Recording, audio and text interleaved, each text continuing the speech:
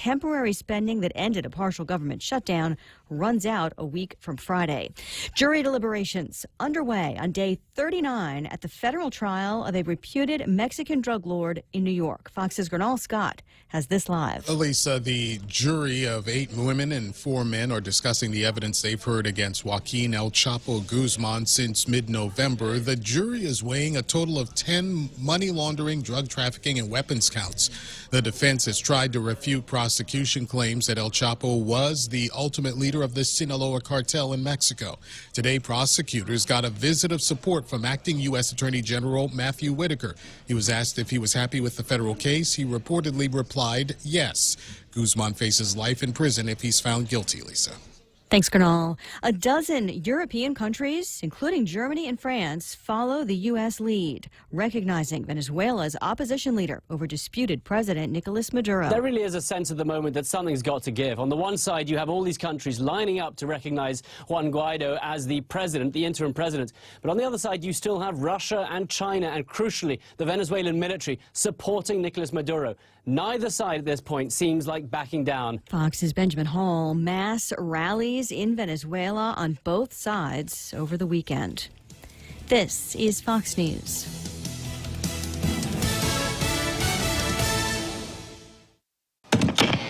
Hi, welcome to this Subway ad for our all-new Ultimate Cheesy Garlic Bread. How would you like it? I'll take a skeptical grandma. Set in her ways? A smidge. Grandma, try this ultimate meatball marinara made with ultimate cheesy garlic bread. Melted mozzarella, Parmesan, garlic butter spread. It's just like yours. Like mine? My grandmother's recipe? Try it. You know, my grandmother's cheesy garlic bread was never all that. Subway, make it what you want. Limited time only at participating restaurants. Every time I travel, there's something from home that I can't leave without. I take my Docomo Pacific Data to Go to share my stories in Taiwan, check subway routes in Tokyo, be my food guide in Hong Kong, meet new friends in the Philippines, make updates in the States, find my way around Korea, and check out all the cool shows in Singapore. It's the data I have in all the places I love for only $10 a day. Data to Go from Docomo Pacific. Better together. The Virginia governor resisting calls to step down, which ramped up over the weekend as he first admitted and then denied it was him in a 1984 yearbook photo from medical school where one man was in blackface, the other dressed as a Ku Klux Klansman. Fox's Garrett Tenney in Richmond. Governor Northam said that he would only resign if he felt he could no longer be effective in serving as governor, and sources close to the situation tell me that he has been discussing with his senior aides whether or not that is the case.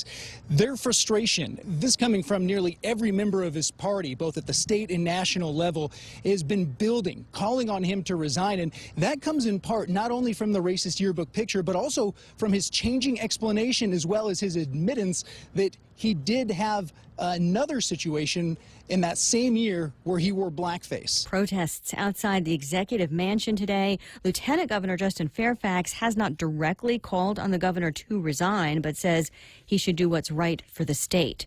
Police in Texas recapture a double murder suspect who's also a prize fighter after he escaped from a prisoner transport early yesterday. Cedric Marks is a mixed martial artist who up until last September was still fighting, but now he's accused of murdering his ex-girlfriend and a male friend of hers. But while being transported as a prisoner outside Houston, he escaped. It took 9 hours for police in the town of Conroe to find Marks. Hiding in a trash can. The suspect surrendered without incident. Chief Jeff Christie. Mark's alleged victims went missing in early January and were found dead and buried in a shallow grave in Oklahoma a week later. Evan Brown, Fox News. An hour to the close on Wall Street, a rally. The Dow is up about 100 points, topping 25,100. The Nasdaq's up 69, the S&P up 11. I'm Lisa Brady. This is Fox News. At Chili's, our burgers stack up with anyone's. Handcrafted to order, smashed to lock in flavor on a toasted brioche bun. Our burgers are all kinds of perfect. Choose from the Chili's Chili, the Mushroom Swiss, the Ultimate Bacon, or you know what? We dare you to take on the Boss Burger. Loaded with smoked brisket, rib meat, jalapeno cheddar sausage, and bacon. We may have really out-burgered ourselves. Our burgers are more than a handful, served with garlic dill pickles and fries. So hurry in today and enjoy our juicy, melty, yummy, handcrafted creations. Perfection between two buns. Chili's. more life happens here. Experience the Take Care difference. Take Care members can count on accessing a high-quality, credentialed network of on-island providers, including the convenient one-stop FHP Health Center and urgent care, access to an extensive off-island network of providers, and the island's largest offering of free fitness classes and health education programs. You can count on Take Care to deliver comprehensive, accredited insurance coverage and quality health care when and where you need it. Take Care. Our island, your health plan. Learn more at takecareasia.com. Here at Make-A-Wish, our Wish kids wish for all kinds of things. A lot of them involve traveling to faraway places. On Monday, February 18th from 6 until 10, we'll be holding an airlines mileage drive with me, Ray Gibson, on 93.3 The Point, to help us grant these travel wishes. So if you've got spare airline miles, you can donate them without any transfer fees. Your donation will go a long way, and so will our Wish kids.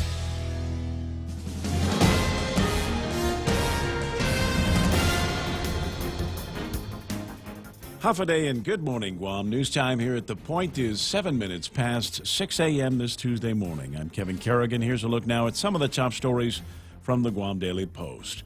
The Office of the Attorney General issued a statement yesterday ahead of an anticipated decision from the Guam Supreme Court that is expected to bring the island one step closer to knowing whether or not gaming devices on Guam are legal under local law. In a release, Attorney General Levin Camacho states that the position of the Office of the AG has not changed in the past 10 years. This office firmly maintains that gambling devices cannot and should not be licensed on Guam, he says. The Supreme Court decision should trigger the Superior Court to rule on two pending motions related to the gaming machine issue that were filed in 2016. One of the motions deals with the merits of gaming regulations, which the AG argues are invalid because they were submitted by Reverend Tax to the legislature without complying with the administrative adjudication law. After the Superior Court decides on the matter, another Supreme Court ruling ultimately will decide the validity of the gaming device regulations. Attorney General Camacho says that his office will continue to take whatever action is necessary to see that the law is upheld and gaming devices are not licensed. Attorney Howard Trapp maintains that any bill passed by the Guam legislature to legalize marijuana for recreational use would violate the Organic Act. Freshman Senator Clint Rigel introduced a bill last Thursday that would legalize the adult use of recreational marijuana and the commercial production of marijuana on island. However, Trapp, who is known for his knowledge of the Organic Act, cites a section of the act that states that the legislature of Guam has the power to enact laws as long as they are not inconsistent with federal laws. Because marijuana is still illegal under federal law, the legislature, he said, cannot pass a law to legalize marijuana for recreational use. Senator Rigel, however, disagrees, saying that that's the same argument that was made against medicinal marijuana, but the Supreme Court of Guam has already found in favor of the legislature, thereby paving the way for the legalization of cannabis use in the territory. However, Trapp warns if the bill is passed and signed into law, the Ninth Circuit Court of Appeals would shoot it down in an instant, he said. We'll have more news after this. Attention homeowners, MRE solar energy systems now come with battery storage for zero money down. This means that your home will have power even when the island power isn't available, like during power outages or during and after storms. The inconvenience of not having power for your home is a thing of the past. It's solar with battery storage exclusively by Micronesia Renewable Energy. Don't be left in the dark. Call 632-2613 for a free consultation. MRE. The smarter choice. Hi, this is Ray Gibson from The Morning Show on 93.3 The Point. And we're celebrating our one-year anniversary this February.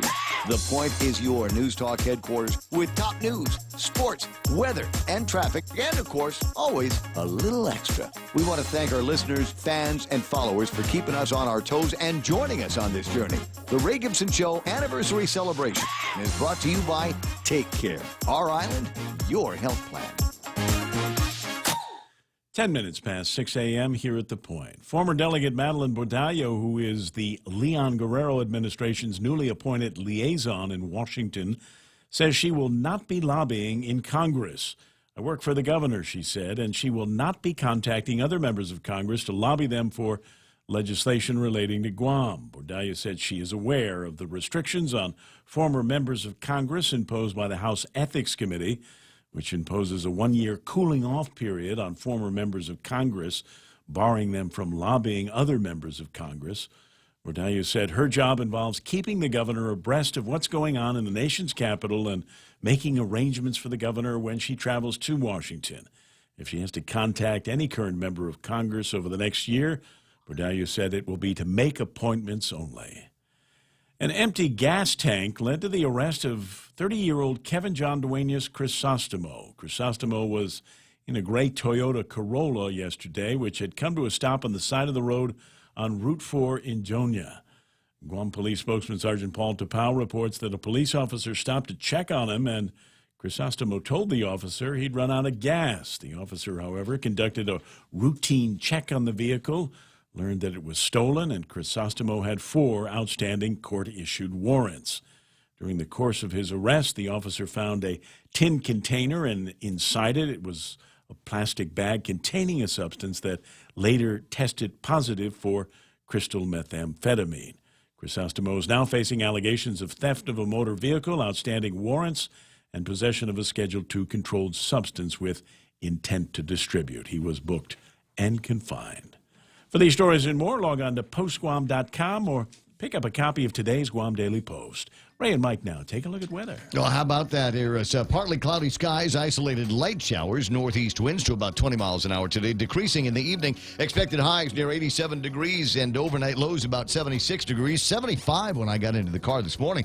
Sunset tonight at 6:22, and we'll watch the sunrise just a few minutes from now, 6:47 in the morning. There's a high risk advisory in effect, the high surf advisory in effect until 7 o'clock this morning, and a high risk of rip currents through Sunday afternoon along east-facing reefs. These things have been extended over and over for the course of the week, so it wouldn't surprise me if they did have this go back into effect, the high surf advisory back into effect after 7 o'clock this morning. We'll take a look at the weather radar and see what Mike will be able to take a look at it and see if what the weather's going to be like in the next hour or so. Mike? It should be nice. Still just isolated showers. Something might hit us as we get on through the early morning here. Once the sun comes up, I think most of this will dry up once again, and that's when the winds will also pick back up just a little bit. We get a lull in those overnight winds because there's no mixing of the atmosphere, so there's no heat to help generate some movement. And once the sun comes up, then that heat starts to kick things up and get the air moving a little bit more. Checking out the satellite here, we can see, we're in really a good spot. A little bit of blobbage down to the south, nothing to worry about there. That's actually the old shear line that moved through here last week. And looks like we may have another shear line kind of up off to the northwest, but it doesn't have a lot of power behind it. Can't see up beyond that, but probably another good push of air coming off of the Asian continent.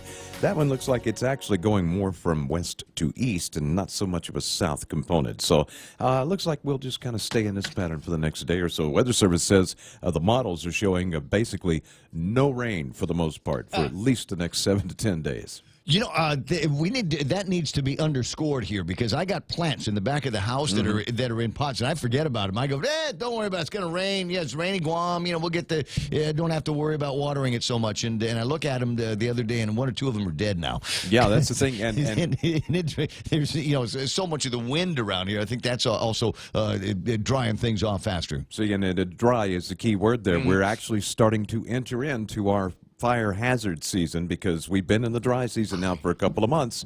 So don't be flicking cigarette butts out the windows, lit matches, flares. Really pay attention to how you're handling flames right now, because the grass is starting to get to that point with the wind and everything else. The fires will start to burn. Crispy season, 6:14. That's news and weather together, brought to you by Bank Pacific. Where others put branches, they place roots. It's important to have claims process that works for you. At Guahan Insurance Services, we make things simple and convenient. Same door you walk in to purchase your insurance is the same door you open to file your claim. We can't pretend that the car insurance claims process is fun, but we can promise a hassle-free and speedy recovery without any runarounds. For your home, auto, and business insurance, visit us at the Camacho Landmark Center on Marine Corps Drive in Tamuning. Don't forget to like us on Facebook or give us a call at 475-1162 or text 929-SAVE. That's 929-7283. We need to. Do we have a harp? Do we have a harp sound effect in there? We need harpy sound effects. Not herpes sound effects, harpy. Use your imagination. I know we use that for the well. It's it's Valentine's is coming up, so I'm looking. We need to have some kind of Cupidy sound effect, right? Because we're actually running Valentine's type Cupidy ads here because Valentine's is right around the corner. Cold Stone wants you to dream in pink. Pink strawberry ice cream, dreamy cheesecake bites, strawberry puree, and moist red velvet cake. Now that's a Valentine's Day cake. Order today. Reservations are limited. Dreamin' in pink, new from Cold Stone Creamery. Super premium ice cream, made fresh every day. Can I use this sound effect for Cupid? You know what? You're the producer. Do as you will. I just, in the back of my head, I knew that was coming up there somewhere. 6:16. Be right back. Family Finance has been serving the people of Guam since 1959, and they'll continue to be there for you in the years to come. Whether you're looking to get a personal loan for that summer vacation or paying off those long overdue bills, Family Finance has got you covered. Apply for a personal loan from $1,000 up to $3,600 by calling Family Finance in Agutya at 475-4545, Upper Tumon at 647-5626, or in Dededo 633-4473. Family Finance, serving the people of Guam since 1959. Portions of the program brought to you by my friends over at American President Lines. APL is shipping the future. Guam Regional Medical City, the first choice for all of your specialty care needs. The Ray Gibson Show. Morning talk that matters. Call now, 888-TALK. That's 888-8255.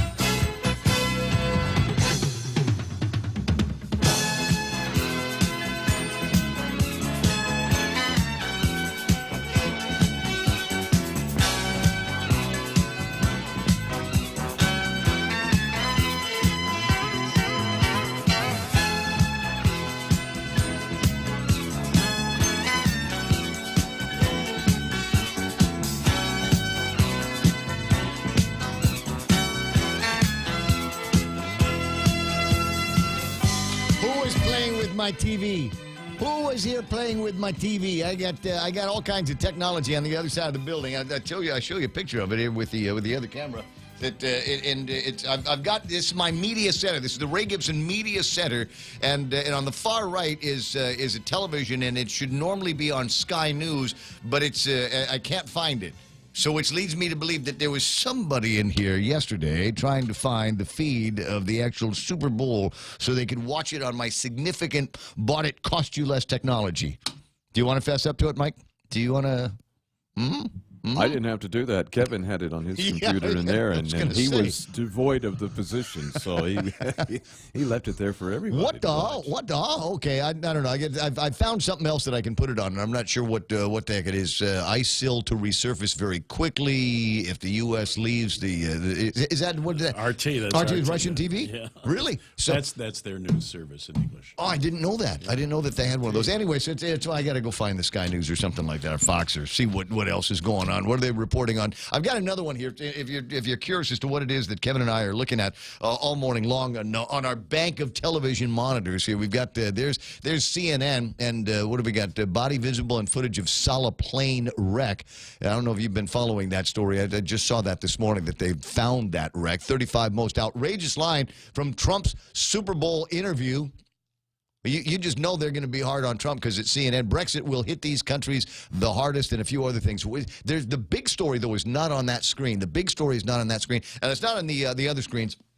And I'll tell you what that big story is in just a second. I just need to call up a couple of things. But before I do, let me just say, welcome to the mess that is the Ray Gibson Show on 93.3 The Point. My name is Ray Gibson, as usual. I'm delighted. I am happy like Tom Brady. I'm giddy like those kids in the cell phone commercials to be here with you today to bring you the Tuesday morning version of the Ray Gibson Show. Poor Mike. You know, I walk in this morning, and Mike's in the counter in the lunchroom, and I go, God, Monday again? And I thought you were going to lose your other tooth there, buddy. Yeah, it got threw me off a little Whoa, hey, wait a second. What happened to you yesterday? Yeah, I almost forgot yesterday. Yeah. Well, it's all kind of a blur here. Anyway, so that's the sound of my producer's voice. That's Michael Knight. He gets the phone when you call 888. 8255. That's 8888 TALK. If you're trying to remember what it is, use the mnemonic method, if you will. And Kevin Kerrigan from the Guam Daily Post has got all of the big stories, all of the headlines that we're going to be talking about all morning long. And trust me, there's stuff to talk about. And maybe we'll begin with a little bit of the Super Bowl. But let me first advise you, just to let you know here, that I caught zero of the Super Bowl yesterday. I didn't catch any of it. I heard a little bit of it. Obviously, we're listening to it here at the radio station because we had the coverage from ESPN, and I hope you enjoyed that as you were making your way around yesterday morning and had some means of being able to keep up with what was going on the game. But near as I could tell from the little that I was hearing on the air, and then what I was hearing from the people in the outer office where Kevin did have his video monitor playing, is it doesn't sound like there was a whole lot of excitement in this Super Bowl. No, not at all. It was the lowest scoring Super Bowl in history. Like in terms of viewership? No, in terms of points. Oh, 13-3, right? Yeah, Patriots 13-3? Yeah. That's it? That's it. When did they start scoring? Because it didn't sound like anything happened until the third quarter. Halftime was 3-0 Patriots. And then the Rams came back and tied it up 3-3, I believe. And then it just kind of went back and forth until the Patriots finally were able to work their way down the field. And really this one pass to Gronkowski. And that was you it. knew if there was going to be one player on that team that was going to make the difference, it would be him. Although Edelman was the MVP, well-deserved. He caught a lot of balls. But there's something, I was reading something this morning that said Edelman shouldn't have even been on the field. Was he suspended? Did he do something wrong? No, I'm not aware of anything. That's probably just somebody who's got, sour grapes. I got sour grapes, but I'm not going to go that way.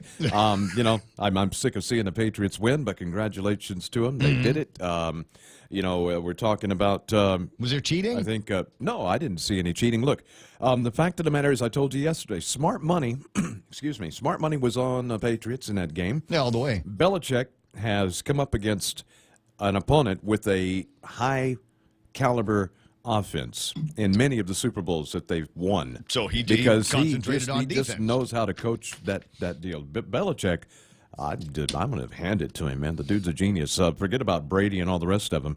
I mean, Belichick has taken a whole mix mash of players over the last 2 decades. Yeah, well, that's exactly what Glenn Busby is writing this morning on Facebook Live. He says, you hold that Rams offense to 3 points, you are a coaching genius. Yeah, no, and that's yeah, we're talking about coaching genius. I mean, this is the age of Belichick and Brady and the Patriots. 6:23 in the morning. And speaking of Facebook Live, let's see who's up there already. Sometimes you want to go where everybody knows your name, and they're always glad you came. You want to be where you can see the troubles are all the same. You want to be where everybody knows your name. And as usual, first one up is Ishmael Velez says, I've been sitting on the couch since 2:30 in the morning waiting for the show to start. We're here, and he's first. Nick Perlowski with his traditional now Hoik. And for those of you that are watching, reading it on Facebook Live, it will actually come up Hoy. For some reason, it's still one of the known bugs in the system is the last character that you write is always dropped as it makes the transition from the chat to the actual screen where everybody can see what's going on. Pat and Norma Jean Flores are there. Lillian Cruz. Alpha, good morning, Ray, Kevin, and Michael with the cup of coffee. Oh, and note here, Tom Tomasiak, if you're out there listening, I'm drinking the shooter's hide this morning, the coffee that you gave me, and I got to tell you, it is excellent. I'm not a coffee snob, but I will tell you that from the very first drop, the very first time that it hit the tongue, I knew that I was going to enjoy this coffee for the rest of the morning. And Michael nods approvingly. That's very good. Johnson Nicholas, good Tuesday morning. All Kay Leah from the Congresswoman's office is online. Simon Sanchez is there. Hafizita San Augustine. Lynn Vince Borja Polino. Jules Elmer up and early. Mike Williams Sr. Gee, I have no idea who that is. Rod Roast Greeno's there. Charlene Marchessault has joined in. Richard V. Leon. Post SB Blues. Boring NFL Super Bowl. Yeah, I'm getting that from everybody here. I mean, they say even the halftime show was boring. You got the guy from Maroon 5, and he was wearing something that looked like I don't know, curtains. Yeah, curtains. And so that was and then I guess he took his shirt off, and that was like the one moment of excitement, but for girls. Yeah. Not actual boys. Sorry about that, guys. Juanita Machi is waving at us this morning. Tony and Annette and Pinko, Ada, James Sasai, John Ray Titano said the Saints would have come to play. Yeah. Coulda, woulda, shoulda, guy. Coulda, woulda, shoulda. I still want to see the Saints. Who was the other team that lost on their way into the Super Bowl? Kansas City. Yeah, it would have been great. Saints That and would have Chiefs, been a right? great. No, yeah, what a game that been would a have been. really good And they should actually still play it. Sahara Defensor is there, and Sahara, maybe we'll call you. I don't know.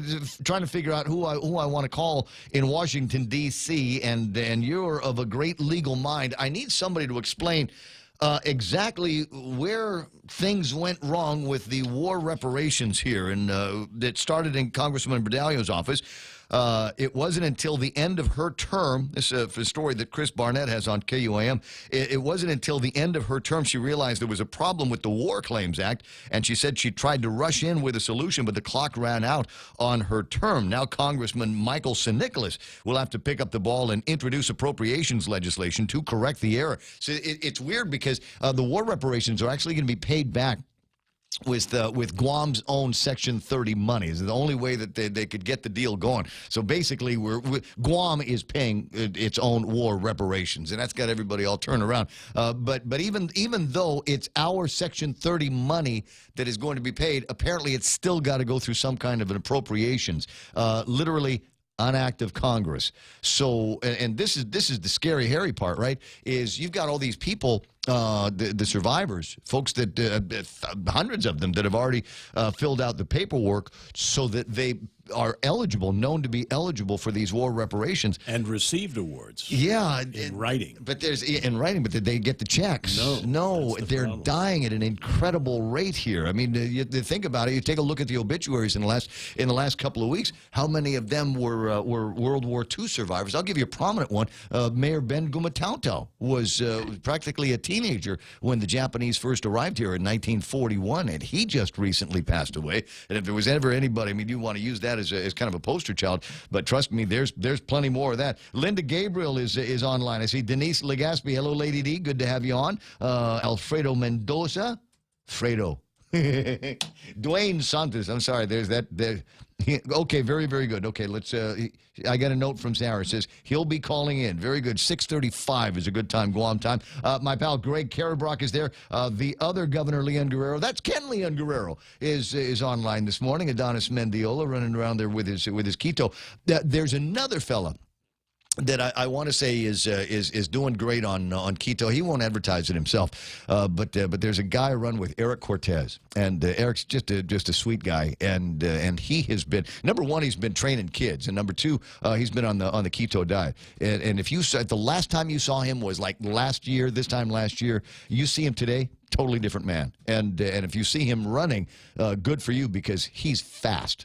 He's gotten really, really fast, and I asked him. I said, "What's the secret?" He says, working out, obviously, but Quito is really working for him. Jeff Pleadwell's there, and I see Doris Mendiola as well. Nice to see the entire group is all here and gathered now for the broadcast. 6:28 in the morning, and so there is a part of me that is kind of sad that I didn't do the usual Super Bowl deal, right? Split from the office and go roll around and go find some place where I could have breakfast or a cold beer at 10 o'clock in the morning and just kind of hang out with my buddies and drink some more and watch the Patriots beats the Rams. There's a part of me that's sad that I didn't get to do that. And then there's a part of me that is really happy I didn't do that. You know why?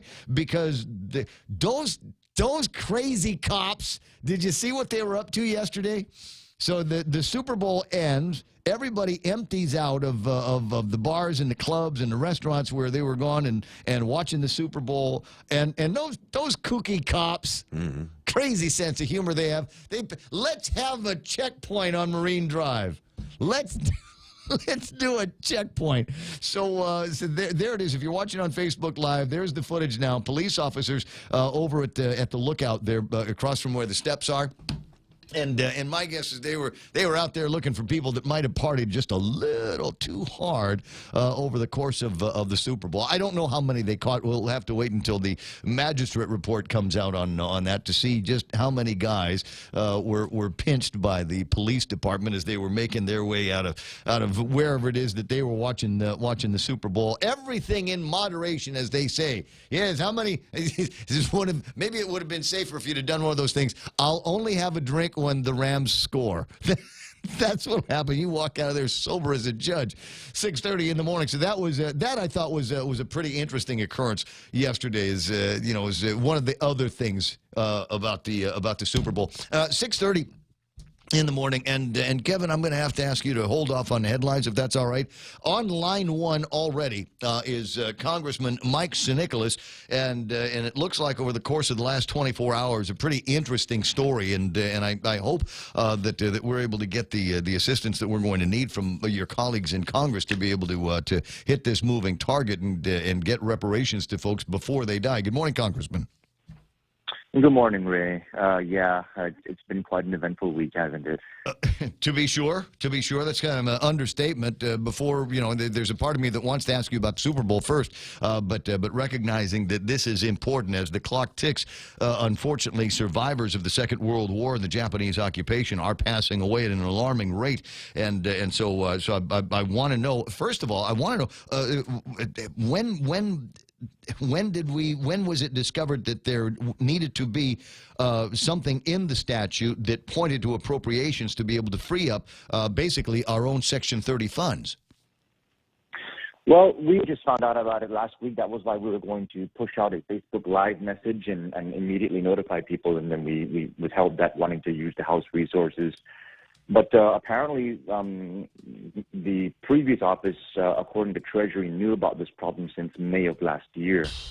And, it was they worked on it. They weren't able to move forward a solution. And after the elections, we weren't made aware of any of it until we started poking around, trying to figure out, what's going on with these checks. Why can't we pay people who've already been awarded certified back in October? And that was when Treasury came back to us and they said, first they asked us the question, and they said, you guys don't know about this? And we said, no, what's going on? And they said, there's a statutory problem.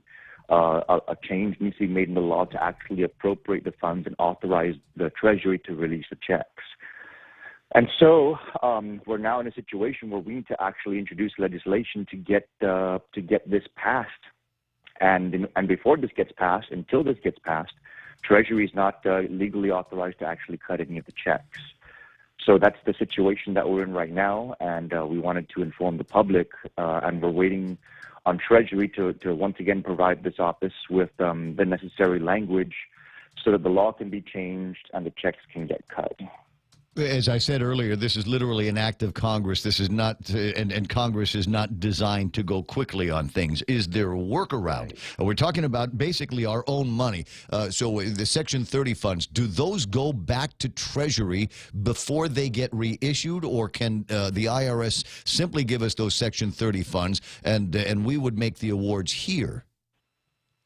I consulted them on all of that, trying to find some kind of wiggle room. Yeah. Basically, the way the law is written is the money gets set aside by Interior, and Treasury segregates it into a separate account.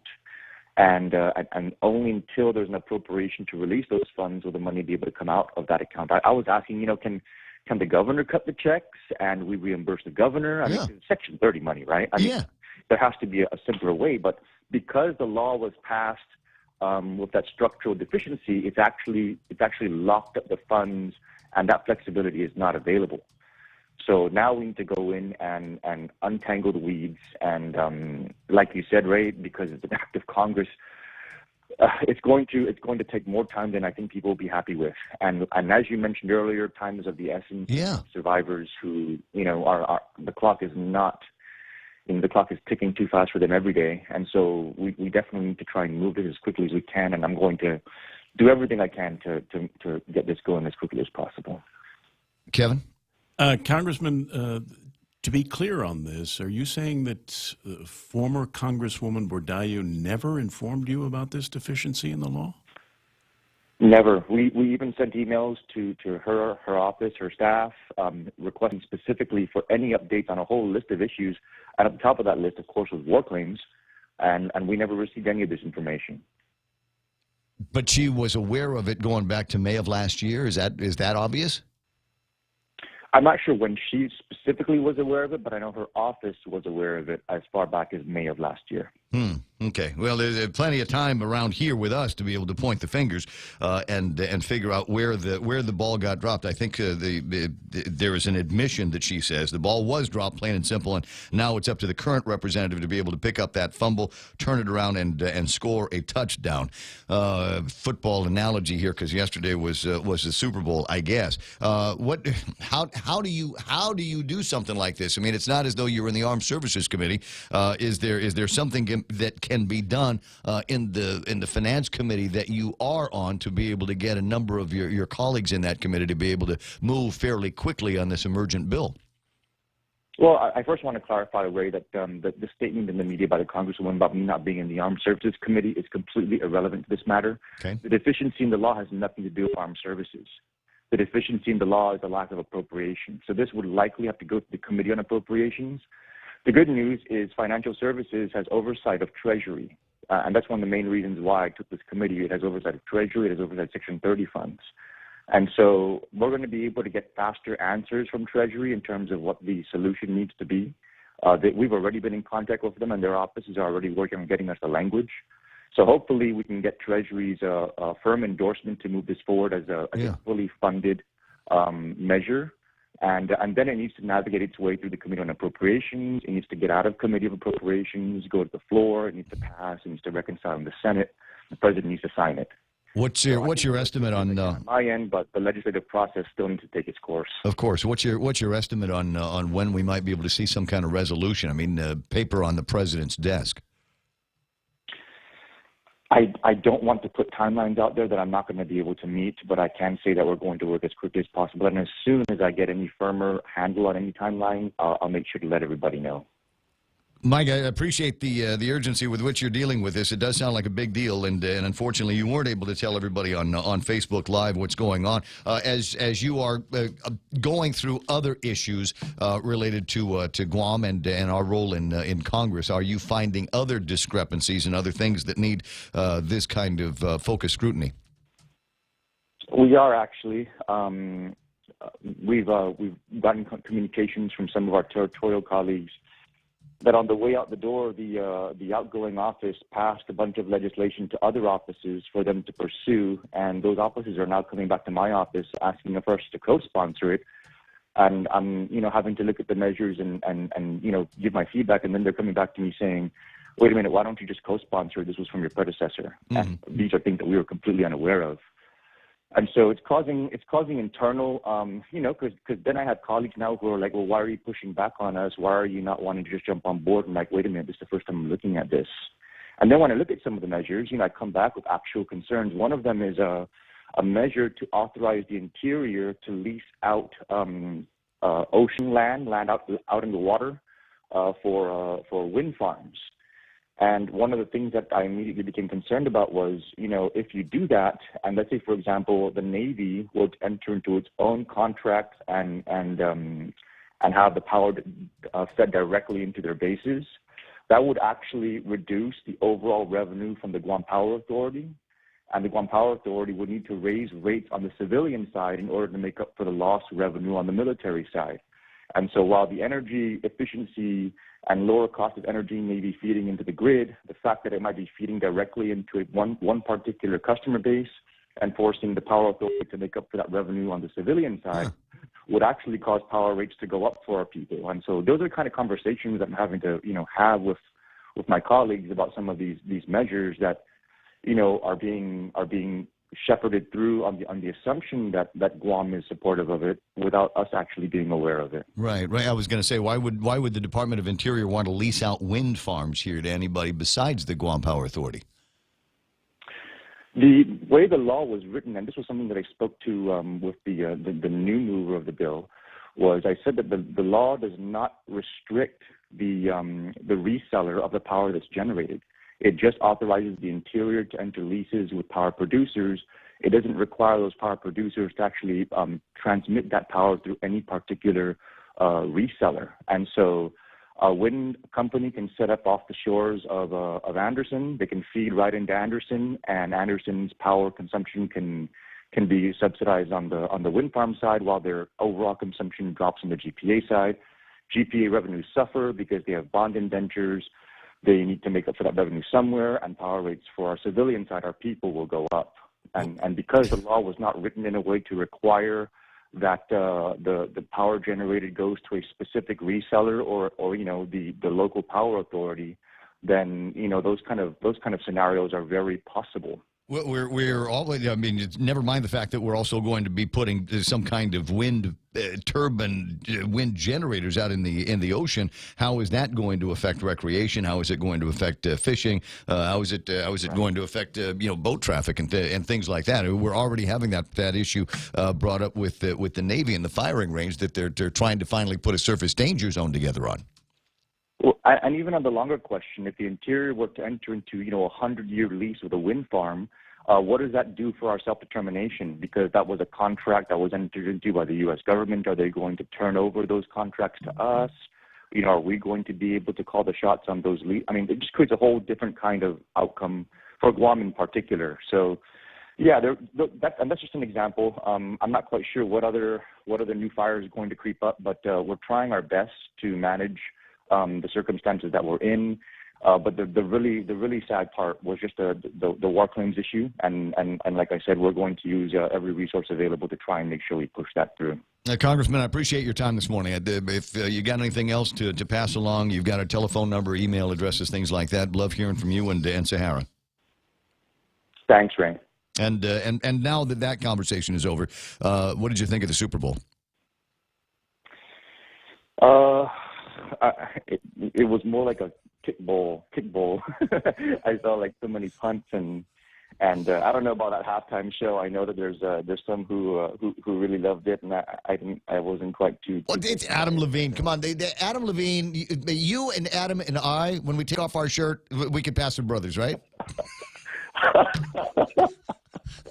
Oh man, that was my first laugh of the day, Rick. There you go. I'm glad I give it to you, buddy. I'll see you pretty soon. 6:42 in the morning. A lot on his mind this morning. This Congressman Mike Nicholas in Washington D.C. My mistake will delay war claims is the headline on KUAM, and that line is attributed to Congresswoman Madeline Zebradallo. It was not until the end of her term she realized there was a problem with the War Claims Act, and even though it is our Section 30 money, it would go to a separate account at Treasury. Where it would be held pending the authorization and the appropriation by Congress to send the awards to these World War II loyalty recognition awardees. And until that happens, and until this act of Congress, they ain't going to see the money. Might get the award, but it's just paper until the money comes through. 6:43 in the morning, and appreciate Kevin Kerrigan giving me some time to talk with Mike St. Nicholas there, and that big story. Right now, other big stories from the Guam Daily Post. Here's Kevin. Half a day and good morning, Guam. And the headlines from the Guam Daily Post this morning. 73-year-old William Joaquin was arrested after he became upset over receiving the wrong food order and allegedly holding a knife to the server's neck. According to the magistrate complaint, Joaquin entered a Tumon restaurant last Friday, ordered a beer and lobster. After he was served, the waiter then noticed the elderly man trying to leave, and when confronted, Joaquin is alleged to have grabbed a knife and held it to the waiter's throat. According to the magistrate report, Joaquin admitted that he became upset when his food came out late and was the wrong order, but he denied using a knife to threaten anyone. After reviewing the surveillance footage, police arrested Joaquin on charges of aggravated assault and reckless conduct. 30-year-old Sean Ray Lujan is in custody on allegations he choked a woman 3 times at a residence in Agana Heights last Friday. Lujan told police he got upset after the woman asked him to leave. They'd gotten into an argument after he asked her to help him quit using methamphetamine, that according to the magistrate complaint. The woman told police Lujan refused to leave and put both hands on her neck, choking her until she felt like passing out. Lujan told police the woman refused to assist him and he was trying to restrain her during the argument. Lujan was booked and confined on allegations of strangulation, family violence, and assault. The Leon Guerrero administration has appointed Mary Cruz and John Regis Jr. to serve on the Commission on Decolonization. Cruz is a scholar and writer who specializes in Chamorro identity. Regis has a background in telecommunications and banking. He has taken an active role in a number of local nonprofit organizations. Melvin Wonpat Borja was appointed executive director of the Commission on Decolonization last week by Governor Lou Leon Guerrero, who serves as commission chairperson. The Commission on Decolonization will hold its first meeting this afternoon at 3 o'clock in the large conference room at Adelou. For these stories and more, log on to postguam.com or pick up a copy of today's Guam Daily Post. That's 6:45 as iConnect time. Swing by the nearest iConnect and learn about the great packages, plans they've got for 2019. Do you internet? Do you mobile? Do you push to talk? Well, you could in 2019. Just check them out and see it. iConnectGuam.com. KFC has finally answered the world's most important question. What came first, the chicken or the egg? And the answer is both. Introducing KFC's KFC AM, their new Southern and local-inspired breakfast. AM-loaded platter with chicken fried rice, waffles, and Colonel's chicken congee. KFC also has your all-time favorites, AM chicken and egg wraps, Southern biscuit and sausage sandwich, and hash browns. So for finger-licking good mornings, AM will never be the same at KFC. KFC, it's finger-licking good. There it is. That's the sound that tells me I need to start looking at the traffic gizmo and see if there's any actual traffic out there that you need to worry about. Looks like I got a line of traffic northbound Marine Corps Drive heading into Anderson Air Force Base at this time. Watch for the slowdown there. If you're headed in the opposite direction, nothing really that's going to be slowing you down. I am seeing some traffic southbound Marine Corps Drive and also on Route 3 in both directions. That will get airy in just a little bit as the schools begin to open and there's a lot more action on the car lines today. Up and down Marine Corps Drive, not looking so bad southbound. You might find a couple of spots over by like Santos Hill or St. John's where there might be a little bit of extra traffic. 8, 10, and 16 in the clear right now. 10 and 15 building up as traffic's trying to get onto Derry and Route 15 off of Route 10.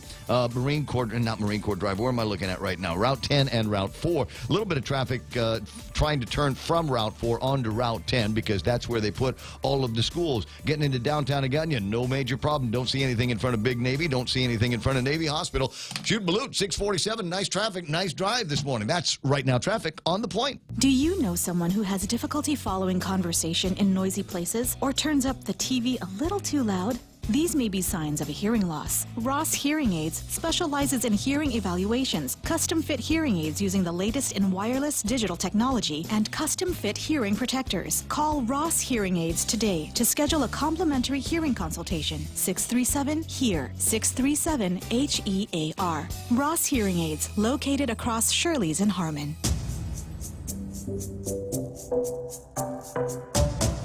Any speaker, anytime.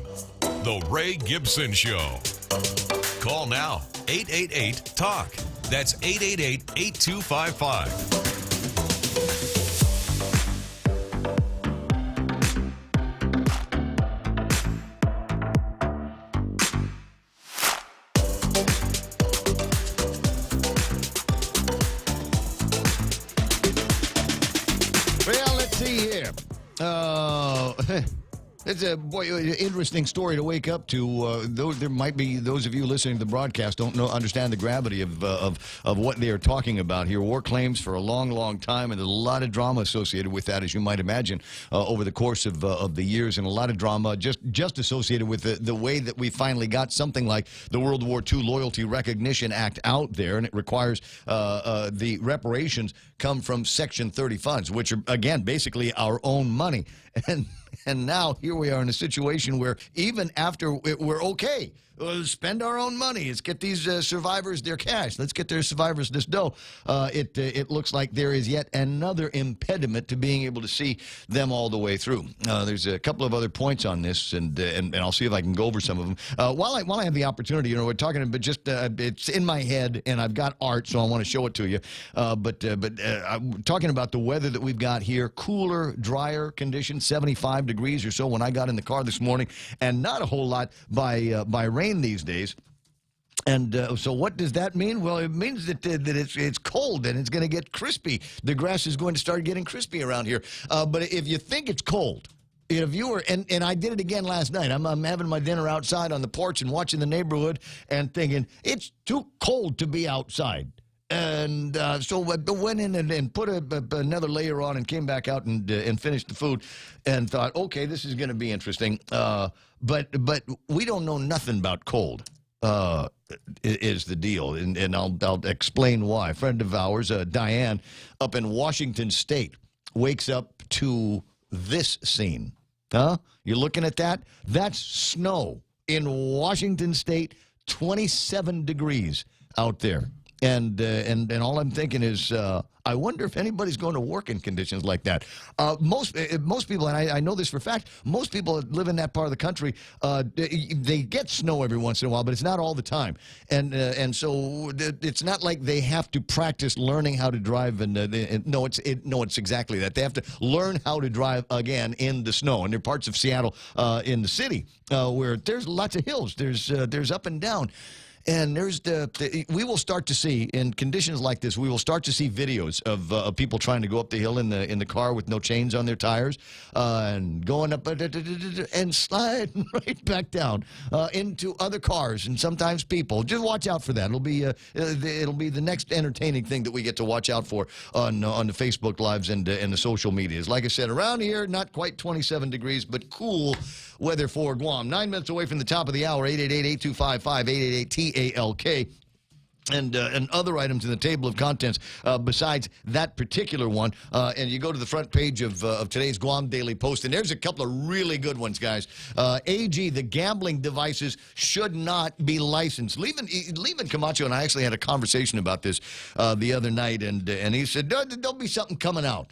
There'll be something coming out. And sure enough, he sent out a release yesterday that was significant because it is a primer to all of us in the media that might have forgotten since 2008 the idea that there are gambling devices that we've got here on Guam that should not have ever been licensed by the Department of Revenue and Taxation. Court cases that seem to back that up, but they continue to move forward with it, saying they've got the mandate, and if you don't like it, take us to court. And so they did. Supreme Court of Guam will be issuing a mandate that will bring the island one step closer to knowing whether or not gaming devices are legal under local law. And so there's supposed to be this mandate is now going to trigger the Superior Court to rule on a couple of pending motions that were filed back in 2016. And at the end of the day is we've got these devices that, according to I think plain read of Guam law, suggest that these are gambling devices.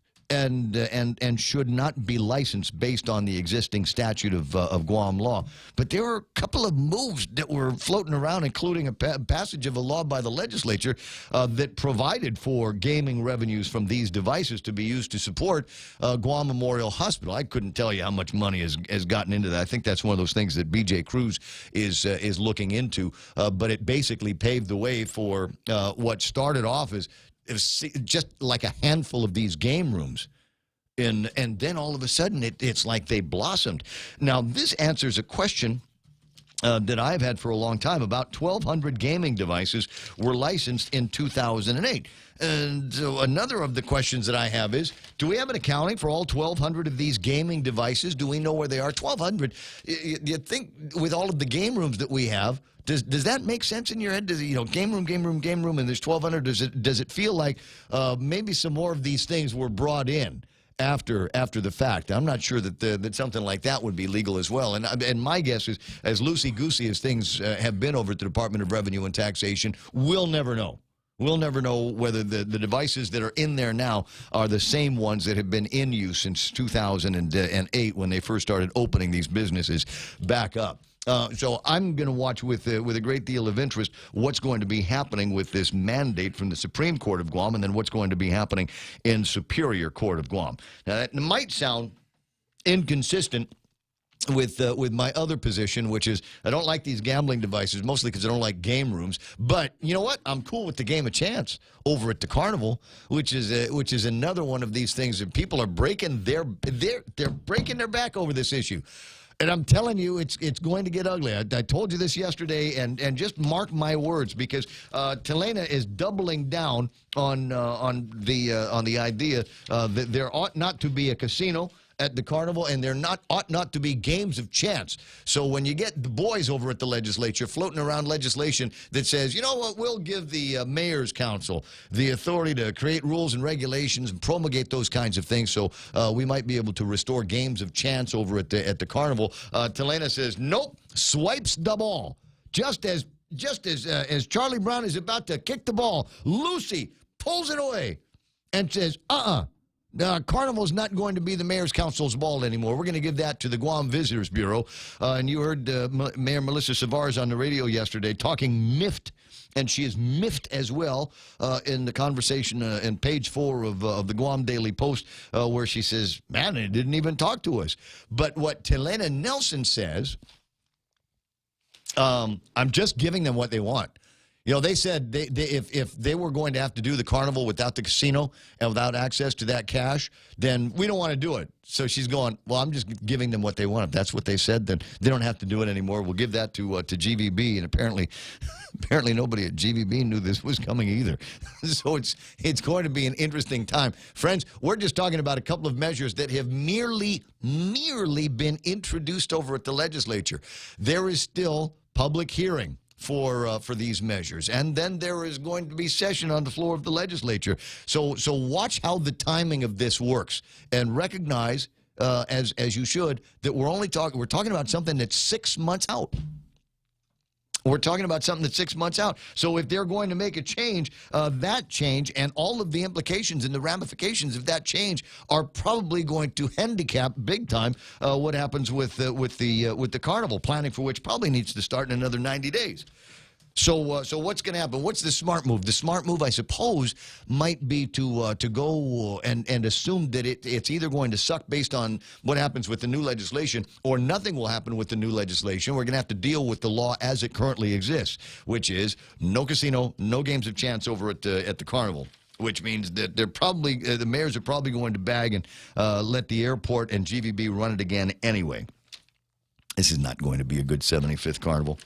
It doesn't look like the stars are lining up to make it like it's going to be. All right, and then the other story in the front page: attorney, recreational marijuana violates the U.S. law. Howard Trapp. Howard, we used to have a nickname for him, Howard Fine Print Trapp, because he was one of those kind of lawyers. Could take a look at whatever it is, the little tiny print. He'd read that with the microscope and go, yeah. So I'm reading this fine print, and it makes your argument BS. Sorry, it just is. So that's what he's looking at, and how the sovereignty of the states itself will provide for them to be able to thumb their nose at federal rules and regulations. But because Guam, an organic entity which was created by Congress, means that all of Congress's laws will apply to Guam. We don't quite have that same sovereignty cap from which to salute from, is the point that he is going to make. And he believes that if there was to be some kind of complaint about this marijuana law, if it passes, and I think it's got a pretty good chance of passing and becoming law, that it would be struck down in a court within seconds. That's what Howard Fine Print Trapp has got to say about that, and it's the same thing that he has said about it for all of these years. The conversations that go back to medicinal marijuana, and heck, he and I have had the conversation on the radio at some point in the past. So that'll be fun and interesting. It's certainly going to be a crazy time when they start doing public hearings for some of these weighty measures over at the legislature. Who's playing around on Facebook Live? I see Bob and Connie Bartonico, cousin Tommy Barcinas, who says, "I guess I was wrong." Who was shooting for the Rams yesterday. It's all right. You and a lot of other people were hoping that might be the time for Rams ascendancy. Maybe next year. Ed Massey saying, good morning, Guam. Had a great time yesterday at my friend Phil Schroggy's house watching the big game. Nice. Mark Cruz is waving. Yoich Ringiel, Charlie Laron, Doris, my friend Little D, is running around here this morning. Evelyn Z, that's because I have a hard time saying your last name, Doris. Jennifer Post Schnitger. And I don't have a hard time saying that one. I just know I have to say it slowly. Jeff Pleadwell talking about why they might want to put wind farms offshore because the military is fed up with GPA's poor performance. You know, Simon's watching the show. How do you think that makes him feel? Daru is there, Tito de Guzman, Melissa Akimoto, and more. Melissa, I love your husband's editorial today, talking about bloodsuckers. Huh? Is it a political editorial? You know what? I'll read bits and pieces of it to you in the next hour, and you can tell me. It's 7 o'clock in the morning. We're KUSG again. It's time for Fox News Live. What's best for the state? I'm Lisa Brady, Fox News. Virginia's Lieutenant Governor Justin Fairfax suggesting that's what the focus should be as he stops short of calling on Governor Ralph Northam to step down over a racist photo from medical school. I believe that the governor has to make the decisions in the best interest of the Commonwealth of Virginia. And I know that there are many others who have called on him to resign. I believe that I'm in a unique position. Fairfax says he is ready to take the helm if it comes to that. He's also denying a sexual assault allegation against him dating back to 2004 and questioning the timing of it being publicized now. President Trump preparing to address the nation and a joint session of divided Congress. Fox's John Decker live at the White House. Counselor to the president, Kellyanne Conway, says the president at tomorrow night's State of the Union address will urge lawmakers from both sides of the aisle to pursue bipartisanship. The president is calling for an end to sort of resistance and retribution politics and calling for cooperation and compromise. He really wants to unify the nation as its commander-in-chief and its president, the leader of the nation. This will be the president's first State of the Union address in which Democrats will outnumber Republican lawmakers on the House floor. Several Democratic lawmakers have already announced they'll skip tomorrow night's speech. Lisa? Thanks, John. Meantime, the president just tweeting that he's nominating acting Interior Secretary David Bernhardt to stay on as chief. If confirmed by the Senate, he would replace Ryan Zinke, who resigned during ethics investigations in December. Bernhardt is a former lobbyist and lawyer. Democrats and environmental groups say he's vulnerable to conflicts of interest from past work with oil and gas companies. Republicans say that experience makes him an informed regulator. At the closing bell, a rally, the Dow up 176 points, topping 25,200. This is Fox News.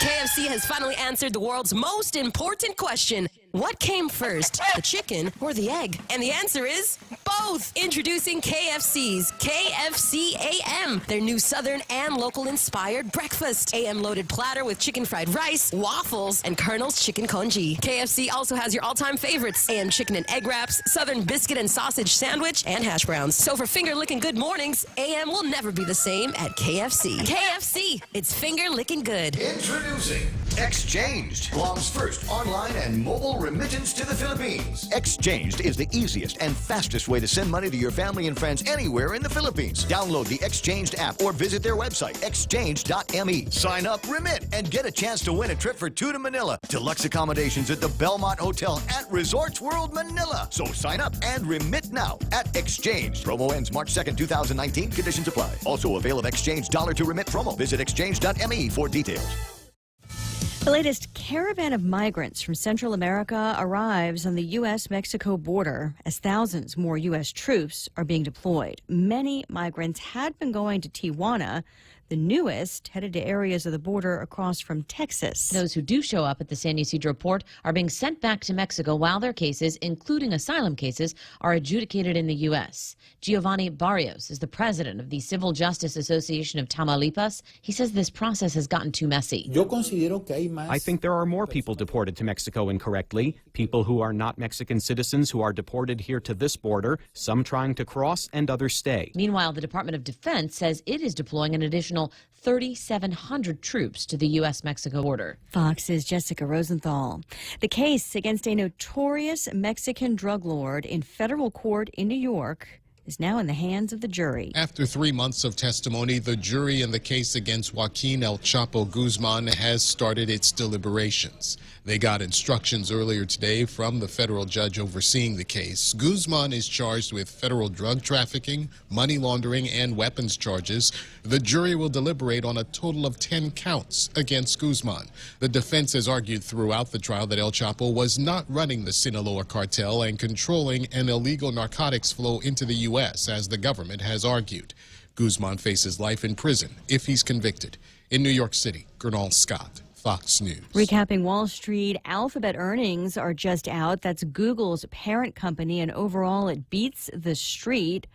Although the shares are turning slightly lower in after-hours trading. Earlier, Apple retaking the top spot as the most valuable U.S.-listed company during the session, but then finishing the day at number 2 behind Microsoft. The Dow up 175 points. I'm Lisa Brady. This is Fox News. Here at APL, our core values give the company its heart and soul. Whether it's connecting your business with our global network through our newly enhanced service or investing our efforts into giving back to the community, APL is committed to serving you. We humbly honor the opportunity to find innovative solutions for you and your business. To learn more about our enhanced service, call 588-4651 or visit www.apl.com/Guam for more details. This is Ray Gibson from The Morning Show on 93.3 The Point. And we're celebrating our 1-year anniversary this February. The Point is your news talk headquarters with top news, sports, weather, and traffic, and of course, always a little extra. We want to thank our listeners, fans, and followers for keeping us on our toes and joining us on this journey. The Ray Gibson Show Anniversary Celebration is brought to you by Take Care, our island, your health plan. At Chili's, our burgers stack up with anyone's. Handcrafted to order, smashed to lock in flavor on a toasted brioche bun. Our burgers are all kinds of perfect. Choose from the Chili's Chili, the Mushroom Swiss, the Ultimate Bacon, or you know what? We dare you to take on the Boss Burger. Loaded with smoked brisket, rib meat, jalapeno cheddar sausage, and bacon. We may have really out-burgered ourselves. Our burgers are more than a handful, served with garlic dill pickles and fries. So hurry in today and enjoy our juicy, melty, yummy, handcrafted creations. Perfection between 2 buns. Chili's, more life happens here.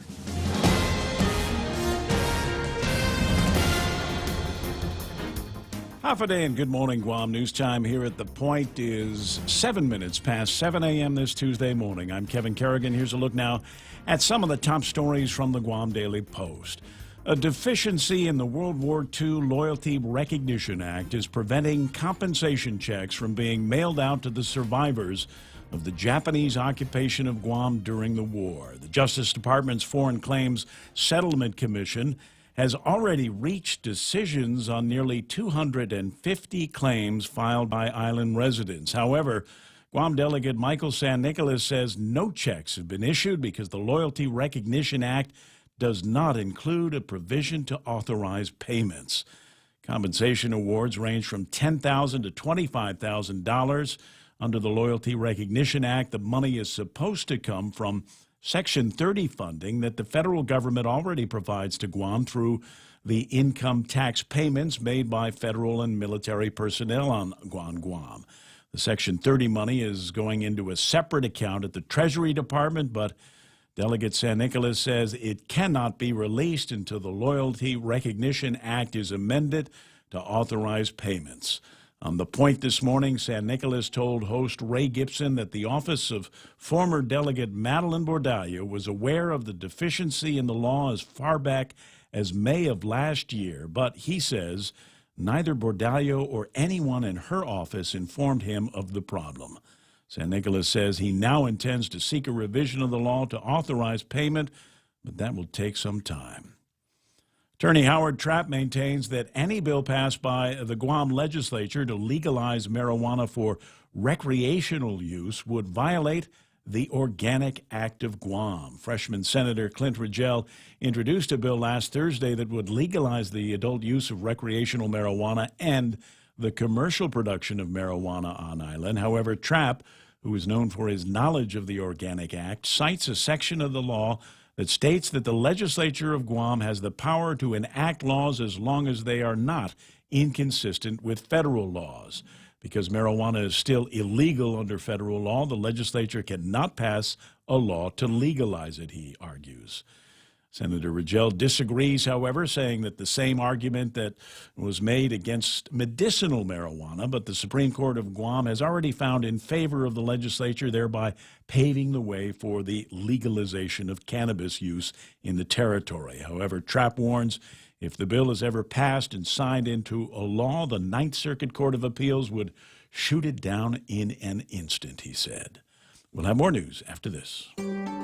Guam Regional Medical City. We bring the healthcare advances of the world directly to you. We are an acute care hospital that complements your needs with our robust outpatient specialty clinics. From preventative care to critical care, we strive for consistent excellence at GRMC. Our core philosophy is where patients are partners, which means we work as a team to make a healthier version of you. For more information about GRMC, visit us at grmc.gu.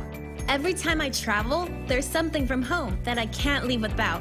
I take my Docomo Pacific Data to Go to share my stories in Taiwan, check subway routes in Tokyo, be my food guide in Hong Kong, meet new friends in the Philippines, make updates in the States, find my way around Korea, and check out all the cool shows in Singapore. It's the data I have in all the places I love for only $10 a day. Data to Go from Docomo Pacific. Better together. 11 minutes past 7 a.m. here at The Point. The Office of the Attorney General issued a statement yesterday ahead of an anticipated decision from the Guam Supreme Court that is expected to bring the island one step closer to knowing whether or not gaming devices on island are legal under local law. In a release, Attorney General Levin Camacho says that the position of the Office of the AG has not changed in the past 10 years. This office firmly maintains that gambling devices cannot and should not be licensed on Guam, he said. The Supreme Court decision should trigger the Superior Court to rule on two pending motions related to the gaming machine issue. One of the motions deals with the merits of gaming regulations, which the AG argues are invalid because they were submitted by Reventax to the legislature without complying with the administrative adjudication law. After the Superior Court decides on that matter, another Supreme Court ruling ultimately will decide the validity of the gaming device regulations. Attorney General Camacho says that his office will continue to take whatever action is necessary to see that the law is upheld and gaming devices are not licensed. An empty gas tank led to the arrest yesterday of 30-year-old Kevin John Duenas Crisostomo. Crisostomo was in a gray Toyota Corolla, which had come to a stop on the side of the road on Route 4 in Jonia. Guam Police spokesman Sergeant Paul Tapau reports that a police officer stopped to check on him, and Crisostomo told the officer he'd run out of gas. The officer then conducted a routine check on the vehicle's license plate and learned that it was stolen, and Crisostomo had 4 outstanding court-issued warrants. During the course of his arrest, Sergeant Tapau reports the officer found a tin container, and inside it was a plastic bag containing a substance that later tested positive for crystal methamphetamine. Crisostomo is now facing allegations of theft of a motor vehicle, outstanding warrants, and possession of a Schedule II controlled substance with intent to distribute. He was booked and confined. For these stories and more, log on to postguam.com or pick up a copy of today's Guam Daily Post. Play in Mike now with some weather. It's a meth jughead. I ain't high, I'll tell you that, man. I don't feel nothing, man. Fix your stinking cars. This is you not getting this? It's all year. All year, the story has been the same, has it not?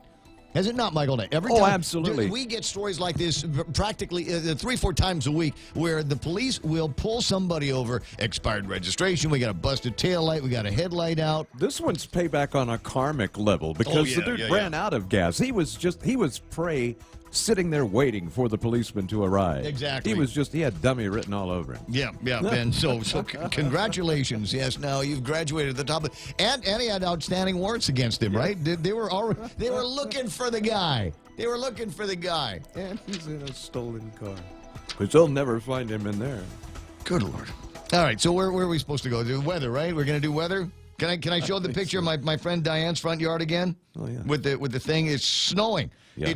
I don't care how nippy you think it is on Guam. This is nippy. In terms This is hot tub weather. Yeah, in terms of weather, it will not be that here. No, we're never going to get like that here. Now you can use it as an excuse for those of you that want to be frisky and amorous because we got Valentine's coming up. You might want to turn that into the excuse to say, "Oh, Burr, it's so cold outside. We should go and snuggle underneath the blanket there, and we'll build the fire. Oh, we can't make a fire now. We'll get a Netflix, and there will be a fire underneath the blanket for sure."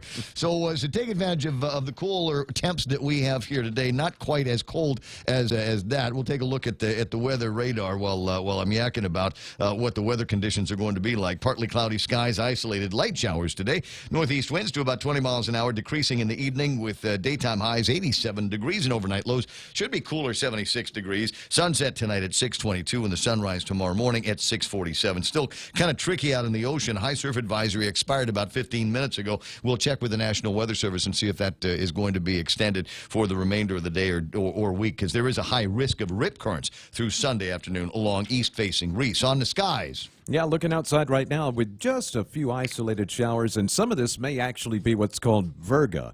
Virga is a return on radar where the rain is falling from the sky, but it dries out before it can actually hit the ground. So you'll see the radar picture, but it won't actually be raining where it says it is. I'm thinking that's a lot of what's going on out there because it's very widely isolated stuff, most of it down to our south. And as the sun comes up, it's drying out the atmosphere just a bit as we go forward through the day. Getting into the satellite picture, there's Guam right there by the big red arrow. We can see some clouds coming in from the east, but those are those fair weather clouds that tell us it's dry season. Near equatorial trough we talk about all the time, the ITCZ as it were, way down south, way down south, so not an issue for us. Everybody looking clear. I mean, from the Philippines all the way over into even the Marshalls. We're looking real good right now. I got that feeling. Maybe a good time to travel down to Palau if you can get somebody to bring you on an airplane that flies in or out during the day. Never mind these nighttime flights here. 7:15, that's news and weather together right here in The Point. Experience the Take Care difference. Take Care members can count on accessing a high-quality, credentialed network of on-island providers, including the convenient one-stop FHP Health Center and Urgent Care, access to an extensive off-island network of providers, and the island's largest offering of free fitness classes and health education programs. You can count on Take Care to deliver comprehensive, accredited insurance coverage and quality health care when and where you need it. Take Care. Our island, your health plan. Learn more at takecareasia.com. The Ray Gibson Show brought to you by American President Lines. APL is shipping the future. Guam Regional Medical City, the first choice for all of your specialty care needs. And the guys over at MRE Micronesia Renewable Energy. There's never been a better time to go solar. The Ray Gibson Show, bringing you closer to the action. This is The Point, Guam's FM News Talk Superstation.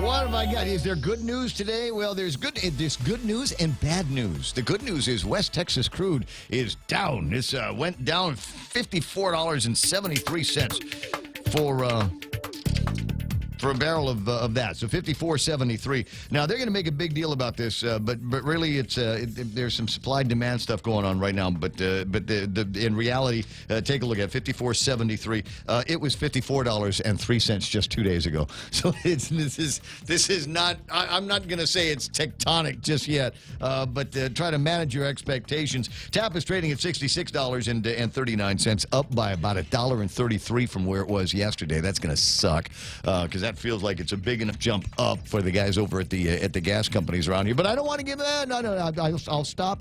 I'll censor myself. I'll keep the thought in my head, even though you already know what it is. 7:18 in the morning. Just a quick note before I get into the actual numbers here. Double Jerry Roberts today. It's Tuesday, and Tuesday. Did you catch that I pronounced it differently? Tuesday. What's the? Is there? Do you have a preference on how that needs to get pronounced, Kevin? Tuesday or Tuesday? You don't care. No, it just doesn't matter. It just, what you mean. Yeah, it's his second day of work day. So what was I saying? Oh, anyway, so on Tuesdays you get two Jerry Roberts. You get him here on the radio with the Extra Point, and today also in the. I was not distracting myself. Now I'm distracted. But you get two Jerry Roberts, one in the radio with the Extra Point, brought to you by First Hawaiian Bank and you can the team over at Guahan Insurance Services. And then you get the Work Zone in the Guam Daily Post today. Is going to talk about how you can recognize remarkably loyal employees. And there are guys that do that. You want to talk about my remarkably loyal employee is Michael Knight. Right? Michael Knight could have gone out yesterday. Could have gone out at 9:30 after we got the football lined up on the radio. Could have just split. Could have split and said, I'll come back, maybe third quarter, fourth quarter, something like that. But you stuck around and suffered through... Yeah, well, there were commercials that had to be played. Well, there were legal IDs. I had a responsibility that I had to live up to. For you. And no one happier than me that you were here doing that. 7:19 in the morning. So now take a look at what happened on the markets today. All the markets are in the green. This is a whole happy day for the S&P 500, up 18 points to close at 27.24. Big marks up for the NASDAQ, 83 points to close at 73.47. And the Dow Jones Industrial Average, 25,239. They're up by 175 points. And I'm trying to see if whether the prediction will come true. It's a Super Bowl thing, right? And so yesterday we were shooting for the Rams to win because that would have brought us it firmed up our bull market.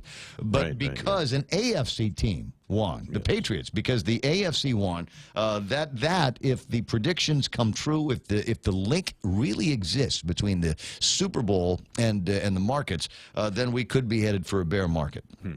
All right, so just FYI. And where are we now? I was looking at some of the numbers. The Dow Jones, 25,239. So keep an eye on that. If it goes down, you can blame the Patriots. FTSE is in the green. The Nikkei is going to open up this morning, 20,883. Hang Seng is green by about 59 points. The Shanghai is green by 33 or so points as well. Only market that's down right now is the DAX. Oil again, $54.26. No, I'm so sorry. $54.73 for a barrel of West Texas crude, $66.39 for Tapas. Gold trading at $1,316, off by $5.70. That might be the signal for you to go out and get yourself some precious metals and deal in a little bit of that commodity. 7:21 in the morning, and that's all we got for you on the markets. Now it's time for Jerry Roberts in today's Extra Point. Are you introverted? Does the mere mention of the term networking event give you chills? If so, today is your day. I'm Jerry Roberts, and help for the introverted networker is coming up next on the Extra Point. It's important to have claims process that works for you. At Guahan Insurance Services, we make things simple and convenient. Same door you walk in to purchase your insurance is the same door you open to file your claim. We can't pretend that the car insurance claims process is fun, but we can promise a hassle-free and speedy recovery without any runarounds. For your home, auto, and business insurance, visit us at the Camacho Landmark Center on Marine Corps Drive in Tamuning. Don't forget to like us on Facebook or give us a call at 475-1162 or text 929-SAVE. That's 929-7283. Introverts dread networking events, and you might have heard me talk about my own struggles with that in my earlier days. It took me a long time to be able to walk into a room full of people, most of whom I didn't know, and be able to survive a couple of hours of small talk and swapping business cards. If you've always been extroverted, this will seem like a foreign concept to you, but it's very real for about half of the population. Some in the younger generations believe that you can get by on social media alone, but are eventually faced with the reality that you'll also need to get face-to-face with people at some point. Social media certainly has its place in the networking mix, but the good things happen when people meet in person. Before that, however, you have to greet them and make an impression. So it's back to square one. If you're an introvert, keep things simple. And here are a few tips. Number 1, be prepared to chat on the news of the day. Grab a copy of the Guam Daily Post and listen to Ray Gibson pour over the laundry list of things people are thinking about. You don't have to be an expert on any topic or know all there is to know about it. Just be aware and be able to engage in light conversation. And if you're stumped, here's an easy way to work it. People are certainly talking about that. How do you see it? That will help get you going. Number 2, get to the event early. There are 2 key benefits. You'll feel much more at ease if there are only a few people in the room than if the place is jammed. In addition, you might be able to have slightly better conversations with a few people before the crowd shows up. Number 3, break the ice easily. Make up an introduction that includes your name and what you do. And when you get eyeball to eyeball with somebody, go first. Hi there, I'm Joe Cruz. I make sinfully delicious wedding cakes for a living. Now it's your turn. This will get you beyond the what's your name and what do you do questions, which a lot of folks find uncomfortable. When the other person tells you their occupation, ask, how did you get into that? This gets you off to a good start. Number 4, when people are talking, don't be thinking of how you'll respond. Just listen, and then ask a simple question based on what they said. People tend to remember those who listen well. Number 5, keep conversations reasonably brief. The other person came to meet a variety of people, and so should you. 6, smile a lot. I don't have to explain this one in depth. People like friendly people. And number 7, finally, follow up. A large percentage of people don't. Don't you be one of them. Follow up. If you're an introvert or know someone who is, go to GuamTraining.com and download transcript number 250, Tips for the Introverted Networker. That's the extra point. Get out there and make something good happen today. For 93.3, The Ray Gibson Show, Guahan Insurance Services, and First Hawaiian Bank, I'm Jerry Roberts. Right. And some very, very good advice there from somebody. Trust me, we have the same thing. 40 years in broadcasting, man and boy here, and I still get a little bit of jitters when I walk into a kind of a crowded room. And you'll see me if you ever watch. Those of you that watch me, right? You just watch, and unless it's my party or if I'm in the attitude that it is my party, I will generally try to navigate towards the room. Find out where the bar is, and then find a wall that I can lean against for just a few minutes until I can navigate, where the crowds are, where the cliques are, and where I want to go. Now, I'll give you another piece of advice here, and it will seem unrelated. But I think once you're in there, you'll go, no, I'm glad for the connection, is the Toastmasters are trying to make a comeback here on Guam. We talked with Vince on the radio about it yesterday. We'll probably talk with him again a little bit this morning because they're going to be having their deal tonight at the Bank of Guam, 9th floor. And I want to make sure that if you're interested in Toastmasters, interested in a networking opportunity, and interested in maybe, building up a little bit of that confidence so that when you do walk in the room, you're not, all of a sudden trying to make yourself small and invisible and, oh God, why did I get here, right? So we'll talk about that with the guy. When I go to networking events, I used to wear a disguise that consisted of glasses and a beard. I've got to change that now, Ray. Thank you. You're very welcome. It's not so bad. 726 and the Ray Gibson Show. And I wanted to finish up with a businessy kind of thing here. But I don't know if you caught this. 15 years ago, Facebook was founded by Mark Zuckerberg and 3 fellow Harvard students. At the time, it was called The Facebook, and it was a unique thing just for college students, college-age people, and eventually it went wide, and they were taking applications from everybody, and everybody joined up. Between 40 and 60,000 people here on Guam are members of the Facebook community. It wound up at first being a direct competitor of MySpace. But according to, and I believe I've read this, but Zuckerberg didn't even know about MySpace. He and his guys just did their Facebook thing, and it turns out the two kind of went head to head. Yeah, and Facebook won. We it's one of those things. It's just the speed bump along the way to where we got here today. And I remember there was long discussions at the radio station about how much attention we wanted to pay to this thing called MySpace. Did we want to have a site? What were we going to do? Well, gee, we already have our own web place. We've got our own website, things like that. But everybody said, no. This the people. We got to pull people into the website. But when it comes to MySpace, that's someplace where people want to go. So yeah, we're gonna make sure that we've got some kind of presence on that particular thing. And I wonder in 2018-19 if there was a MySpace now, and maybe Instagram is the next best thing with it. But think about MySpace and how much better that would have been if there had been more apps. If there had been, because back when we were doing MySpace, I mean, I was still running around with a Nokia phone. That's right. Yeah. There was no emails. I was texting people. SMS was the way we communicated back in those days. And then when you weren't on your phone, when you weren't SMSing somebody, that's when you had the time to open up a desktop and go to MySpace. But if there was a MySpace app that let you put things together the same way that you put together your Facebook page and all of those kinds of linky things. I wonder if MySpace would have been able to survive as a head-to-head competitor with the guys over at Facebook. 888-8255-888-TALK. It is all about the what ifs, is it not? And speaking of phones and apps and technology like that, I am absolutely delighted to be messing around today with a brand new phone that is not an Apple. It is not an Apple. It is not a Samsung. What I've got is it's a Google Pixel. And I read the reviews, and then I started messing around with this phone. And this is the new primary phone, guys. This is now the one that is going to be with me all the time.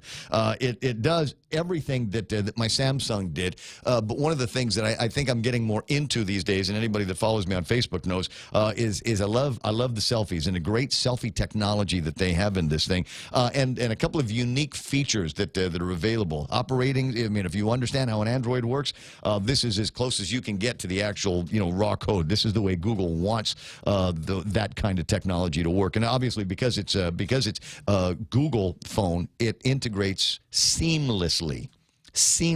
It knew who I was within minutes of turning it on and logging in with my very first, with my primary password, my primary email account. It says, "Oh, listen, we know that you've got these other email accounts. Shall we import those as well?" And we noticed that these are the preferences that you've got on your laptop. These are the preferences that you have on your existing phone. Shall we import those preferences as well? And the answer is yes. And it even remembered what time I like to wake up in the morning, and a very non-jarring, this is important stuff now, morning guys, a non-jarring, gentle kind of wake up at 4 o'clock to get yourself cleaned up and ready for the show. So thanks to the folks over at GTA for hooking me up, as I think they're the only ones that are selling it right now with this Google Pixel. I'll tell you more about it in just a little bit. In the meantime, it's 7:30 in the morning, and that's all we got time for, the economic and the business stuff. Headlines now from the Guam Daily Post with Kevin Kerrigan. Half a day and good morning, Guam. In the headlines from the Guam Daily Post this morning, 73-year-old William Joaquin was arrested after he became upset over receiving the wrong food order and allegedly held a knife to the waiter's neck. According to the magistrate complaint, Joaquin entered a Tumon restaurant last Friday, ordered a beer and lobster. After he was served, the waiter then noticed the elderly man trying to leave, and when confronted, Joaquin is alleged to have grabbed a knife and held it to the waiter's throat. According to the magistrate report, Joaquin admitted that he became upset when his food came out late and was the wrong order, but he denied using a knife to threaten anyone. After reviewing surveillance footage, however, police arrested Joaquin on charges of aggravated assault and reckless conduct. 30-year-old Sean Ray Lujan is in custody on allegations that he choked a woman 3 times at a residence in Nagana Heights last Friday. Lujan told police he got upset after the woman asked him to leave. They'd gotten into an argument after he asked her to help him quit methamphetamine, according to the magistrate complaint. The woman told police Lujan refused to leave and put both hands on her neck, choking her until she felt like passing out. Lujan told police later that the woman had refused to assist him quit the use of meth, and he was trying to restrain her during their argument. Lujan was booked and confined on allegations of strangulation, family violence, and assault. The Leon Guerrero administration has appointed Mary Cruz and John Regis Jr. to serve on the Commission on Decolonization. Cruz is a scholar and writer who specializes in Chamorro identity. Regis has a background in telecommunications and banking. He has taken an active role in a number of local nonprofits. Melvin Wampat Borja was appointed executive director of the Commission on Decolonization last week by Governor Lou Leon Guerrero, who serves as commission chairperson. The Commission on Decolonization will hold its first meeting at 3 o'clock this afternoon in the large conference room at Adelup.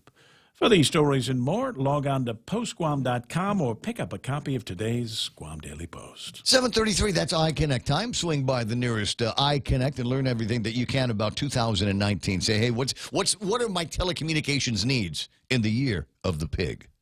And then just kind of lay back for the response. They've got deals on push-to-talk, mobile, and internet plans at iConnect. 888-8888.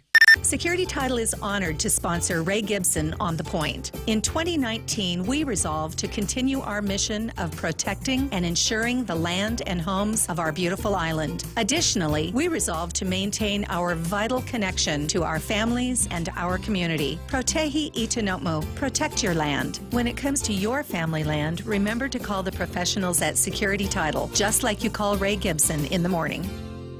We have no Chinese music here?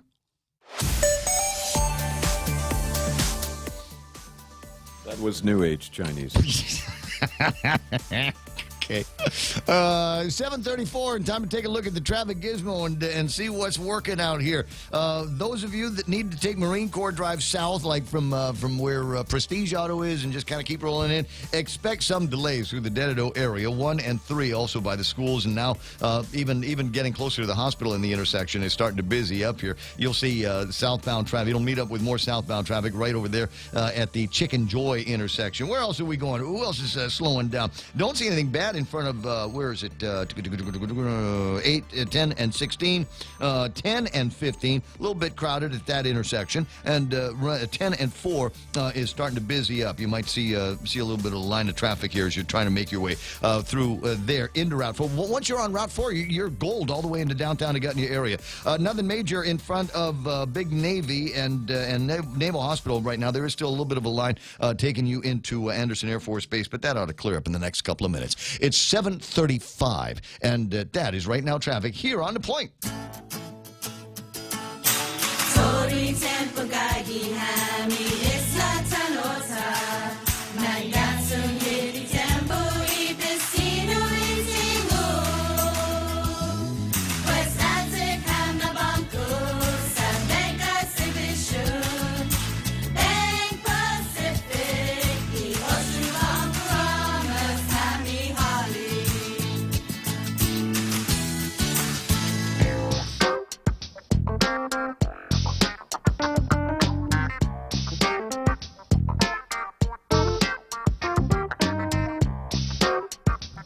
Okay, absolute favorite thing about the Google Pixel is the screen.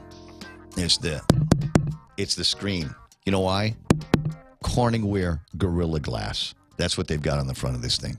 They're using real. You can cut meat on the screen. And you'll never ever scratch it up. That's the groovy thing. So it doesn't require me to go out and spend another $50 on some kind of protector for the device. 7:36 in the morning. 888. You want details? Call the guys over at GTA. They'll hook you up. 888-8255 is the phone number around here. Dying to talk to you about whatever it is that you think is going to be a big deal. Oh, really? Get out of here. All right, so I was talking with Vince yesterday about Toastmasters and their inaugural kind of get-together tonight over at where's that going to be? At Bang of Guam at 9 o'clock. Do I get both of them? Really?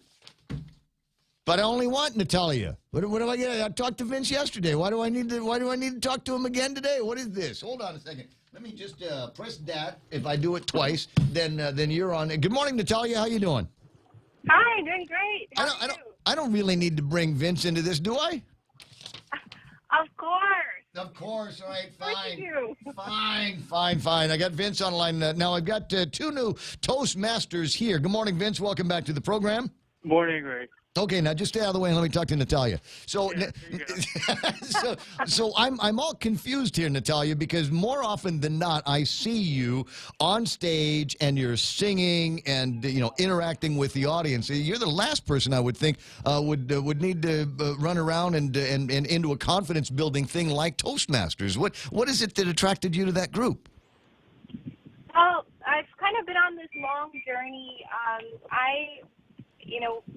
Whether it's a surprise or not, I've struggled with public speaking, but it became more apparent to me when back in 2015 when I was doing my master's cohort, and I just remember being so shaky and just I get really nervous that I come up with reasons why I should turn the other way or not go into the classroom. But anywho, so I sought to overcome this and did some research for a few months and then came across Toastmasters International. And, the last time it was established was, I believe, in 1996. Mm-hmm. And So when I reached out to Toastmasters, they said, they're no longer active. So I thought it'd be a great opportunity to bring this, bring this back to the island. Perhaps there's other people struggling with some public speaking, in public speaking, just as I am. Well, but again, it's kind of counterintuitive because you are an entertainer among many things, and you also, I don't know if anybody knows which Natalia I'm talking about, but Natalia is also quite beautiful, and normally you'd think that just being knockout gorgeous would give you the kind of confidence that you need to be able to overpower a room. Am I getting too flirty here? You just tell me if I'm getting too flirty. But as a matter of fact, you are not ugly, Natalia. So it just seems to me that would open doors.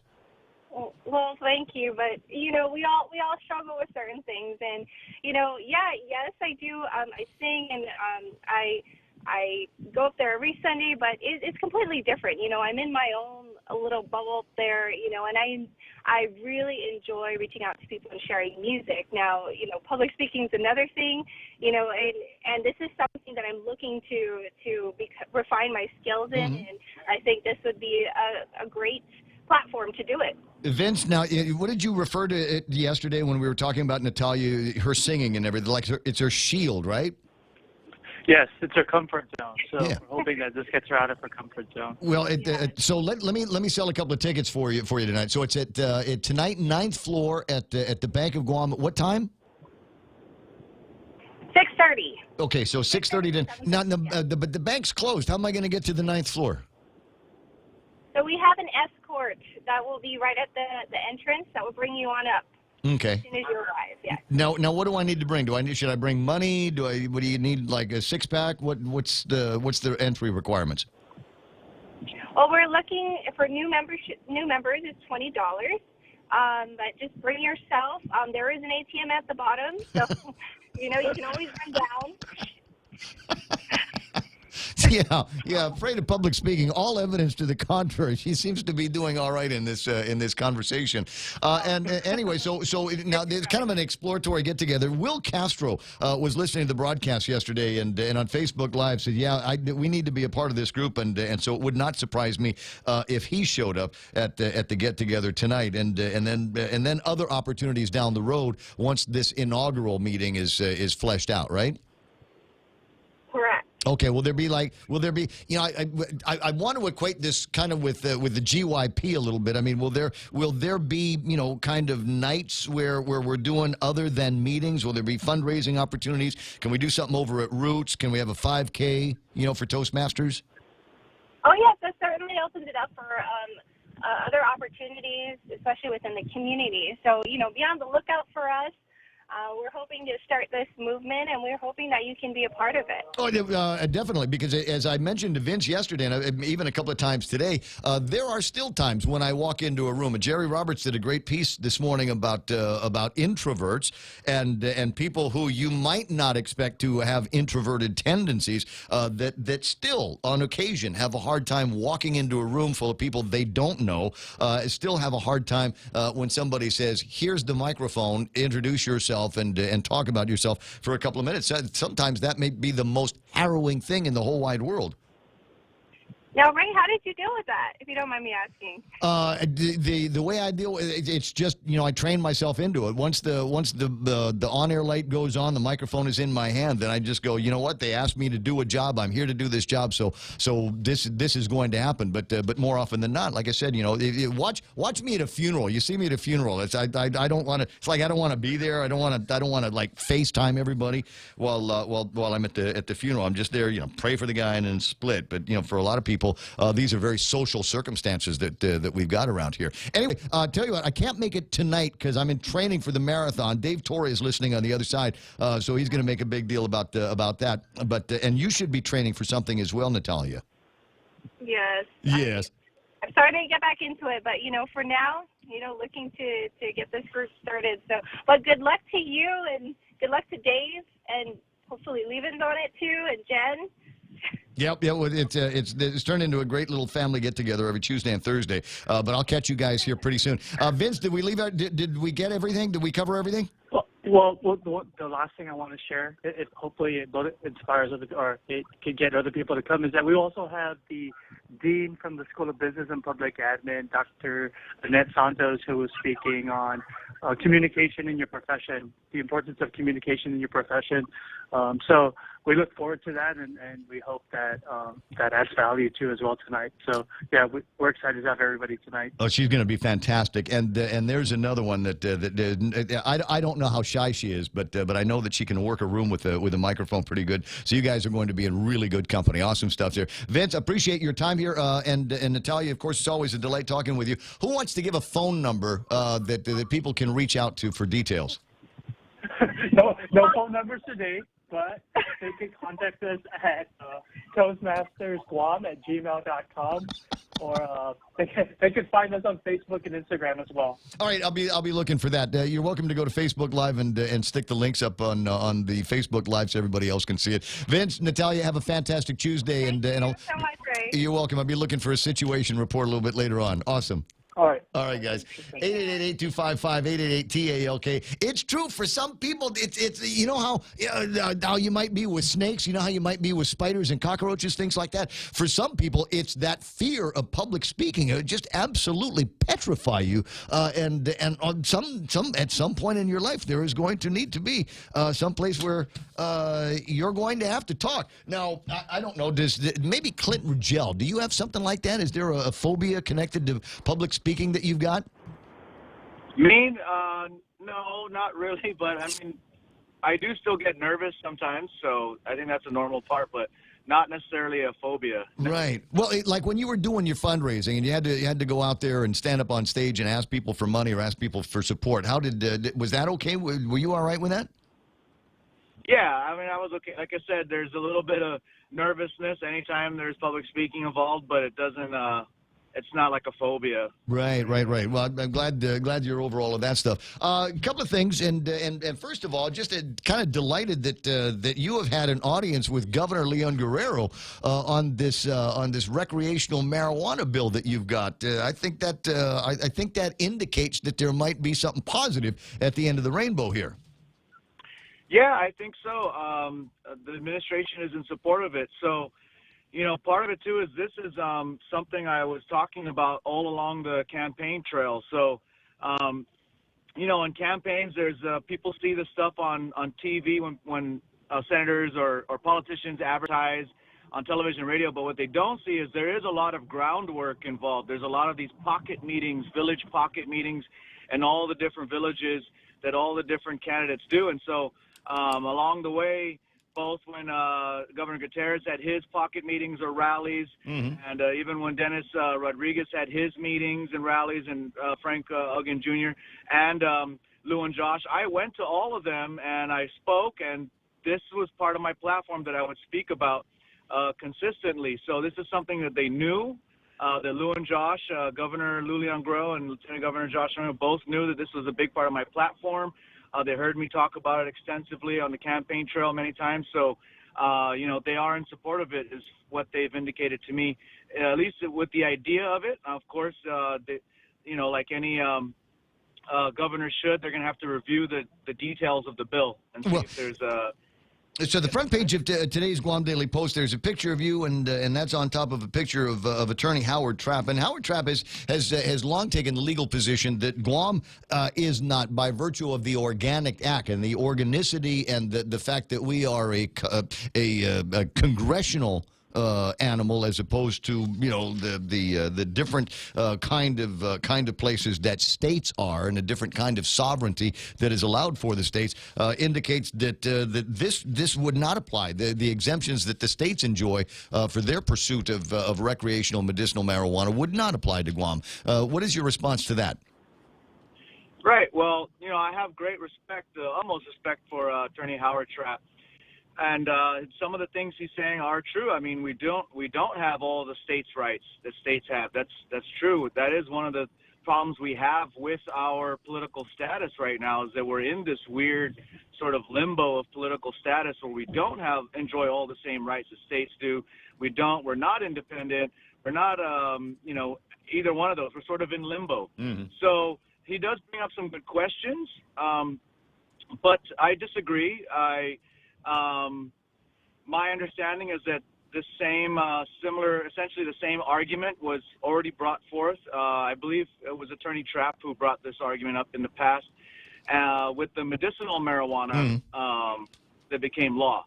So with that, I believe it was argued at the Supreme Court level, and the legislature was arguing that they did have the right, and ultimately the legislature won. Now, I don't know all the legal terminology involved and sort of the legal concepts involved in all of it, but my understanding is that this same argument was brought forth, and ultimately the legislature won, and that's what paved the way for medicinal marijuana to become legalized on Guam, and that same concept should hold true and pave the way for recreational. There's have been a couple of other concerns brought up by listeners here, and I'd like to toss these out at you as well, and get your thoughts on for the people that listen to the debate and go, but wait a second, we're still talking about marijuana, and isn't that a gateway drug to other things? Will that not lead to young people with going from marijuana to cocaine, heroin, methamphetamine, ecstasy, Viagra? There's actually no evidence that shows that. There's no data that proves that. It's just sort of a misnomer. It's something that people have been saying for a long time that is not backed by any actual facts. So I'm sure there's anecdotal cases where that happens, but there might be more of a root cause to that, which is, and what I'm saying is a person who may choose to use cannabis or marijuana might also be the same type of person who's already inclined to do other drugs. So with or without the marijuana, that person would probably go seek some form of other type of drug. So there's no real data to back it. In fact, it used to be on, I believe it was the DEA's website of drug facts, and I believe it was challenged by another organization. I have an article somewhere on it, that there was an organization that challenged them on it, and they were forced to remove that down as one of their facts. They were claiming that it's a gateway drug. Yeah. And so the DEA was forced to remove it from their website because they had no proof to back that claim. Yeah. So somebody made them pull the thing down until they were able to come up with some kind of proof. Well, then maybe that's the answer. Maybe that's the same the answer to the same concerns that are being brought up, and concerned that people are going to be smoking marijuana all the time, and then they'll want to go out there and engage in some kind of criminal enterprise, or where the crime is going to go up as a result of people smoking marijuana.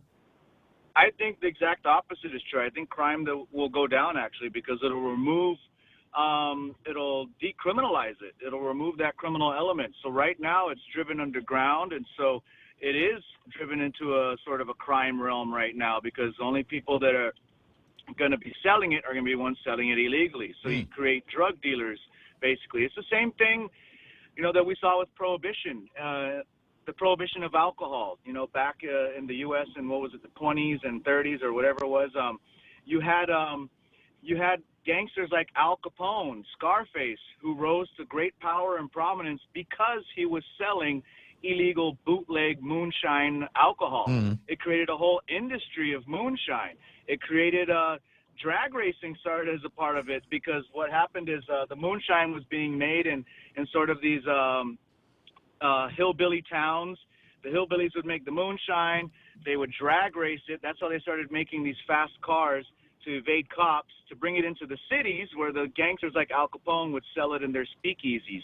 It also gave rise to all sorts of dangerous bathtub gins and other concoctions that people were making in their bathtubs, that they were also cutting or mixing things like turpentine and other chemicals they were mixing with it, to sort of make more money out of it.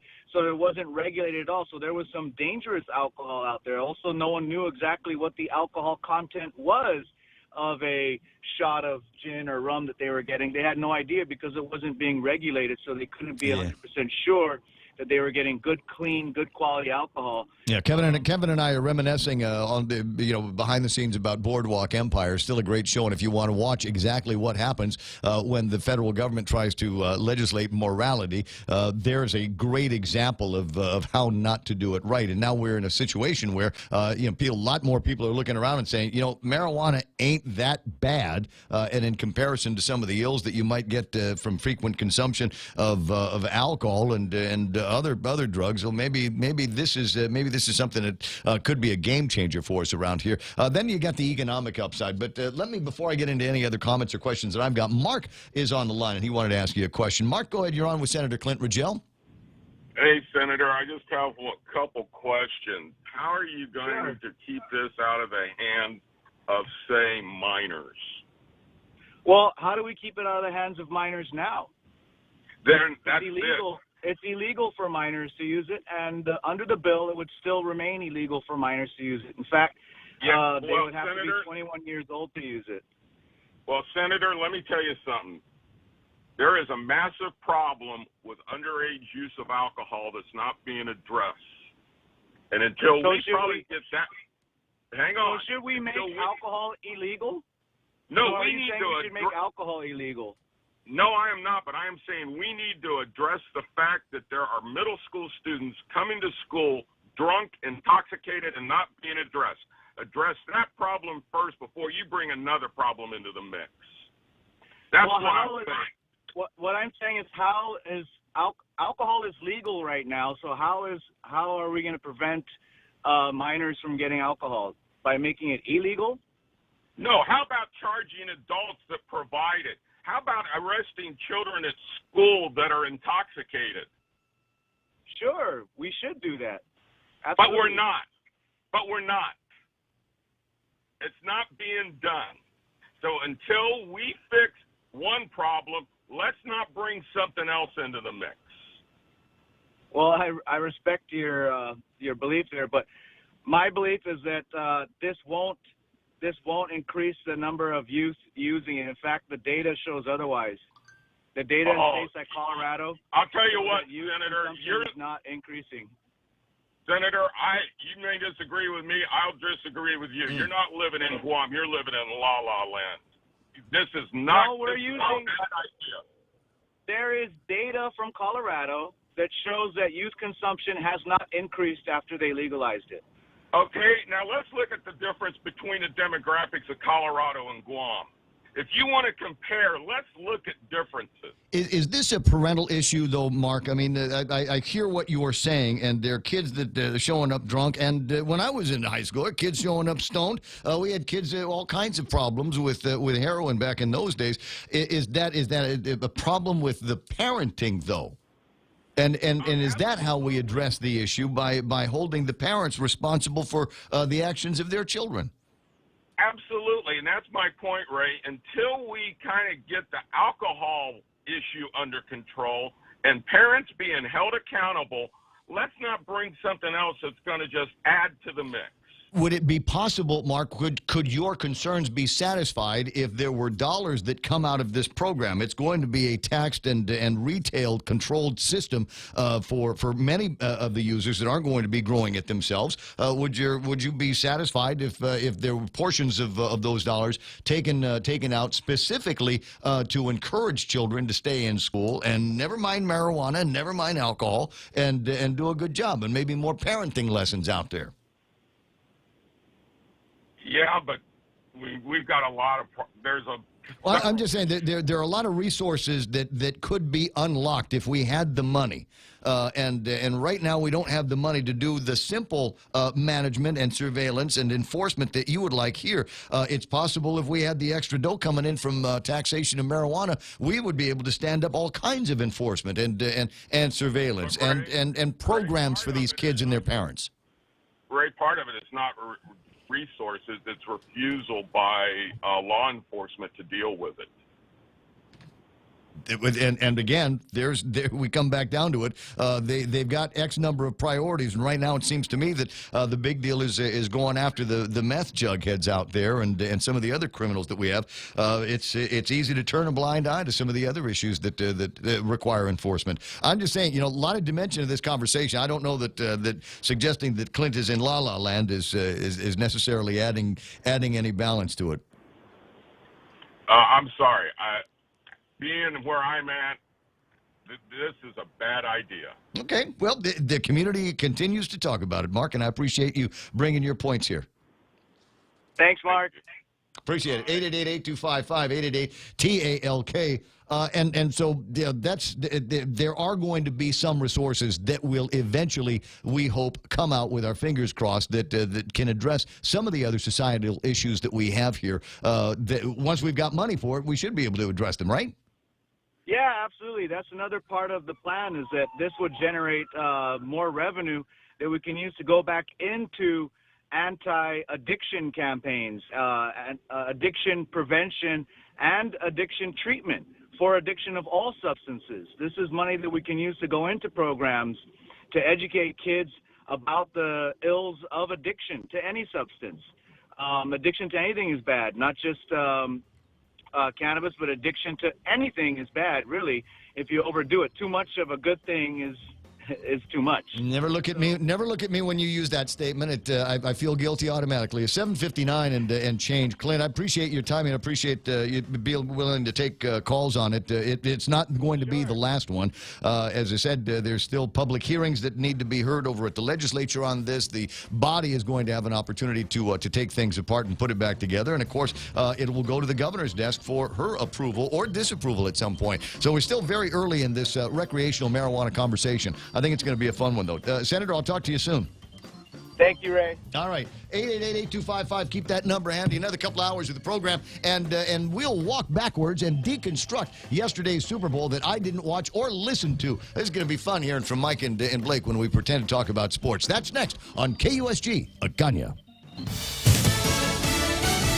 Another day in the spotlight. Lisa Brady, Fox News. Virginia's governor holding a regularly scheduled cabinet meeting today, still resisting calls to step down over a photograph from medical school. Fox's Jared Halpern, live in D.C. And Democrats across the country have urged Virginia Governor Ralph Northam to resign after a yearbook photo showing one man in blackface and another in KKK robes and hood emerged. Northam says he is not either individual in that photograph, but did admit darkening his skin with shoe polish around the same time to appear like Michael Jackson in a dance contest. If Northam resigns, the lieutenant governor would be elevated, but Democrat Justin Fairfax is also facing questions about his conduct, denying a sexual assault allegation from 2004. The Washington Post declined to report that incident in 2017, saying it was unable to corroborate the account. Lisa. Thanks, Jared. Early questions from the jury on day one of deliberations at the federal trial of a notorious Mexican drug lord in New York. Fox's Gernal Scott has this live. Elisa, as Joaquin El Chapo Guzman awaits the jury's verdict, the panel of 12, 8 women and 4 men, had questions that hit on what they have to consider. For example, is drug war, a term that came up a lot during the trial, the same as drug trafficking? And they also wanted to know if ephedrine is considered as methamphetamine. Another question centered on the jury getting a closer look at some of the items entered into evidence during the trial. This jury is considering 10 total counts against El Chapo. It could earn him a life sentence without parole, Lisa. Thanks, Gernal. President Trump still pushing for some form of border wall. It must be a physical barrier that you can't crawl under, climb over, drive through, or walk around. But senior counselor to the president, Kellyanne Conway, won't say if he'll call it a wall during tomorrow night's State of the Union address. This is Fox News. Here at Make-A-Wish, our Wish kids wish for all kinds of things. A lot of them involve traveling to faraway places. On Monday, February 18th from 6 until 10, we'll be holding an airlines mileage drive with me, Ray Gibson, on 93.3 The Point, to help us grant these travel wishes. So if you've got spare airline miles, you can donate them without any transfer fees. Your donation will go a long way, and so will our Wish kids. Hi, welcome to this Subway ad for our all-new Ultimate Cheesy Garlic Bread. How would you like it? I'll take a skeptical grandma. Set in her ways? A smidge. Grandma, try this ultimate meatball marinara made with ultimate cheesy garlic bread. Melted mozzarella, parmesan, garlic butter spread. It's just like yours. Like mine? My grandmother's recipe? Try it. You know, my grandmother's cheesy garlic bread was never all that. Subway, make it what you want. Limited time only at participating restaurants. California Congressman Adam Schiff stays out of the 2020 race for the Democratic presidential nomination. I, like Alexandria Ocasio-Cortez, am not old enough to run for president. Okay, I'm a little older than that. I'm not running. Schiff, who chairs the House Intelligence Committee, has been a frequent critic of the president. He spoke at a New Hampshire event earlier today. New Jersey becomes the fourth state to raise its minimum wage to $15 an hour. It'll happen over 5 years and will not apply to all workers under the bill signed into law by Democratic Governor Phil Murphy today. Critics say mandating the increase can hurt businesses and cost jobs. Those critics include former Republican Governor Chris Christie, who had vetoed a minimum wage bill. The National Transportation Safety Board out with a list of most wanted safety improvements for this year. At the top, cutting down on distractions to drivers, including cell phone conversations. The problem doesn't lie here with your hand. It's with your head, because you are cognitively engaged, or at least most of us are, when we're having a conversation with somebody. And the NTSB's vice chairman, Bruce Landsberg, says texting is worse, making it up to 20 times more likely to have a crash. The list also recommends automatic and remote shutoff valves for natural gas pipelines so they can be turned off more quickly when a leak is detected. This after a deadly explosion blamed on pipeline pressure issues destroyed dozens of homes in 3 Massachusetts communities last year. Boston's preparing for yet another championship parade after the Patriots' 6th Super Bowl win. We don't lowball our numbers. We always make sure we're preparing for bigger crowds, and that's one of the things that we will do we tomorrow as well. Like we're anticipating the biggest turnout you can possibly have when we think about public safety. Boston Mayor Marty Walsh also expecting a bigger crowd this time, in part because of mild winter weather. Into the 50s tomorrow. Lisa Brady, this is Fox News. Here at APL, our core values give the company its heart and soul. Whether it's connecting your business with our global network through our newly enhanced service or investing our efforts into giving back to the community, APL is committed to serving you. We humbly honor the opportunity to find innovative solutions for you and your business. To learn more about our enhanced service, call 588-4651 or visit www.apl.com/Guam for more details. KFC has finally answered the world's most important question. What came first, the chicken or the egg? And the answer is both. Introducing KFC's KFC AM, their new Southern and local-inspired breakfast. AM-loaded platter with chicken fried rice, waffles, and Colonel's chicken congee. KFC also has your all-time favorites, AM chicken and egg wraps, Southern biscuit and sausage sandwich, and hash browns. So for finger-licking good mornings, AM will never be the same at KFC. KFC, it's finger-licking good. Introducing Exchanged, Guam's first online and mobile remittance to the Philippines. Exchanged is the easiest and fastest way to send money to your family and friends anywhere in the Philippines. Download the Exchanged app or visit their website, exchange.me. Sign up, remit, and get a chance to win a trip for 2 to Manila. Deluxe accommodations at the Belmont Hotel at Resorts World Manila. So sign up and remit now at Exchanged. Promo ends March 2nd, 2019. Conditions apply. Also avail of Exchange dollar to remit promo. Visit exchange.me for details.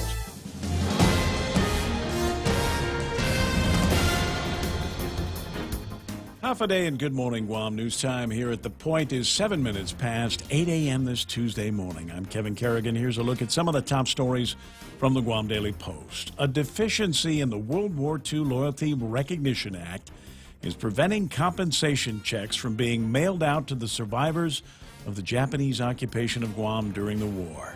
The Justice Department's Foreign Claims Settlement Commission has reached decisions in nearly 250 claims already. But Guam delegate Michael San Nicolas says no checks have been issued yet because the Loyalty Recognition Act does not include a provision to authorize payments. Compensation awards range from $10,000 to $25,000 under the Loyalty Recognition Act. The money is supposed to be coming from Section 30 funding that the federal government already provides to Guam through the income tax payments made by federal and military personnel who live and work on Guam. That Section 30 money is going into a separate account at the Treasury Department, but Delegate San Nicolas says it cannot be released until the Loyalty Recognition Act is amended to authorize compensation checks to be issued. On The Point this morning, San Nicolas told host Ray Gibson that the office of former Delegate Madeline Bordallo was aware of the deficiency in the law as far back as May of last year, but he says neither Bordallo or anyone in her office informed him about the problem. San Nicolas says he now intends to seek a revision of the law to authorize payments, but that'll take some time and further delay compensation awards to the aging survivors of the war. Former Delegate Madeline Bordallo, who is the Leon Guerrero administration's newly appointed liaison in Washington, D.C., says she will not be a lobbyist. I work for the governor, said Bordallo, and she will not be contacting other members of Congress to lobby them on issues related to Guam. Bordallo said she is aware of the restrictions on former members of Congress issued by the House Ethics Committee, which imposes a one-year cooling-off period on former members of Congress. Bordallo said her job involves keeping the governor abreast of what's going on in the nation's capital and making arrangements for the governor when she travels to Washington. If she has to contact current members of Congress over the next year, it'll be to make appointments only, she said. We'll have more news after this. At Chili's, our burgers stack up with anyone's. Handcrafted to order, smashed to lock in flavor on a toasted brioche bun. Our burgers are all kinds of perfect. Choose from the Chili's Chili, the Mushroom Swiss, the Ultimate Bacon, or you know what? We dare you to take on the Boss Burger. Loaded with smoked brisket, rib meat, jalapeno cheddar sausage, and bacon. We may have really out-burgered ourselves. Our burgers are more than a handful, served with garlic dill pickles and fries. So hurry in today and enjoy our juicy, melty, yummy, handcrafted creations. Perfection between two buns. Chili's. More life happens here. Family Finance has been serving the people of Guam since 1959, and they'll continue to be there for you in the years to come. Whether you're looking to get a personal loan for that summer vacation or paying off those long overdue bills, Family Finance has got you covered. Apply for a personal loan from $1,000 up to $3,600 by calling Family Finance in Agutya at 475-4545, Upper Tumon at 647-5626, or in Dededo 633-4473. Family Finance, serving the people of Guam since 1959. 10 minutes past 8 a.m. here at The Point. 30-year-old Sean Ray Lujan is in custody on allegations that he choked a woman 3 times at a residence in Agana Heights last Friday. Lujan told police he got upset after the woman asked him to leave. They'd gotten into an argument after he asked her to help him quit the use of methamphetamine. According to the magistrate complaint, the woman told police Lujan refused to leave and put both of his hands on her neck, choking her until she felt like passing out.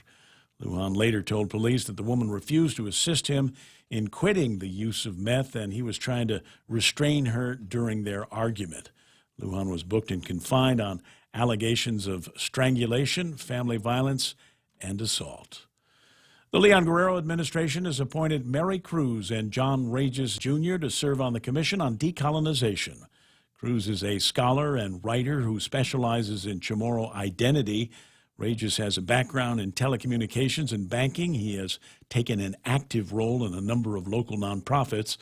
Melvin Juanpat Borja was appointed executive director of the Commission on Decolonization last week by Governor Lou Leon Guerrero, who serves as commission chairperson. The Commission on Decolonization will hold its first meeting at 3 o'clock this afternoon in the large conference room at Antelope. For these stories and more, log on to postguam.com or pick up a copy of today's Guam Daily Post. Here's Ray and Mike now with a look at weather. Let's see, partly cloudy skies with those isolated light showers. Northeast winds 10 to 20 miles an hour today, decreasing in the evening. Highs near 87 degrees. We'll see overnight lows of about 75, 76, depending on what kind of car you have, because different cars have different thermometers, and I think for a lot of people, that's the only place that we ever see the temperature is once we get in the car. Sunset tonight, 6:22. Sunrise tomorrow morning should be about 6:47. There's a high surf advisory, was in effect until 7. I was too lazy to check up with the National Weather Service to see if they've extended that, though this one here is even as important. High risk of rip currents through Sunday afternoon along east-facing reefs. So if you don't need to be in the water, then I would not get in the water. You want fish? They got it at the Co-op right? And that's all you need to know about that. And we'll take a look at the radar and see if that gives any indication of any snotty weather coming in the next hour or so. What do you think, Yeah, Mike? not much going on out there. Things are drying up as the sun comes up. Just very isolated showers out there. If you get rain, well, you'll be one of the lucky ones. That's right. Yeah, but just a reminder, we are starting to enter into the dry season. So just be careful where you're throwing matches, building fires, doing barbecues, and all that sort of thing for the next several months. Flamethrower practice. Be careful with your flamethrower practice. Yeah, absolutely, yeah, because, that stuff, it can really light you up. But, yeah, and it's looking really great out there. It's going to continue that way. We got to be the two stupidest guys in the radio, right? I clearly am. You hired me, bro. That's funny. All right, let me see if we can get the satellite imagery up there and put the thing on that says Guam. There it is. There we are. Yeah, I got a lot of just fair weather skies, fair weather clouds all around us here as high pressure is filled in very nicely. The winds are dying down just a little bit because this the tropical near equatorial trough down is so far to the south that it's not having any influence as far as lower pressures in our weather, and the high pressure that has built in is kind of starting to taper off just a bit as well. So we're having a little bit of a lull in the winds. They may pick up again just as kind of a. It's just it's not working hard enough. The weather things out there are just not working hard enough. It's like poof, there's a cloud. Yeah, poof, maybe a little bit of rain. But it's not like overworked or anything. Not at all. No, not at all. It's a very mundane weather scenario, and that's the way it's going to stay for about a week. So I just recorded this, and I'm going to play it over and over and over again every for the single next day. 5 days. 8:14 in the morning, 888-825-5888-TALK. My buddy Ed Ujo, I believe, is celebrating a birthday today, and so there's another one that we can add to the list of guys in our mid-50s that need to go shopping at Ross a little bit more often. But I'm holding out until they open a bar. Ed, it's 8:14. That's news and weather together here on The Point. Every time I travel, there's something from home that I can't leave without. I take my Docomo Pacific Data to Go to share my stories in Taiwan, check subway routes in Tokyo, be my food guide in Hong Kong, meet new friends in the Philippines, make updates in the States, find my way around Korea, and check out all the cool shows in Singapore. It's the data I have in all the places I love for only $10 a day. Data to Go from Docomo Pacific. Better together. The Ray Gibson Show brought to you by some friends that want you to have a good Valentine's. It's very important. Valentine's coming up right around the corner, and guys, you suck at it. I don't care what you did. You went to the movies and you got the thing. Instead of playing ads in the movies, you got to say Happy Valentine's Day, I love you. Right? You got that. You know what? That still sucked. That was last year. You got to work on the game now, and I'll tell you what's going to give you good game for Valentine's, guys. Cold Stone wants you to dream in pink. You can take it from me because I've been married multiple times. I know what I'm talking about, right? Pink strawberry ice cream, then dreamy cheesecake bites, strawberry puree, and moist red velvet cake. Now that is a Valentine's Day cake. It's also a Valentine's night cake, if you take my meaning. Order today. Reservation. Get one for each of your girlfriends. Order today. Reservations are limited. Dreamin' in Pink, new from Cold Stone Creamery. Super premium ice cream made fresh every day. Here at Make-A-Wish, our Wish kids wish for all kinds of things. A lot of them involve traveling to faraway places. On Monday, February 18th from 6 until 10, we'll be holding an airlines mileage drive with me, Ray Gibson, on 93.3 The Point, to help us grant these travel wishes. So if you've got spare airline miles, you can donate them without any transfer fees. Your donation will go a long way. And so will our Wish kids. Ray Gibson Show also brought to you by APL, that's American President Lines. They're shipping the future, Micronesia Renewable Energy. There's never been a better time to go solar. And my buddies over at Guam Regional Medical City, they're so cool there. First choice for all of your specialty care needs. Did I miss one? Are you missing one? Click. Oh, that one. News to fill your mind. Talk to get it out. The Ray Gibson Show. Call now, 888-8255. Yes. the way through the month of February, I'll be celebrating my my 1-year anniversary as the host of the morning show on the Ray Gibson Show. Can you imagine if it was the Ray Gibson Show and somebody else was doing it? That would be so. Anyways, it's been a year, and we've had so much fun, and each day gets even more fun. You get somebody call up and say that Clint Rigel lives in La La Land. Get out of here! We ought to make a village. There ought to be a village. Why? Just so we can say, yeah. Where are you from? La La Land? Yeah, I moved in last week. La La Land. Got a nice little store over there, laundromat See the on the movie? side. It looks like a nice place to live. People are singing and dancing. They dress nice. There's Emma Stone and Ryan Gosling hanging out. So La La Land looks like a cool place. Wins awards, but doesn't really win awards, right? Emma Stone. Yeah. Funniest thing I ever saw about Emma Stone. You ever seen the celebrities read mean tweets? I'm familiar with it, but I've never seen her. Hers was, and she read it about herself, so it's even funnier when they do that. It says, Emma Stone looks like she smells like cat pee. And it was really funny because in her condition when she was reading it, it looked like she had just arrived maybe to backstage before she got prepped to go on. So she looked like she had. Well, she didn't look bad, but she did look did look a little windblown, and she did look like she walked a couple blocks through the New York City streets in a windstorm. So, anyways, funny. I like the thing, and you can drop girl celebrity names here all day long. Mm-hmm. As I was watching yesterday, they had it on the screen. The football, it was all done, and I went to a place, and they were playing The Mummy. The original Mummy, Rachel Weisz. That was on HD Net. I watched it. Did you watch a little bit of that? I popped in a little bit. Yeah. You know who she's married to? I didn't realize. She's one of those celebrities that is married to another celebrity big name that you don't realize that she's married to. And then you realize, you're like, oh, okay, well, they can have each other because I'll never compete with either or. She's married to 007, Daniel Craig. Get out, in really? Real life. I had no idea. I didn't either. Do you're supposed to Hollywood fight with each other?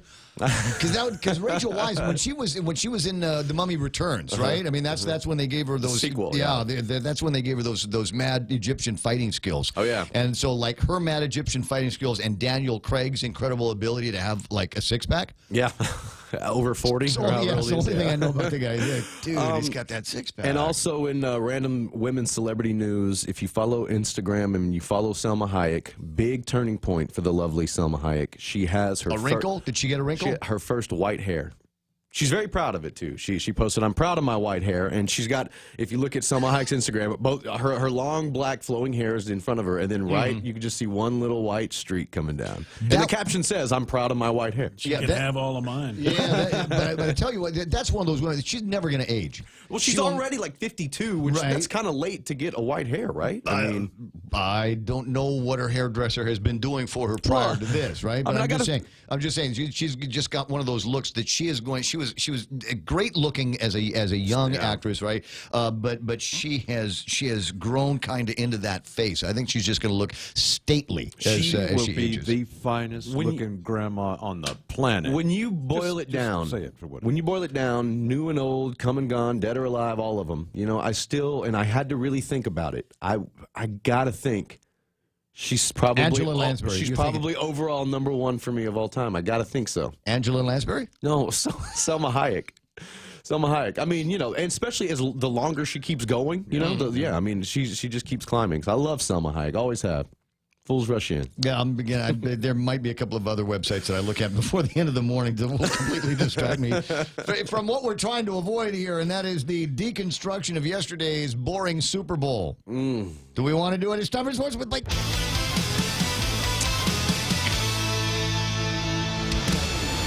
It was a Super Bowl?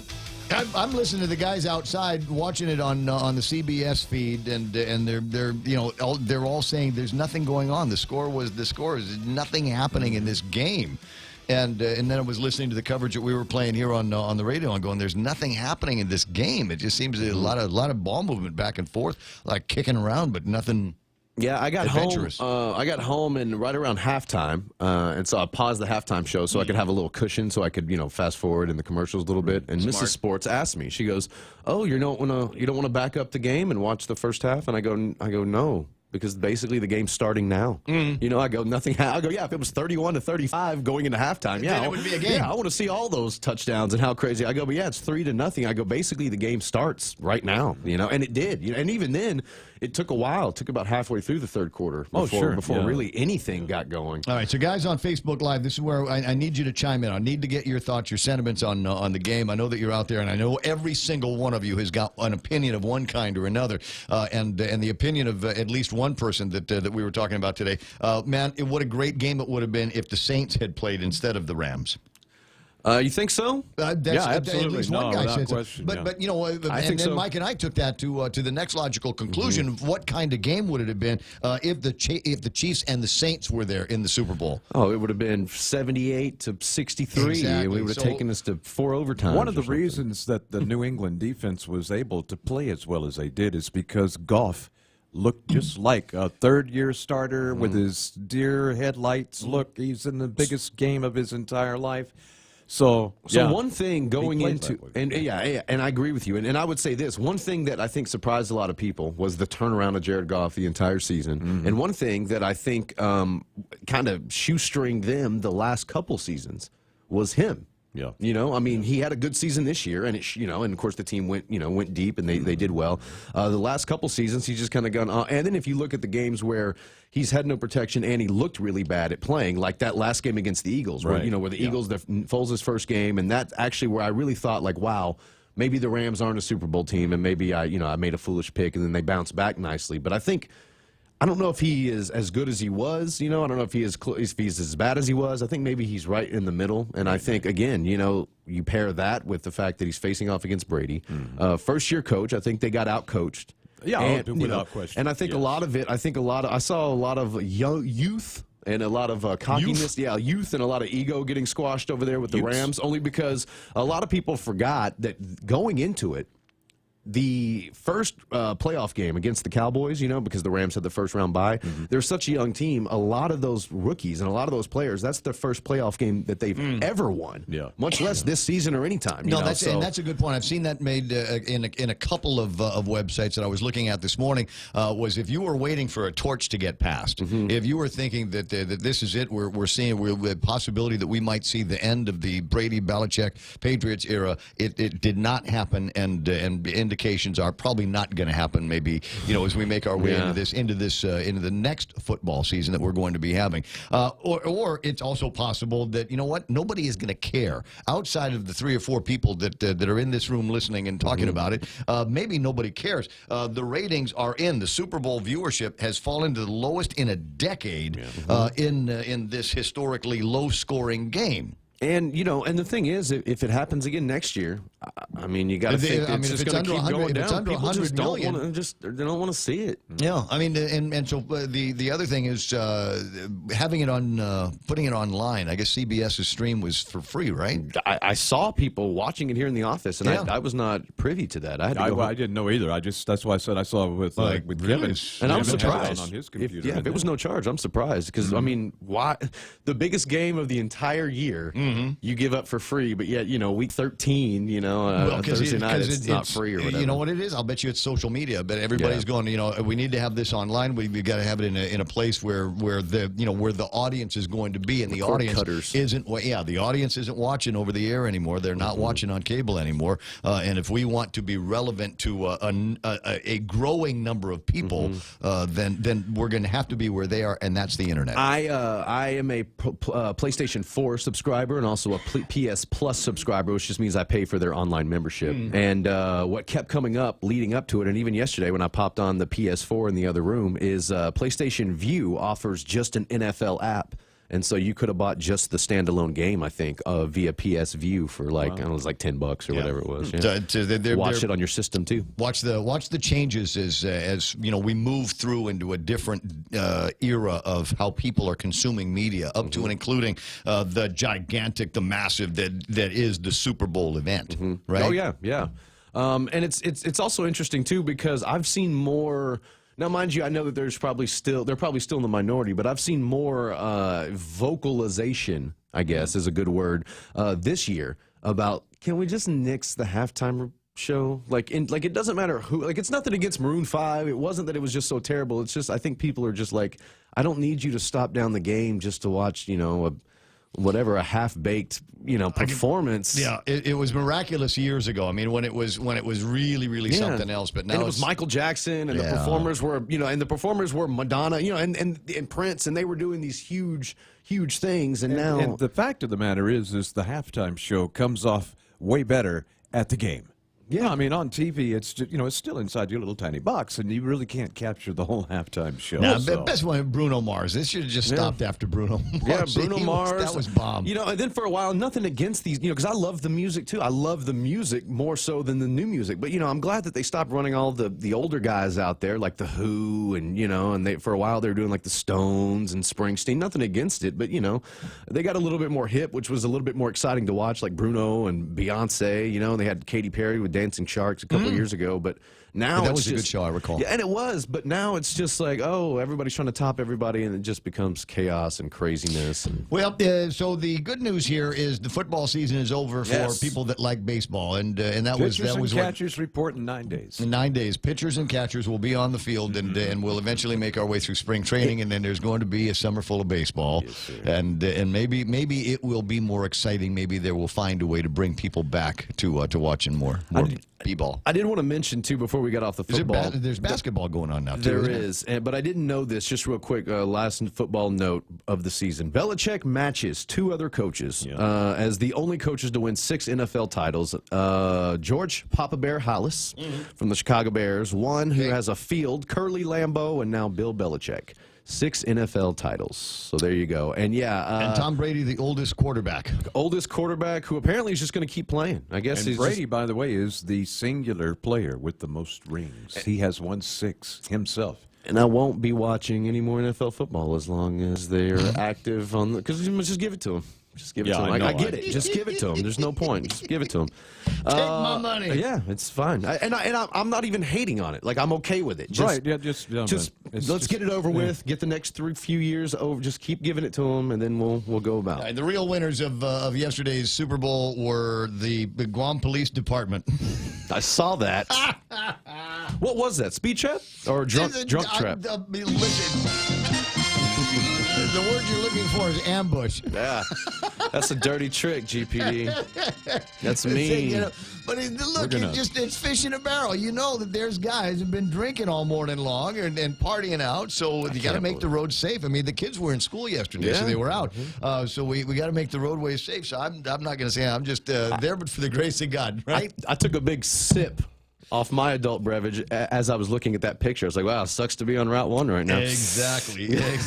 So but I got to say, glad I'm at home. We'll talk with Officer Paul Tapau and find out whose brainchild that was in just a little bit. So 8:29, just a little bit of time left, and so now that, as I said, the football season is all done. It was finished now, just for the crying and the tears and of the Rams fans that are going to come up with some kind of convoluted story about how they got ripped off by Tom Brady, Belichick, and the entire Patriots, and how they bought off all of the refs and all of that.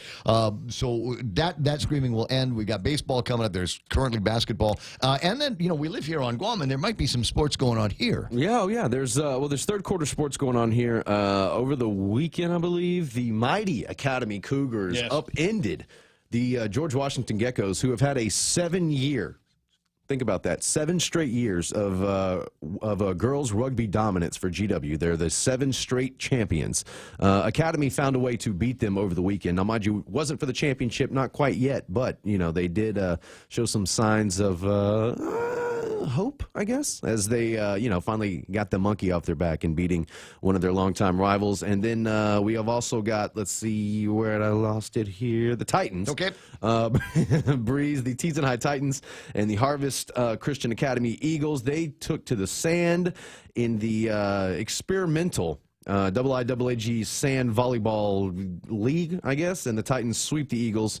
Number 2 and number 3 seeded teams playing each other, and like I said, Titans easily taking the Eagles. And let's see, I do have that the Knights took on the Teeds and Titans later on that afternoon, but no update on score. Okay, looking to see on the 5K map, and if you're ever looking around for if there's a 5K, look in the back page of the Guam Daily Post. Sanctuary Inc.'s 4th annual Love Our Kids Run/Walk going to be taking place this Saturday, Chamorro Village. Go time at 6, so showtime is going to be at 5. You can register at Sanctuary's main office or over at Hornet, and if you're going to Hornet, go get me some goose.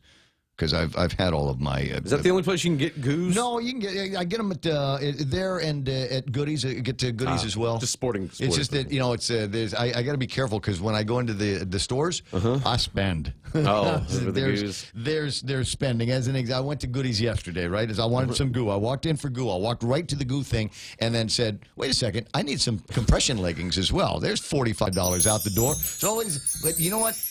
I think I need to get some new wristbands as well because the ones that I just need they got nice pure white ones. So I walked in to get $10 worth of goo and ended up spending about $65 on. That's like me when I take my kid to the grocery store. I'll just come in there for one thing and end up getting boxes of cereal and everything. Did you have you been training in your new Balances? I have been. I did 15 miles in them the other day and broke them in, huh? They broke me in. So something's going to be happening with those shoes. I've got today is kilometer repeats.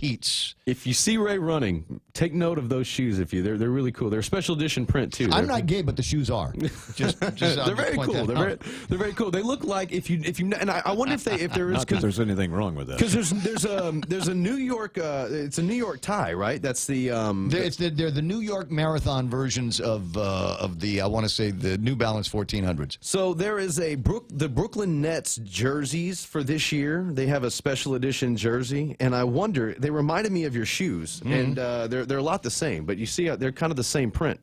Yeah. So anyway, I wonder what New York's doing with this black, because it's all New York. Brooklyn, it's black, and then there's all kinds of crazy colors on it. But they're very comfortable shoes, and they'll keep me company on 26 miles. There's also this is one of those unique weekends where there's going to be a 5K on Saturday and a 5K on Sunday. Same place. So the Air Force Sergeants Association is going to be having a 5K at Chamorro Village as well on Sunday. So I got this word. Every girl runner I know is apparently going to this one. Huh? Wonder why? Because it's the Air Force Sergeants Association. So officers can buy me on base. Can you take me to the base? 8:34 in the morning. Chasing that sticker. That's all the time. Give that out as a raffle prize at the end of the race. Next up. Base privileges. Base privileges. Congratulations. Looking for ticket number. Hang out with the general. That's all the time we got to pretend to talk about sports. Blake Watson, Michael Knight. And coming up next, Kevin Kerrigan with the big headlines. Always here to help you. This island is our home. Through the years, we've been a friend to the neighbors we have known. Now we're banking on the future. Services to choose. Bank Pacific, where others put branches, we place roots.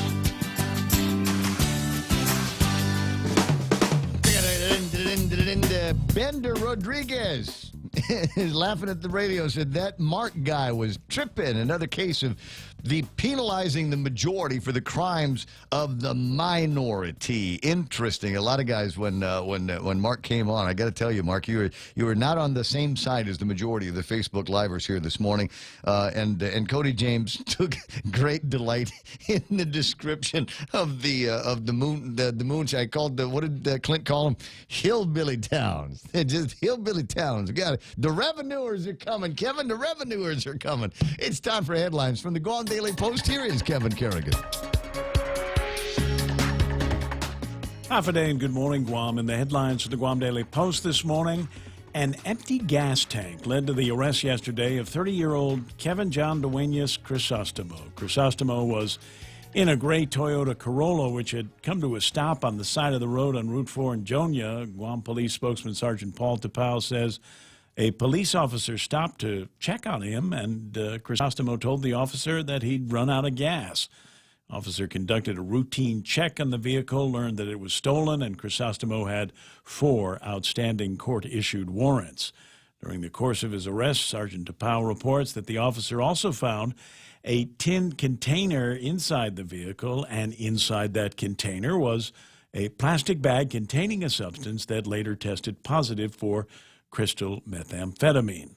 Crisostomo is now facing allegations of theft of a motor vehicle, outstanding warrants, and possession of a Schedule II controlled substance with the intent to distribute. Crisostomo was booked and confined. 73-year-old William Joaquin was arrested after he became upset over receiving the wrong food order, and allegedly he held a knife to the server's neck. According to the magistrate complaint, Joaquin entered a Two-Mount restaurant last Friday, ordered a beer and a lobster. After he was served, the waiter then noticed the elderly man trying to leave, and when confronted, Joaquin is alleged to have grabbed a knife and held it to the waiter's throat. According to the magistrate report, Joaquin admitted that he had become upset when his food arrived late and it was the wrong order, but he denied using a knife to threaten anyone. After reviewing the surveillance footage, however, police decided to arrest Joaquin on charges of aggravated assault and reckless conduct. 30-year-old Sean Ray Lujan is in custody on allegations that he choked a woman 3 times at a residence in Agana Heights last Friday. Lujan told police he got upset after the woman asked him to leave. They'd gotten into an argument after he asked her to help him quit using methamphetamine. According to the magistrate's complaint, the woman told police that Lujan refused to leave and put both of his hands on her neck, choking her until she felt like passing out. Lujan told police the woman refused to assist him and he was trying to restrain her during their argument. Lujan was booked and confined as well on allegations of strangulation, family violence, and assault. For these stories and more, log on to postguam.com or pick up a copy of today's Guam Daily Post. So 73-year-old guy walks in a restaurant, give me a beer and lobster. And something came back wrong, and so he complained. Wrong order, came late, so he got up to leave. So he was going to leave without paying? Apparently so. And the waiter said, hey, what? And then he said... So there's a couple of lessons here, guys. One of them is don't screw with old people. Yeah, the other one is when you go into a restaurant to order for food, make sure you can pay for it. Yeah, it might not have been that, but you just got to be careful with old, so you get to be old guys, and you just, I just gonna snap, just right here, right now. How do you mess up beer? Huh? All I ask, just bring me a beer, and here comes the lobster, and the lobster's not cooked right, or maybe it wasn't lobster at all, or just whatever, and the guy just snaps. Right? So never underestimate old people because because it's skills, right? It's over a lifetime of learning. You figure by 73, guy knows how to wield a knife. And the second, maybe we ought to spend some time with our senior citizen community. If you get upset, if you're not treated right, if they screw up your order in the restaurant, do it the way everybody else does. Put it on Facebook. You want it? You don't have to hold a knife to somebody's throat. You just go, you know what? I'm not happy with this. I'm going to take a picture of it. I'm going to stick it on Facebook. You'll eat at that restaurant for free for a week, right? Because people are afraid of getting lynched on the social media. Now, what restaurant was it? Where did they serve it? Yeah, right? Yeah. And who's got lobster? And beer. I wanted more of these questions here that are in my head. Currently 8:39 in the morning, and that's iConnect time. iConnect has got push to talk. In fact, the only guys on Guam that do push to talk. Got great mobile plans, great internet plans. If you want to know more, would you like to know more? 888-8888. It's important to have claims process that works for you. At Guahan Insurance Services, we make things simple and convenient. Same door you walk in to purchase your insurance is the same door you open to file your claim. We can't pretend that the car insurance claims process is fun, but we can promise a hassle-free and speedy recovery without any runarounds. For your home, auto, and business insurance, visit us at the Camacho Landmark Center on Marine Corps Drive in Tamuning. Don't forget to like us on Facebook or give us a call at 475-1162 or text 929-SAVE. That's 929-7283.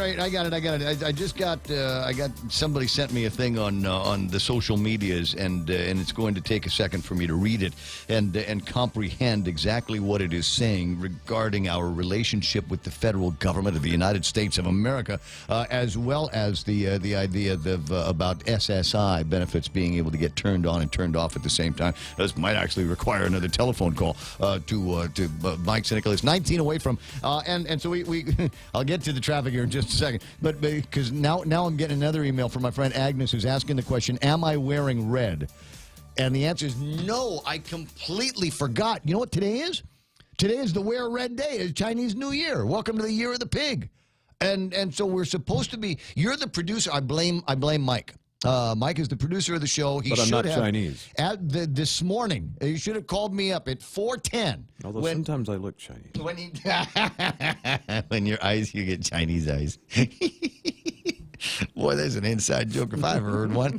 There's a Cheech and Chong riff on that. Sorry, I've been distracted yet again. So, happy Chinese New Year to you. It is the year of the pig. And if you are born in the year... I almost blurted out someone's name. You'll have to be more careful, Michael. Chinese horoscope for the pig. If you were born in the year of the pig, a couple of things here. This is going to be a tricky year for you. Overall, out of 5 stars, this is going to be a 2.5-star year.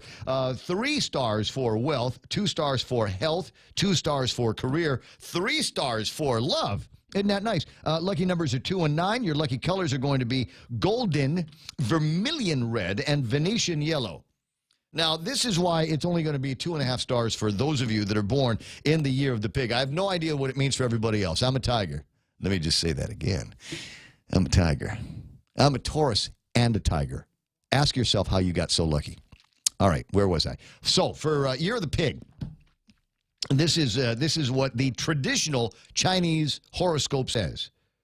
The year of the Earth Pig, Jihai, you people under the pig sign will be in Ben Ming Yan, animal year, conflicting Tai Shui. Since the earthly branch, Hai, of pig punishes that of Tai Su, you will also torture Tai Su. You will be causing hurt. Both conflicting and torturing mean clash with Tai Sui, which will cause disaster. In addition, the impact of several inauspicious stars will make your overall luck even worse. During the year of conflicting Tai Sui means limitation and obstacle. You pigs will have unstable fortune, feel perturbed, and encounter setbacks and unexpected troubles, thus lose confidence and get world weary. There's got to be a happy ending. I do not know of one pig that wanted to hear you read all of that like that. Torturing, that's why I wanted the Chinese music. I was looking for Chinese music earlier. Torturing Tai Sui means injury and conflict and indicates you will face more competitions in career, quarrels with others in interpersonal communications, suffer financial losses, get injured accidentally, and feel exhausted mentally and physically. Okay, maybe the next sentence will have something happy in it.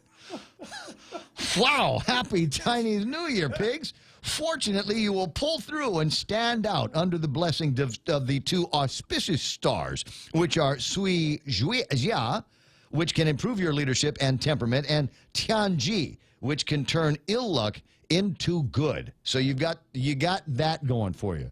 So that it's gonna be a tricky, troublesome, perturbing year, but because of Shui Jia and Tianji. Bless you. I learned how to talk from Kung Fu movies. That's why your mouth is still moving even after you stopped. It won't be so bad. 8:45 in the morning, 888-255-888-TALK. Speaking of lucky, were you lucky enough not to have been drinking and then try to get on the road after watching the Super Bowl? I went to a place last night.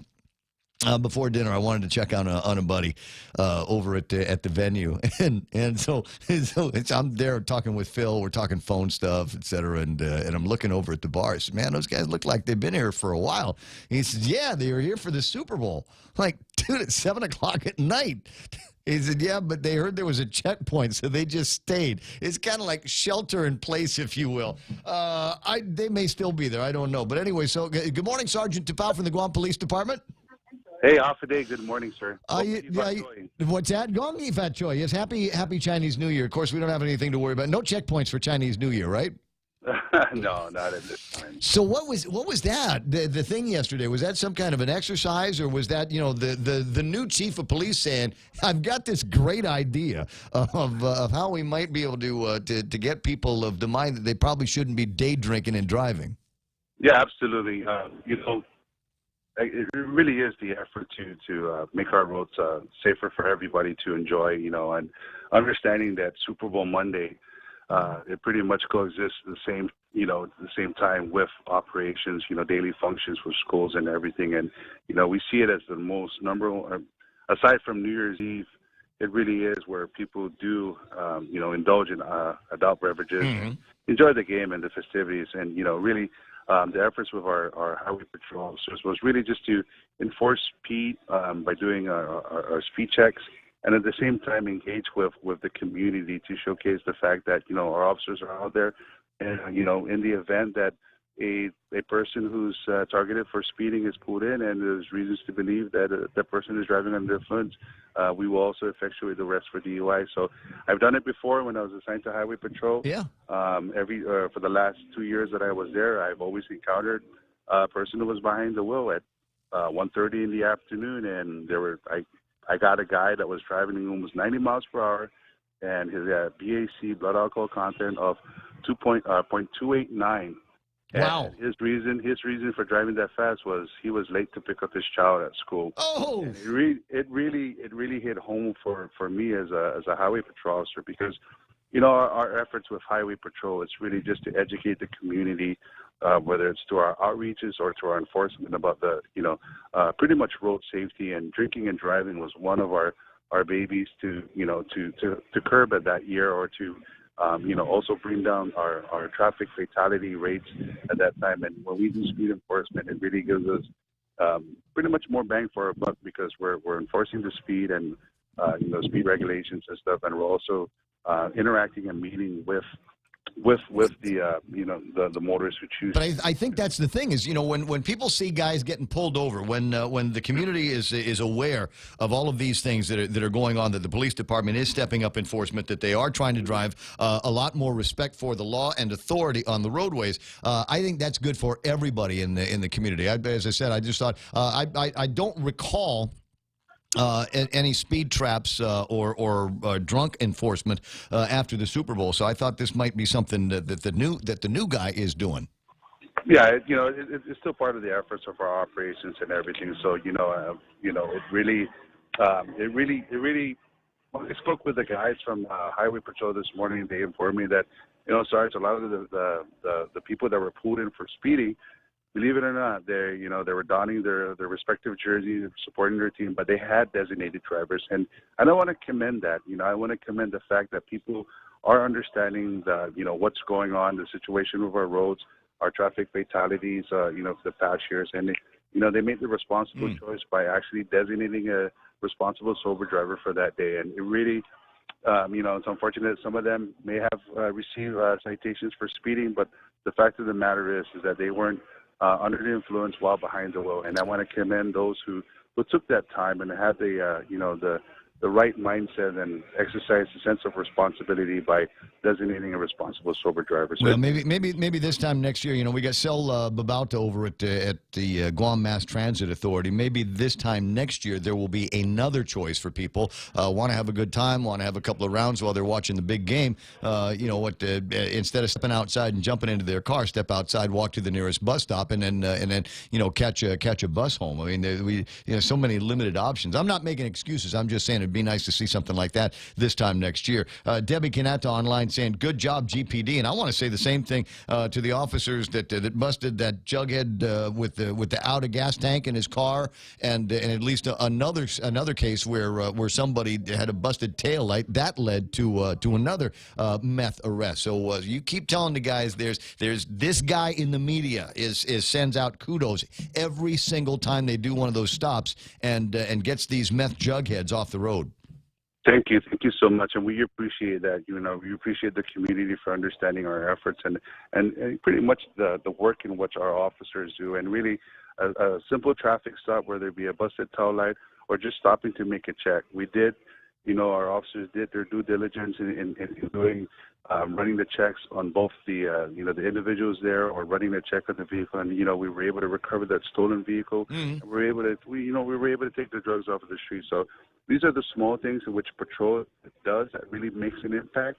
These are some of the things that patrol does that really can help magnify our efforts in reducing the use of crystal meth, or really spreading awareness throughout the community. So a lot of credit does go to our patrol officers, and thank you again for the support. Not a problem. A question that has come up a couple of times. It looks like, Sarge, that this recreational marijuana bill has got legs. I got a feeling that after public hearings and after voting on it at the legislature, there will be a bill that gets sent to the governor's office, and she's already indicated that unless we are in some kind of clear violations of our own laws around here, she's probably going to end up signing off on it. And so I'm wondering, last time you and I talked about this kind of thing and being able to detect drug driving on the roads, you had brought in some people. The police department was working with some people that were doing training specifically so that police officers would be able to detect other than alcohol impaired driving. Is there more on that? Because I just got a feeling that you guys will be pressed. Highway guys are going to be pressed a little bit more into determining whether somebody is drunk because they were drinking too much, or whether they're buzzing because they smoke marijuana. Yeah, you're absolutely correct. We brought in a team from Gilbert, Arizona, in partnership with our partners with our local Office of Highway Safety, the partnership with the Arizona Governor's Office, and of course Gilbert, Arizona. And they brought in their instructors to train our officers here, both local and federal law enforcement side, in the basic A-Ride, detection of drugs or alcohol or drugs, and or for impaired driving. So we have a whole slew of instructors that are ready and available in the event anything should pass and stuff. So our officers are equipped with the knowledge and the information and how to detect those that are under the influence of drugs or under the influence of alcohol. So we're taking a step forward, by actually taking a proactive stance and identify people who choose to operate their vehicle while under the influence of crystal methamphetamine. Right. We're starting to see an increase in abuse in prescription drugs. We're starting to see, the bill move forward for the recreational use. So, we are taking also in stride with our efforts and where we can actually provide the training and the information for our officers, both on patrol and, of course, our specialized unit, in just the simple detection, understanding the different physicality and everything that it does, and how a person operates the vehicle and what to look forward to. So, this is great for our officers as they receive more training. We are sending a team out to Arizona for a 2-week, advanced training. So they're going to bring back that knowledge, and they're going to share that knowledge with our officers. And again, we work. Did they tell you what some of? Sorry, Paul. Did they tell you what some of that was? I mean, I'm just asking for a friend. But if I smoked a joint, and what was it? What would police officers be trying to? How would they test to know that I'd smoked marijuana? So they do a whole slew of tests, and they really, the physical test is the eyes and everything. It's not just the bloodshot, watery eyes or the telltale signs. There's actual physical tests that they do, and I don't want to really expound too much on that because of the fact that I won't practice. I won't practice it. I promise.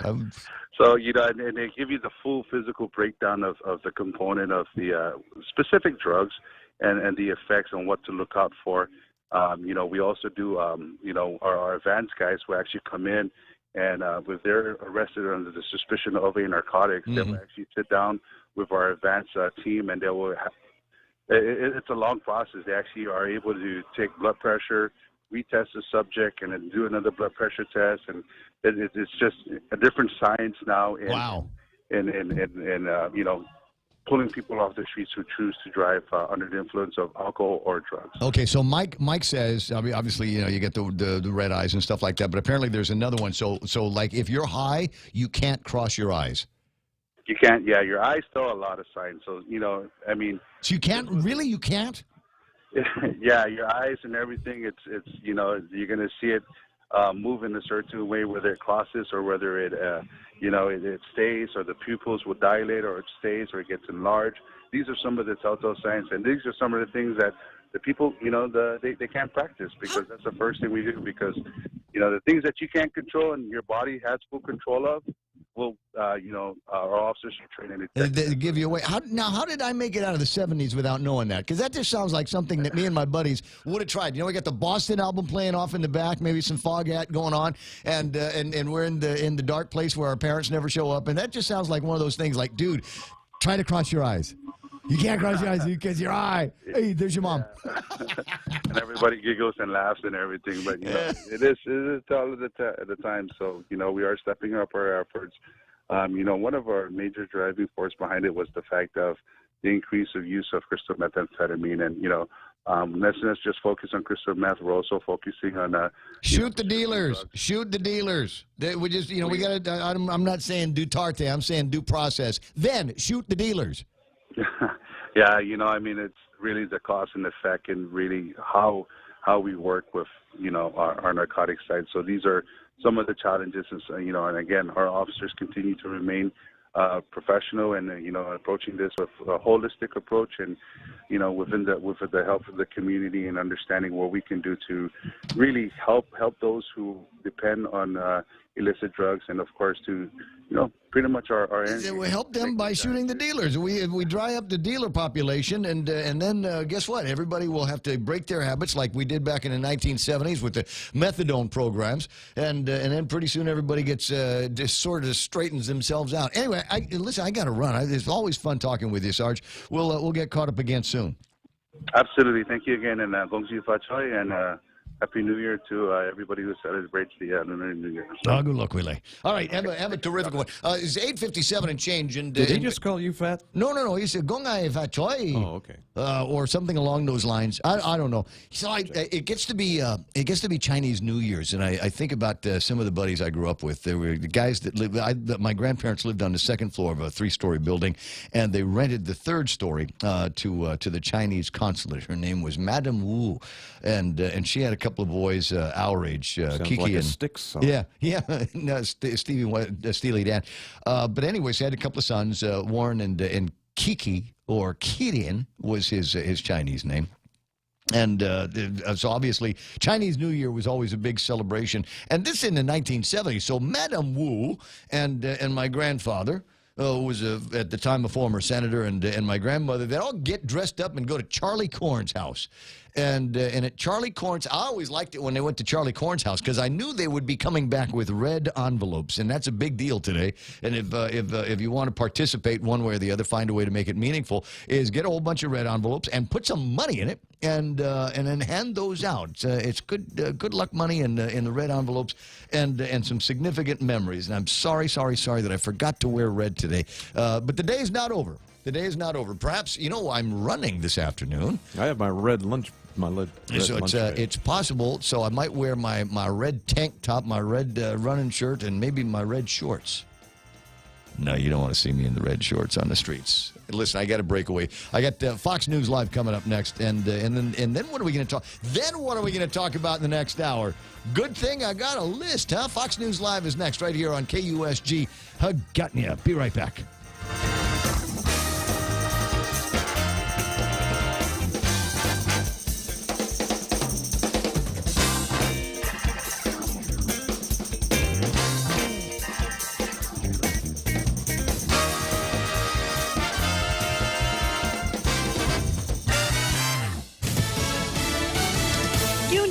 I'm Lisa Lacera, Fox News. That's the message we're expecting to hear from President Trump as he delivers the State of the Union address tomorrow night. He's expected to say this: together, we can break decades of political stalemate. We can bridge old divisions, heal old wounds, build new coalitions, forge new solutions, and unlock the extraordinary promise of America's future. The decision is ours to make. That'll mean working with the Speaker, Nancy Pelosi, who has said categorically there'll be no funding for a wall along our southern border, no matter what's happening down there. About which, well, at least to hear the president tell it, could mean announcing his intention to declare a national emergency tomorrow night.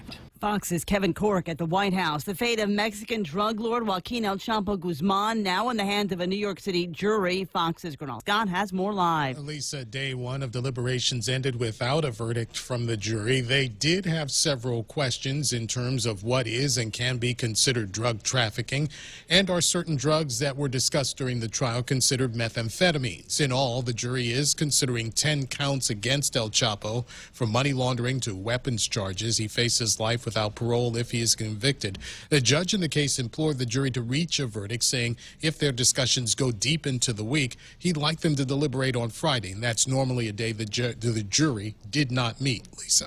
Thanks, Gernal. Wall Street stocks recovered from an early slide and finished broadly higher. The Dow added 175, the Nasdaq added 83. The S&P rose 18 points. The market had gotten off to a weak start after the government reported that factory orders fell in November, but by midday, indexes climbed higher. Last night's Super Bowl ratings, the lowest in a decade. Nielsen says 100.7 million people tuned in. This is Fox News.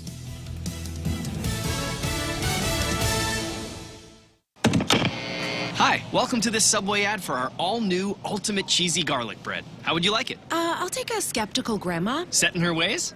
A smidge. Grandma, try this ultimate meatball marinara made with ultimate cheesy garlic bread. Melted mozzarella, Parmesan, garlic butter spread. It's just like yours. Like mine? My grandmother's recipe? Try it. You know, my grandmother's cheesy garlic bread was never all that. Subway, make it what you want. Limited time only at participating restaurants. It's important to have claims process that works for you.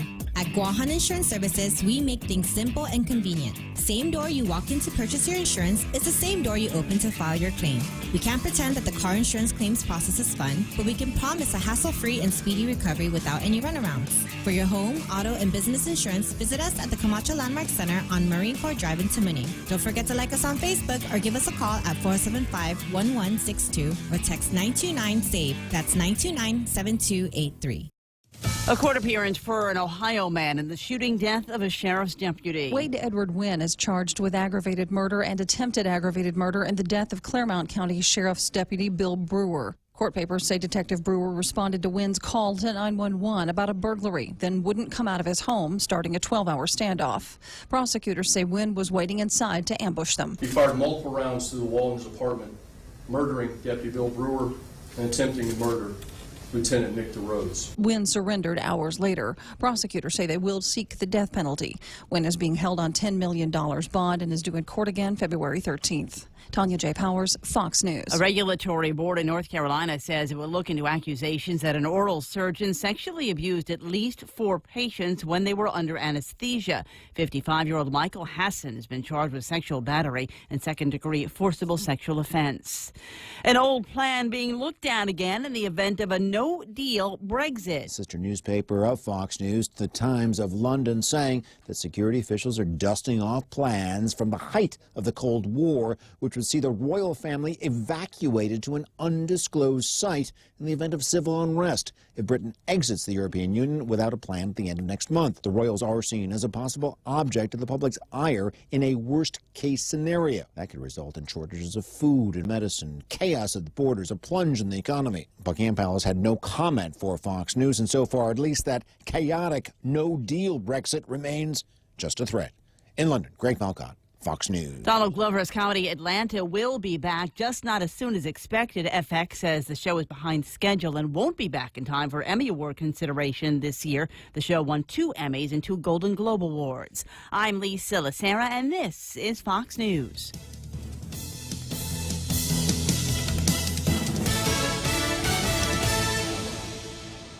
Yo, Jay, you sure you want to be washing your car right now, man? Not now, Kev. I'm watching Betsy, and she has to be spotless, girl. Clouds are coming in fast. It looks fine to me. Look again. It looks fine, Kevin. It looks fine. You know what makes more sense than Guam's weather? Using your Bank of Guam credit card at any Shell station to save 6% on gas purchases. Call, click, or visit for more details. Make more sense. Bank of Guam, the People's Bank. Member FDIC. Terms and conditions apply. Do you know someone who has difficulty following conversation in noisy places or turns up the TV a little too loud? These may be signs of a hearing loss. Ross Hearing Aids specializes in hearing evaluations, custom-fit hearing aids using the latest in wireless digital technology, and custom-fit hearing protectors. Call Ross Hearing Aids today to schedule a complimentary hearing consultation. 637-HEAR, 637-HEAR. Ross Hearing Aids, located across Shirley's in Harmon. What happened here? It's 5 after 9, 6 after 9 now in the morning portions of the program, brought to you by my friends over at Cold Stone. And they want you to dream in pink. Pink strawberry ice cream with dreamy cheesecake bites. Strawberry puree on moist red velvet cake. This is a Valentine's Day cake that will lead you to your Valentine's night cake, if you will. Order today. Reservations are limited. You're going to want to get one of these for each one of your girlfriends, right? And you're going to love the price, too. Dreamin' in Pink. It's new from Cold Stone Creamery with their super premium ice cream that they make fresh every day. At Guam Regional Medical City, it is our mission to become the island's premier choice for specialty care, like cardiology, pulmonology, neurosciences, orthopedics, oncology services, and more. We aim to protect our island from heart attacks, strokes, cancer, and diabetic complications. But should you suffer from such diseases, we're ready with world-class options, both inpatient and outpatient. For more information, visit us at grmc.gu. It's Ray Gibson Show, brought to you by American President Lines. APL is shipping the future. The guys over at Guam Regional Medical City, the first choice for all of your specialty care needs. And, of course, my friends at Micronesia Renewable Energy, who are supposed to be here tomorrow, but they're going to Saipan instead because it's more fun. Imagine. But never been a better time to go solar. Real Talk Radio is back. The Ray Gibson Show. Morning talk that matters. Call now. 888-TALK. That's 888-8255. I'm standing up now because eventually my stupid Apple Watch is going to tell me to stand. I like that. It's one of those things where technology is trying to make you healthier. Stop looking at the screens, but look at the screen so I can tell you to stop looking at the screen. I just can't understand where the thinking is, but that's the thing. It's every once in a while, if I've been sitting down too long, 4-hour radio show, I'll get a note that says stand. And if I stand, it'll give me a little credit here on this I don't know, fitness gizmo that it's got. So that's cool. And every once in a while, also tell me to breathe. Like I have to remember to breathe. I'm working on it, though. I don't know how to turn that feature off. But eventually, maybe I will. Because I figure I'm a decent enough steward with my own health. Also, I'm bragging about this, and I'm going to be bragging about it for days. I'm no longer a Docomo Apple guy. I have been, and people that know me know that I've been running around with a couple of phones lately, mostly because I can't figure out how to get my WhatsApp from the Samsung into the Apple. And then I ran into some friends over at GTA, and they said, hey, Ray, have you thought about the Google Pixel? And I said, what the hell is that? And like, how do you not know, Mr. Technology, how do you not know that there is another phone besides the Samsung and the Apple? And I said, I don't know. But now I do. There is, and I want you to look into it. It's less expensive than the Samsungs and the Apples, by the way. And you're going to love the technology. It's Google. And they've done an outstanding job with this. And so, like, okay, does the phone work? Hello, yeah, and it works well. It's GTA, right? And you're going to go, well, what else is it? What else does it do that the Samsung doesn't do or the Apple doesn't do? And, you know, I could get mired in that conversation all day. But this is what I know people do with their phones. And it has nothing to do with picking it up and calling somebody. The majority, I think the primary use for cell phones anymore is the camera. And so Google put probably the best cameras in the front and the back of this phone. So your selfies are going to be incredible. Your sunsets are going to be incredible. Hands down. Look it up. Just Google Pixel 3, right? Google that. Google Pixel 3. Right? Total idiot here behind the microphone. Google. Stop. Just stop there right now. Dilly. But Google Pixel 3 and see what the reviews have got to say about the camera. And you'll want one too. You'll want one too, and you'll call GTA and say, "All right, who do I have to know to get one of those things that Ray Gibson was talking about on the radio?" But try to comes in a couple of different sizes. I got the big one because I got lousy eyes. 888-825-5888-TALK. I got my very close, very dear personal friend Frank Bloss Jr. on the line. We're going to talk about this latest drama now that is affecting the people that are least likely to live to see the end of it, and that is the drama over the World War II Loyalty Recognition Act, and just maybe the last possible slap in the face. We'll talk about that in a second with Frank. But I do want to go over this as well, kind of a related subject. I've sent off to Mike and Nicholas a copy of this already, but there has been a ruling in the courts. In fact, the judge was here on Guam, Judge Gelpi, and I interviewed him, and among the things that we talked about are the inequities between the federal government of the United States and some of the territories, including Guam and Puerto Rico. Juan Carlos Benitez, friend of ours. Good morning, Frank. Good morning, Ray. Sent this ruling. The court found the denial of SSI disability benefits to United States citizens in Puerto Rico is unconstitutional as a deprivation of the liberty of the person protected by the Fifth Amendment of the Constitution.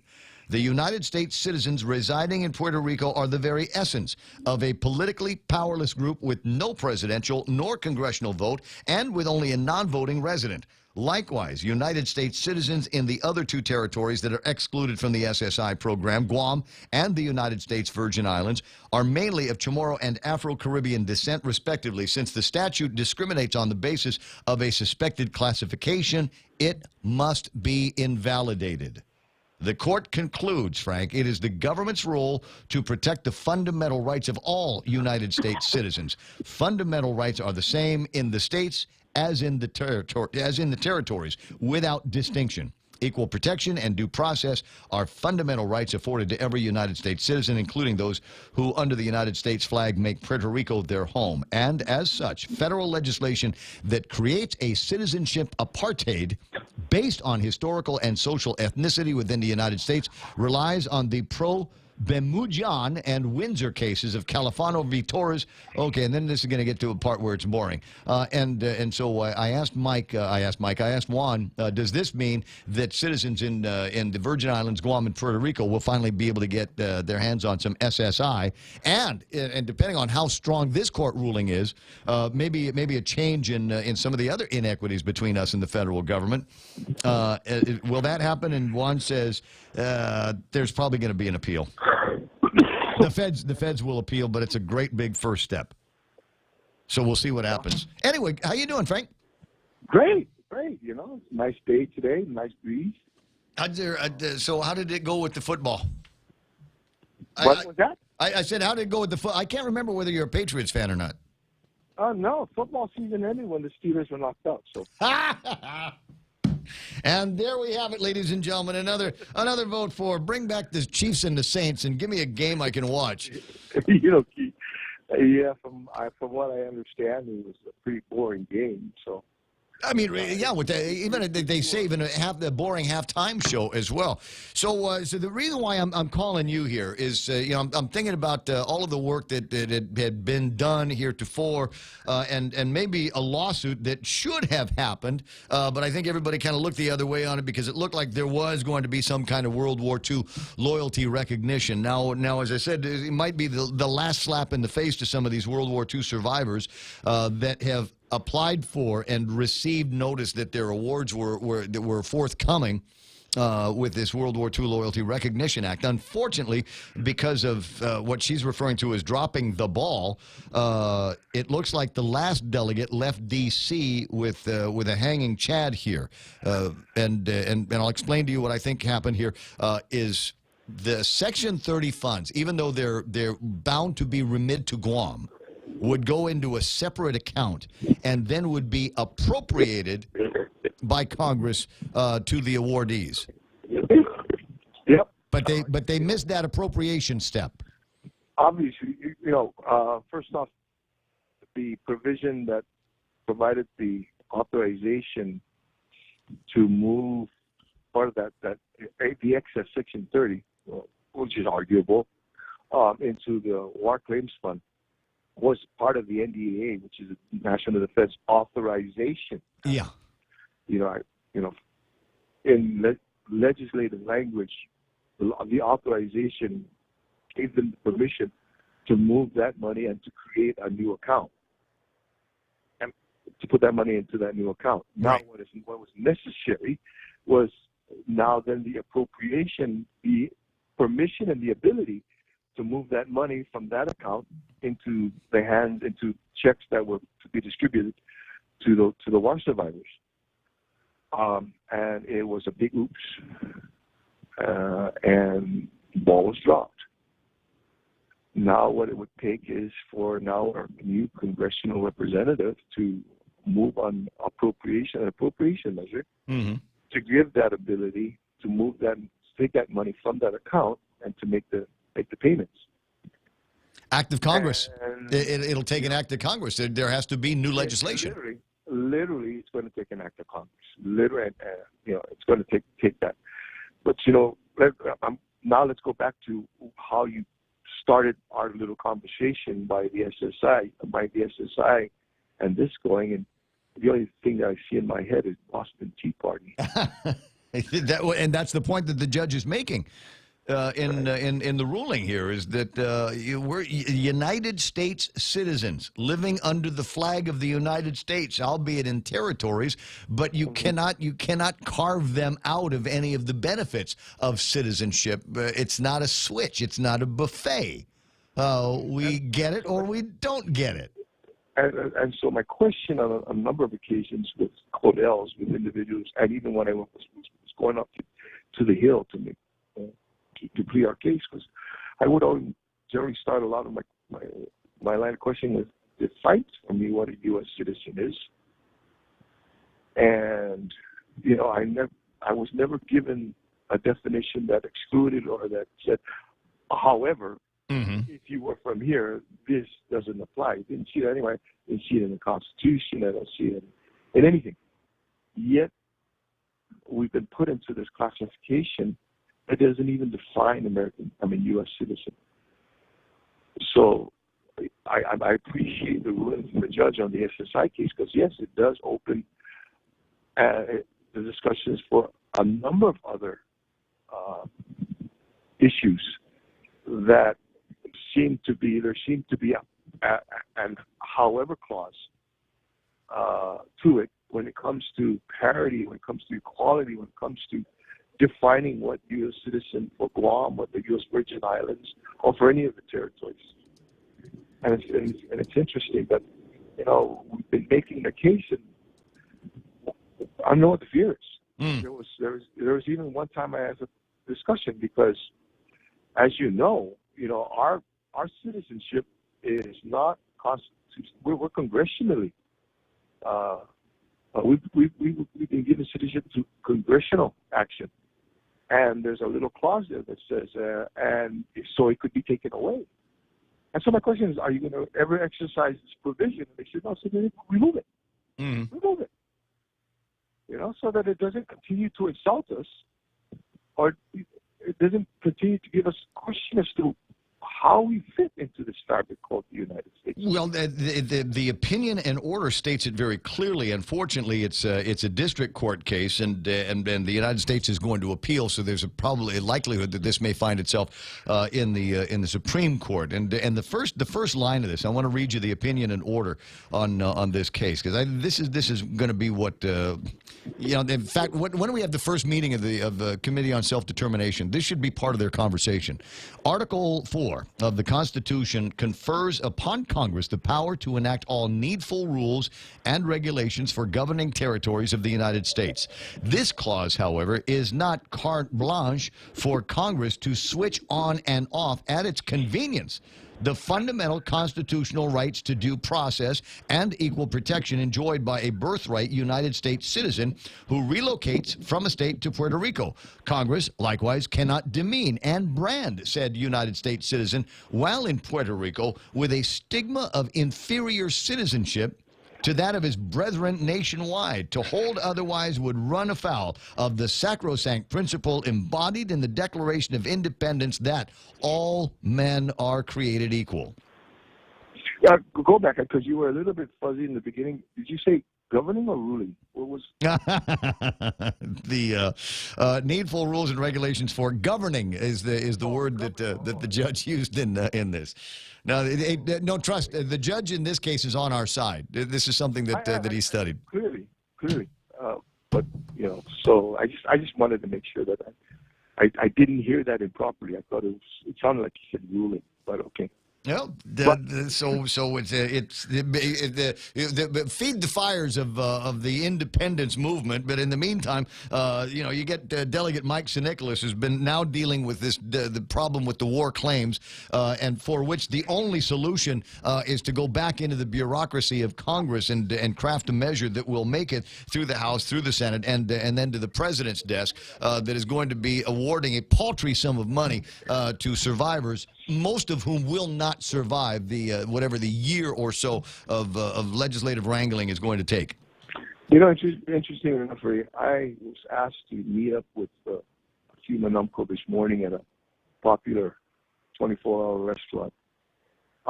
Just say King's. It's all right. No, it wasn't King's. It starts with an M. Sounds like McDonald's. Anyways. And I walked in, and just the frustration and the disgust in their face and in their voice, and giving up hope again, to the point where the alarm said, "Basta, we're never going to get it again," and it's very disheartening. It's very to the point where, gosh, I couldn't say anything. I first off, I didn't want to, for lack of a better term, throw anybody under the bus. Yep. But fact is fact. There was a misstep or if there was a failure to do something necessary so that it can move forward, and I didn't know how to console or to give them any hope other than one thing I said, let's have faith in our new congressional representative and hope he makes this be a top priority. Because while the authorization, there's the authorization to get the appropriation. There could be another argument, but please don't have that argument where it comes from right now. These people, this generation, for decades now, all of a sudden they saw a light at the end of the tunnel. Now they're just seeing how far this tunnel is to the right. Yeah, well, and there's two different lights now that are calling to them. One is this light here, and the other one is from heaven. There's Chris Barnett and I were talking about this last night. He sent me a draft of the story that he published on KUAM, and I said, this is going to be tricky for some of these Manumco. Is there a way that their estate might be able to make a claim against the award posthumously? And he says there's no estate claim if the claim is not adjudicated yet. So I guess there's the ones that maybe are getting an award might be able to make some kind of a claim against the estate down the road. The survivors of the survivors. But if there's been no award yet, then maybe there's not. They might be, and I guess the point of the question is to try to get your sense of the understanding of it. Is it possible? Look, you're never going to get this, so it might just be something that we put in the will for the kids. But is it possible that if the survivors die before we resolve this issue, then there's nothing to put in the will for the kids? Well, no, because what they have provided is that if you were alive after December 23rd, 2016, and you had put in a claim, and here's the tricky part: is you're right, is whether or not that claim there, had been reviewed, and it says, okay, as a result of this review, this is what we found that you will be eligible with. Once you got to that point and you pass, and unfortunately you pass on, what you should have received will be then passed on to your immediate heirs. What they would have received. Okay, so there is a channel then for at least some kind of disbursements of their remuneration. That's not in line here. That's that doesn't help any for that survivor, that Manumco, that elderly individual that has already received that notification and is anticipating it. Yeah. So that it can help them continue on with the rest of their lives. It sounds kind of hopeless, but maybe, like I said, not for them anymore. It's over for them, I think, depending on how old some of these folks are. But I keep thinking about the numbers that we lose every week, and you've got relationships with these folks going back decades, and the original conversations, and many of them are old and broken, and thinking about their reward. And many of them that I've had these conversations have gone. Outstar. Yeah, they're gone. And now now for this to come to light, for this new revelation, talk about really being disheartened.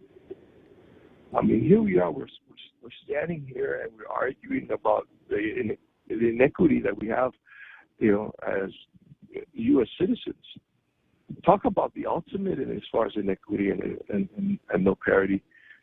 I don't know if you realize this, but the survivors of the war or the occupation of Guam are the last individuals anywhere in the world that have yet to receive not just recognition but compensation for what had happened. Yep. We're the last ones. As I said, kind of hopeless and kind of depressing because there doesn't seem to be anything to be done about it. And we go back to the new brain power over at the legislature and the new brain power over at Adelup. And my guess is that they would be throwing their hands up in the air one way or the other. Maybe there's something that the congressman might be able to do other than the legislative process. Maybe there's something that the new governor can do, working with her friends. My recommendation to them is throw something out. Let it be rejected. At least throw something out there. Ask the Department of Interior. Interior's got discretionary funds. Your chances of getting something is better than not asking and getting nothing. Well, higher pay grade than mine, but it'll be interesting to see how the administration lines up on this. It is not just something that Congresswoman Bradallo is owning up to and saying, look, we dropped the ball at the end of the term last year, and now it's Mike's to take over. There needs to be more than that. This is right up there with the cockfighting and the EITC and all of the other issues that we seem to be having. H-2Bs, right? Mm-hmm. Amongst others. All right, buddy. Listen, I want to give you an opportunity. I knew you were going to vent. I knew you needed a vehicle to vent on this. That's why I called. So. No, you just use me as an excuse and a mouthpiece to vent for you. Well, yeah, vent for me too. But I don't have any skin in the game. But look, you and I are the same. Virtually everybody that raised us is dead. So it's not like there's anything that's going to be coming back from me. I just think that it is again the last of the insults to these war survivors, many of whom were confident when they went to the University of Guam and sat down with those kids and told their stories again. Were confident that maybe this time. And even if it's with our own Section 30 money, por favor, it's finally getting the recognition, and it's gone. And I think I need to correct you. We do have skin in the game, you and I. It is for the respect, the recognition and the dignity of our people. I don't need the federal government to tell me to respect my parents and grandparents. So you and I may disagree on that. No. I'm not talking about them. I mean the entire generation. I don't need the federal government for me to recognize what it was that they went through and the tragedies and the sacrifices and that kind of thing. Yeah. I'm aware of it, and the World War II Loyalty Recognition Act, in my mind and in their memory, is a wonderful thing. But in my mind and in their memory, those were fantastic people, even without the federal government. Well, it's like Barry Bonds in his home run record. There's an asterisk right next to it. I think that's what we might have to live with. We'll see what as I said, the new brain power is going to say about that. Darryl, I'll talk to you pretty soon. You owe me a beer. You take care. Oh, of course. Okay. Take care, bud. Yes, 9:30 in the morning. Happy birthday to my classmate Ed Untalan. Well, not Ed Untalan. Ed Ujoa while I'm thinking about it now. Bottom of the hour, that's iConnect time. Swing by the nearest iConnect and enjoy the company of the people that work in the iConnect and ask them questions about telecommunications. Say, I heard about push to talk. Heard about push-to-talk. In fact, I was talking with a lady last night, raving about it. Her mom's a big push-to-talk fan, and so her mom's got it at her place of work, and said, "This is so good at work. Got a whole bunch for the kids." So they're like a push-to-talk family. You can do the same thing and be surprised at the prices. Check it out today at iConnectGuam.com. Security Title is honored to sponsor Ray Gibson on The Point. In 2019, we resolved to continue our mission of protecting and ensuring the land and homes of our beautiful island. Additionally, we resolved to maintain our vital connection to our families and our community. Protehi Itanotmo, protect your land. When it comes to your family land, remember to call the professionals at Security Title, just like you call Ray Gibson in the morning. One of the key topics in human resources circles is how to deal with bullying in the workplace. It's a very real issue, and frankly, most people don't have a clear understanding of it. I'm Jerry Roberts, and at 7:20 a.m. on The Ray Gibson Show, let's see if we can add some clarity to the subject. You can find daily transcripts of The Extra Point at GuamTraining.com. Tune in every weekday morning at 7:20 for The Extra Point with Jerry Roberts, brought to you by Guahan Insurance Services and First Hawaiian Bank on 93.3 The Point.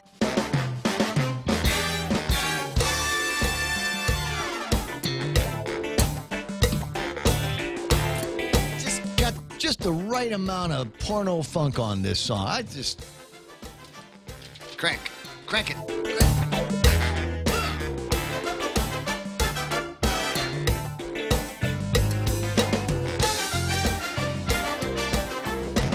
So let's see. What time is it now? 9:32. 888-8255-888-TALK is the telephone number. You want to yak about some stuff. Trust me, there's still plenty more in the pile of yak topics that I've got. We barely scratched the surface on anything. We spent obviously a lot of time on the big story, and the big story is how the survivors of the occupation of the Second World War, once again, this last indignity here, and in many cases, as I say, they drop in staggering numbers here. So it's possible that by the time this is all done, the list of rewardees are going to get unbelievably small. There's that. We've also spent some time talking about marijuana, because it's coming, is going to happen. And it's going to happen faster and easier and better probably than the gizmo on medicinal marijuana. And I figured that might end up being the case. I figured that might end up being how things worked out for us. Was we'd go through this process on medicinal marijuana, and that would lead to a certain almost tolerance, if you will, of the topic of recreational marijuana. What I was not counting on was that it was going to take so long to get to a point where we were doing anything with medicinal marijuana. That legislation's been out there, voted on, and a part of our legal landscape now for years. And we're just now getting to a point where we got dudes that can go see a doctor, get a recommendation, and then go to public health and fill out the applications and really a surprisingly small number of forms in order to allow themselves to be able to cultivate or have somebody cultivate on their behalf marijuana. That then you can smoke it. And then you can feel better about whatever it is that ails you, whatever it is on that list of maladies that you get that will prompt the doctor to give you that recommendation. All right, groovy. But it took forever to get there. And so I'm looking down the timeline of things with this new legislation. And depending on how quickly they move in this 34th legislature, it's always hard in the first term, right? It's already in the first quarter of the legislature's existence. So many, especially with so many new people, right? But there'll eventually be a public hearing on Clint Bridgel's bill, and then there's going to be endless voting. And watch out! This will be fun to watch. Watch out when it gets to be time for the conversations on the floor of the legislature. Watch for the virtue signaling. It's going to be fun. There's going to be certain members of the legislature that will clearly be doing all kinds of virtual signaling and cause for justice with marijuana. Of course, there might also be a couple of guys that show up with like Rastaman beanies and dreadlock wigs and stoner glasses. Where can I find that? That would be so cool to show up at the public hearing, and just be. Who are you? I decided, Yaman, I'm Rasta Rayman. And just go in there. I'll put on my white robe. I'll go. Oh, what do they call them? Dashikis? Yeah. Can I do that? Like a white flowing dashiki with reggae Rastaman wig and the hippie headband and all of that. Yeah. That's going to be so cool. Anyway, so I'd go in now. One of the things that, and I'll be very serious here. This is the time to be serious in the conversation, right? Because you don't want to get stoned and drive. We don't want people that are driving gas trucks or school buses or big delivery things. We don't want them getting stoned and drive. So I think it's important. And the rules don't really change on that. I mean, if you're in a business now where you're drug testing your employees to make sure that they're not high while they're driving around the vehicle with your logo on the back of it and your phone number on the front of it, you'd still be able to do that. And you can have your no tolerance policies for marijuana, just like you've got no tolerance policies for employees driving drunk, right? Same difference. But so I want to be clear there. But the other part of it is we know that the police department, we know that the cops will also be doing that. We talked with Paul Tapau in the last hour, and he indicated, we got guys that have gone through training to be able to spot individuals that are drunk or driving while under the influence of marijuana. Because there's apparently things that you cannot do when you're high. And I don't know this for fact.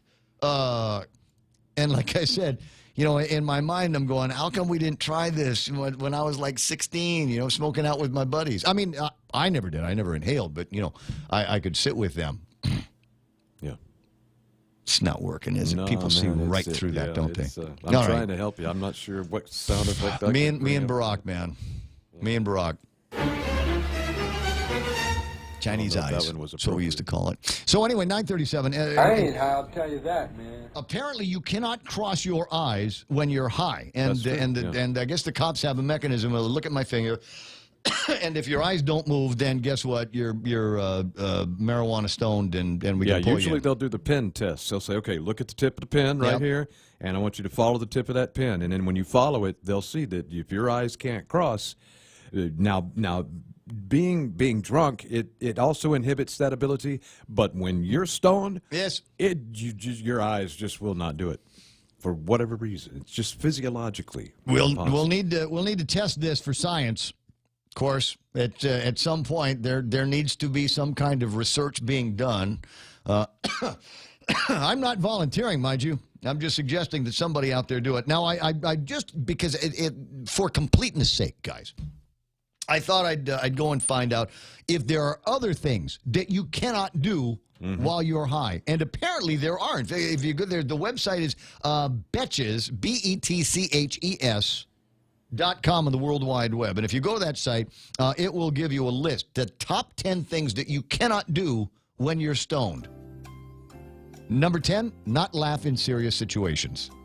That's true, yeah. Not recommended that you smoke and go to a funeral. Yeah. Never. You cannot converse with anyone outside of your immediate social circle, i.e. anybody that you went to school with, any of the teachers that you went to school with, and when you smoke, you're going to meet somebody. Hey, Mr. Forbes. Wow, how about that? And they suggest that you do not, don't make eye contact. Navigate store aisles and corridors. Narrow passageways.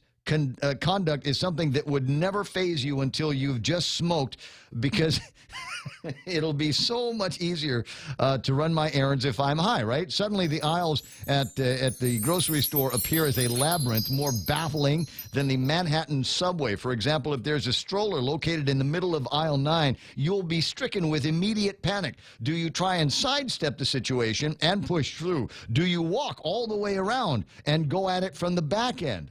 How long have I been standing here trying to make this decision? And then even more distracting are the multitude of packages of wonderfully It's all colorful here. Treats. Parallel parking is apparently off the list of things that you can do when you're high. One-on-one appointments are going to be impossible. They require you to be engaged, overly polite, and actually listen and respond to words coming out of somebody else's mouth.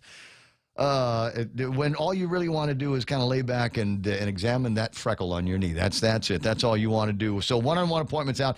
Compose a text It will literally take an hour to text a one-word response because of how easily you are distracted by anything else you are doing.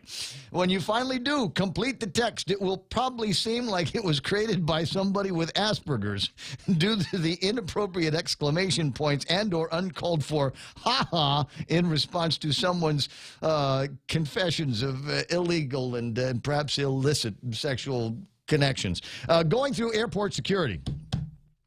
Cannot do that when you're high. Looking up something, look up anything on WebMD. They're telling you that this will cause you a complete and irreversible mental freak out. Yeah. So stay off WebMD when you're high. Set in.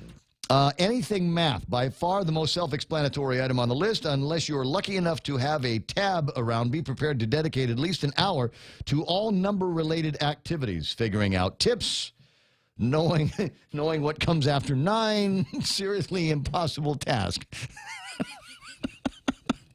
You mean there's a number after 9? And then the number one thing that you're being capable of doing if you are high, in addition to not being able to cross your eyes, is apparently making decisions is going to be difficult. Yeah. I tell you what, I don't need marijuana to have trouble there. Every once in a while, I'll just sit there and paralysis by analysis is what they say. So there it is. But I've got a feeling that this is going to be a go show, guys. We need to get used to this. It's funny because I recognize here that there are people that I'm talking to that are from exactly the same time period that I am. There are people that I'm talking to. We all come up in the late 60s, 70s, partied up into the 1980s, refused to stop partying in the 1990s, and just kind of go with the flow here into 2019 and 2020. We got more money in the bank, but we got more gray hair. And it is for a lot of people the one thing that they were able to keep from their childhood, those crazy 70s days. Now, that you know what? Why not? Now I'm starting to figure it out. Because I have very little gray hair, but I got no money. So I guess you can't have one when not have the other. Well, you'd be able to grow it yourself, Farmer Mike.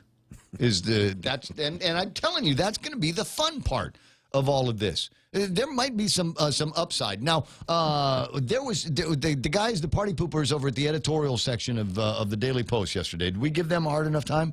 I thought we did. Oh, sure. Anyway, so the party poopers there said, but wait, we're a family destination. Remember, GVB went to the legislature and said, but we're a family destination. We legalize marijuana if we make recreational marijuana fun. If a thing here on Guam, it could ruin our reputation that we've worked so hard to create and to maintain. My God. We're out there. You don't realize what it takes to be able to pull families away from the fun that they know that they're going to have. There's a Tokyo Disneyland. There's a Hong Kong Disneyland. There are fun things to do in Korea, but they come here with their families, with their mimas and papas. And the update, I love this. The update. DeKnight said on Monday, that would be Nate DeKnight from the Visitors Bureau. DeKnight said on Monday when asked about Rigel's bill, oh, that was a year and a half ago. I ain't high, I'll tell you that, man. I don't feel nothing. No, man. I'm sorry. Yeah, when they asked me, that was a year and a half ago, and yeah, we were doing this whole family destination thing. But now, more and more jurisdictions are looking at it, he stated, adding that the newly appointed members of the GVB board may reach a different conclusion altogether. They might be of the opinion, bring those stoners on, we don't care where they're from. A lot of these guys, they're going to be coming in from countries where just the act of having marijuana paraphernalia could get you killed. Right? You come to Guam, smoke out. We have special hotels and things like that for you with really, really good air conditioning and all of that. And I've got no evidence to back it up. None whatsoever. And you're going to go, so shut up then, Ray, if you have no evidence to back it. But could it be, because honestly, I don't ever remember when we were kids growing up, hanging out and doing parties and stuff like that. I don't remember, like, guys smoking dope and then getting into fights. Oh, no, it's the anti-fight. I mean, quite literally. Yeah. If you got two dudes that are angry at each other, just toss in a jump joint. Yeah, jump joint for it, man. They'll couple puffs. Everybody will be happy. And somebody put on the electric slide. There you go. And order there will some be KFC. peace will reign in the land. You know, maybe you ought to think about this. You know, instead of dropping mice, right? They got that thing where they're dropping mice with aspirins in them to kill the snakes. Yeah. Maybe one of the things that we could do is we'll take like marijuana. We'll just drop marijuana over the Hemlani apartments. Right? There you go. Your place? And maybe just everybody just chill? Oh, man. There'd be a block party at my place. Like some cool Steely Dan music or Foghat or Boston or something like that. Just have a whole bunch of guys. It's a little more rhythmic, I think. They're just, I'm sorry, just crazy stuff going on. 9:45, and if you're wondering, is there news? I already did all the news. There's no more news. I riffed on all of the big news stories today. So now it's my turn for the small talk portion of the program here. And let me there's another story. Yeah, every once in a while, it's good to just, grab the newspaper and see what people are talking about. Food server held at knife point. Mindy Uggan, the lady that runs the Guam Daily Post, wrote this. That's how big of a story this is. Mindy wrote this. 73-year-old man arrested after he allegedly became upset over receiving the wrong food order and held a knife to the server's neck. William Wakin entered a Tumon restaurant February 1st, ordered a beer and a lobster. Mm-hmm. And I guess he was mad because it took him a while to get the food there. Hello, it's Tumon. Guy, what's up? These busy places here. You walk into a fine dining restaurant. This is not McDonald's. We're not going to serve you a lobster in 2 minutes. Yeah. Anyway. Yeah, you know what I think. He wouldn't pay. They wanted him to pay, and because he was walking out, so he holds a knife to the server's throat. He denied it happened, but everybody else saw it, and so did the surveillance footage. So, talk on you. But 73, right? I mean, we were talking about this the other day. There's a certain age at which you need to stop getting in trouble. Yeah. There's a certain age where you just got to say, screw it, whatever. I didn't like your lobster and my beer was warm. I'm never coming back here again. I'm going to post it on Facebook. And you just walk away. You don't put a knife at somebody's throat. No, but if you get caught trying to skip the check, then you might. Still. All right. Now, see, every once in a while, it takes, I've got to remind myself. There is an item on my table of contents, 947. Those of you in Tamuning, listen carefully. Those of you in the Tamuning area, listen carefully. Jess Garcia, acting director of the Department of Public Works, is doing something. This is going to affect you. They've put out an invitation for bid, and what this is a bid to repair the pavement, mill, and overlay of about 1.4 miles of Route 14 from just south of Route 1 to the Archbishop Felix Berto Flores Circle. The area that we're talking about is, I believe, over by the ITC building, that intersection. In fact, maybe all the way back to the carpet store, right? All the way back to the carpet store, and they're just going to clean that whole roadway that goes up across the street, the ITC building intersection, and all the way up to the Archbishop Circle. There is going to be the addition of raised medians, no left turns, new curb and gutters, new sidewalk modifications to existing inlets, and new pavement markings and signage.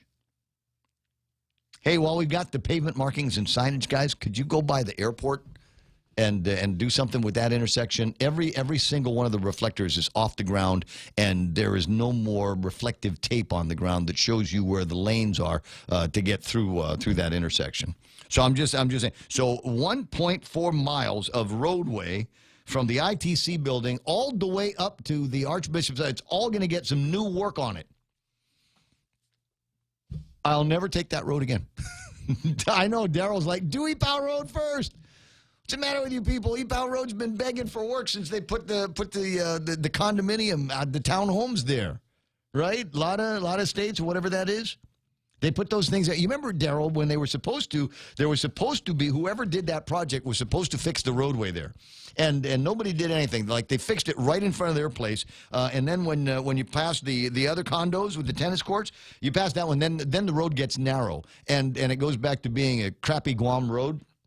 And there's one side of it that's underwater virtually all the time, just before you get to Morocco. Yeah, Ipoh Road needs to get done. The little curvy section there needs to get done as well, down by the Hilton. But I don't know, Daryl, if they've got the money to do that. So they do have access to $8 to $12 million worth of construction spend. Now, here's the dates. The issue date for the IFB is going to be the 12th of February. Pre-bid conference is going to be the 19th of February. They hope to open the bids on the 20th of March. By April, anticipated letter of intent and an anticipated notice to proceed will be in September of 2019. Well, but we need this to take a long time. We need this to be done right. Because we want to make sure that we get the right guy in there. And then they are expected to be in construction for a little over a year. A little over a year worth of construction around the ITC building, GPO. What else is up there? Cost You Less, Applebee's, IHOP. What's the name of that coffee place? The new coffee place on the second floor of the building? Herbs? No, I can't remember the name of it. There's a bakery across there. So I want to say Great National Insurance over in the area. If they're smart, because there's actually 3 squares. It's a very wide street. 3 squares is there. Yeah. Yeah. Well, they might be able to do that, but I don't know how they're going to get it done. Whether they're going to screw people on one side of the street first and then screw people on the other side of the street. That may be the only way they can do it. Is like do it on one half and just completely close down one half of the road. Do that part and then just flip it and do it, and that actually would be practical. The church, he says. Daryl's going, yes, remind me, thank you very much. Yeah. St. Anthony's School is there, right? Tamuning Elementary is there. LBJ Elementary is there, right? Right there in that whole place. It's going to be a nightmare. Don't forget about bingo at the track. What are we talking about? Mark says back way behind Lone Star? So you think it's gonna roll that far back? I don't know. The work. Look, the work needs to get done. Believe it, the work absolutely needs to get done in that area. I'm just saying that there are going to be places I'm not going to be able to get to. I don't have that kind of patience. I'm a white knuckle driver most of the time anyway. There are parts of like Route 16 from about where, let me see, Go Play, that whole area, Go Play up to the Micronesia Mall. I have a hard time driving there because I fume, because I know I'm not the best driver in the world, but it just feels like there are people there that they're just suck at driving and they don't get any better and they don't care and there's no enforcement. So I try not to go through there because it just makes me mad. And I'm getting that same feeling about there's going to be, while they're doing the construction, King's on one side, Shell gas station on the other side, Pick and Nail Road over there. We've got 2 or 3 entrances into the whole Gibson's GPO compound, and everybody trying to get on and off that road at the same time, right? That's one of those places. It's like bumper cars there on some days, and it's like that now. What's it going to be like when the construction starts yonder up in September? So I'm just saying, this is going to be an interesting time for those of you that live in the Tamuning area, which means do all of your business elsewhere. Can I give you a place? No shortcut to GPO, and yeah, I see what you're saying. We need to do the shortcuts. People will learn. There's a way that you can get from behind GPO out to Fahrenholt, out to Carlos Camacho, and I don't know it. I used to know it, and then somebody built an apartment building there, and it screwed up my my internal map mechanism, and I can't find the way out anymore. So I don't even bother going through that. But it will be like when they did the construction at 8, 10, and 16. All of a sudden, everybody was an expert at Leeds and Cañada and that whole back area. So we'll see the same thing happen with what we used to call Little Manila in that section of Tamuning, over by where Mikey lives. Okay, but no, just wait first. We got time. What is it? 9:54. Okay, fine. I'll take the quick break and then I'll come back and I will tell you about the magical place in Tamuning called Northgate. Break. Bundle your savings with your loved ones this Valentine's season. Receive 20% off when you purchase 2 or more complete pairs of prescription eyeglasses at FHP Vision Center. With a wide selection of stylish and quality brand name frames for men and women, you and your sweetheart will fall in love with the right pair. Treat yourselves to a new pair of eyeglasses this Valentine's. Offer ends February 28. Conditions apply. Call 646-5825 for more details. FHP Vision Center. Our island, your clinic. Attention homeowners. MRE Solar Energy Systems now come with battery storage for zero money down. This means that your home will have power even when the island power isn't available, like during power outages or during and after storms. The inconvenience of not having power for your home is a thing of the past. It's solar with battery storage exclusively by Micronesia Renewable Energy. Don't be left in the dark. Call 632-2613 for a free consultation. MRE, the smarter choice. Hi, this is Ray Gibson from The Morning Show on 93.3 The Point. And we're celebrating our one-year anniversary this February.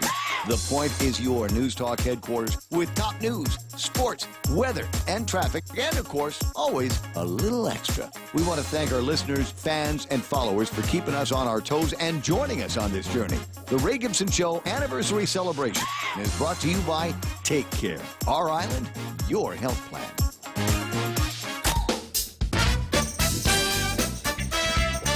I'm being implored by Ken Leon Guerrero, the other Governor Leon Guerrero. He says, please don't give away the secret GPO back roads. I'm not giving anything up. Trust me, though, people will find it. They'll leave breadcrumbs. That's what's going to happen. They're going to leave breadcrumbs, and then just follow me. I'll show you the way out. And then you go by Joe Kiyoki's old place, right? Or is it how do you do that so you get out by Onward? There's got to be a way. It's hard. I don't come out by Onward. I always come out there by the Joy Market. Okay. So on Fahrenholt, but pop on through there. You got to take. Wait. You got to take a right, then you got to take a left, then you got to take another left, and you got to take a right, and then you pop on. So the Micronesians know how to. They walk through the jungle. There's ways to get from the Onward side through like old bull cart trails, or just plain. We just made this trail and get straight back to GPO. It's not that far of a stretch in the jungle. Yeah, no, yeah. As the crow flies, it's close actually. Yeah. Mark Cruz coming in from where's he at? Mark Cruz saying he's in southern Illinois right now, where they're enjoying 55 degrees here at night. Yeah, it's cold for little Guam boys, even the ones that grow up in the shadow of Mount Santa Rosa. 9:57. And when I was growing up, I always considered a magical place called Northgate. And there was a time where that's what it was known as. Daryl Taggarty's online, and maybe he can riff on this in his program this afternoon. But there was this Northgate. It was called Northgate because it was the North Gate of what was then long time ago, I believe, NAS. And there used to be a little concrete stand there. It was a bus stop where servicemen could wait for the bus. They'd get dropped off there and then walk their way back up the base and then the old airport area. But I always thought it was just kind of magical. I always liked the name Northgate too. And for a long time, there was a Payless supermarket there, and it was the Northgate Payless. And then they shut it down. I forget what it turned into. Then it turned into like a Honda dealership or something like that. And then and nobody, there's now no reason to refer to it as Northgate anymore.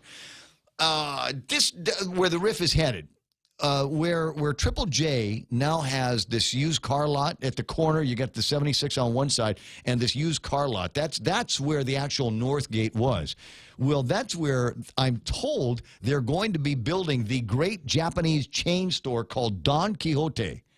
And when Don Quixote will change your life. If you haven't been to Japan, I think they've got one of these bunch of Okinawas. You got places like that. Anybody that's headed off to Osaka, there's a nice one along the river.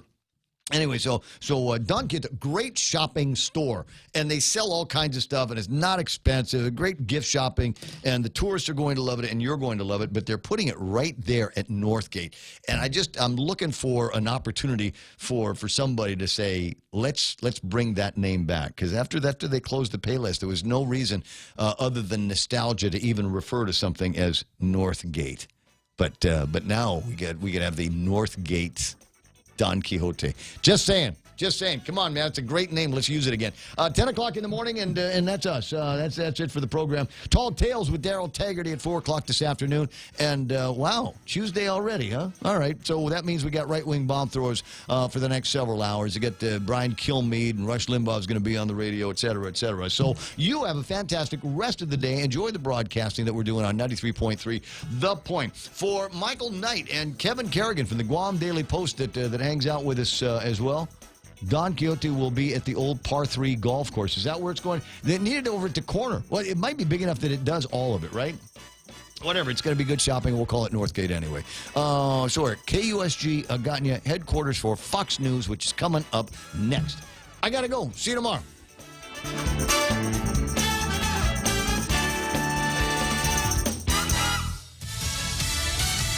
Growing calls to step down. I'm Lisa Lacera, Fox News. Virginia Governor Ralph Northam staying put so far after a racist photo from his 1984 medical school yearbook surfaced. The Democrat initially apologized, then said he wasn't in the photo. The chair of the Congressional Black Caucus, Karen Bass, told NBC Northam must go. He is not honest. He's disingenuous.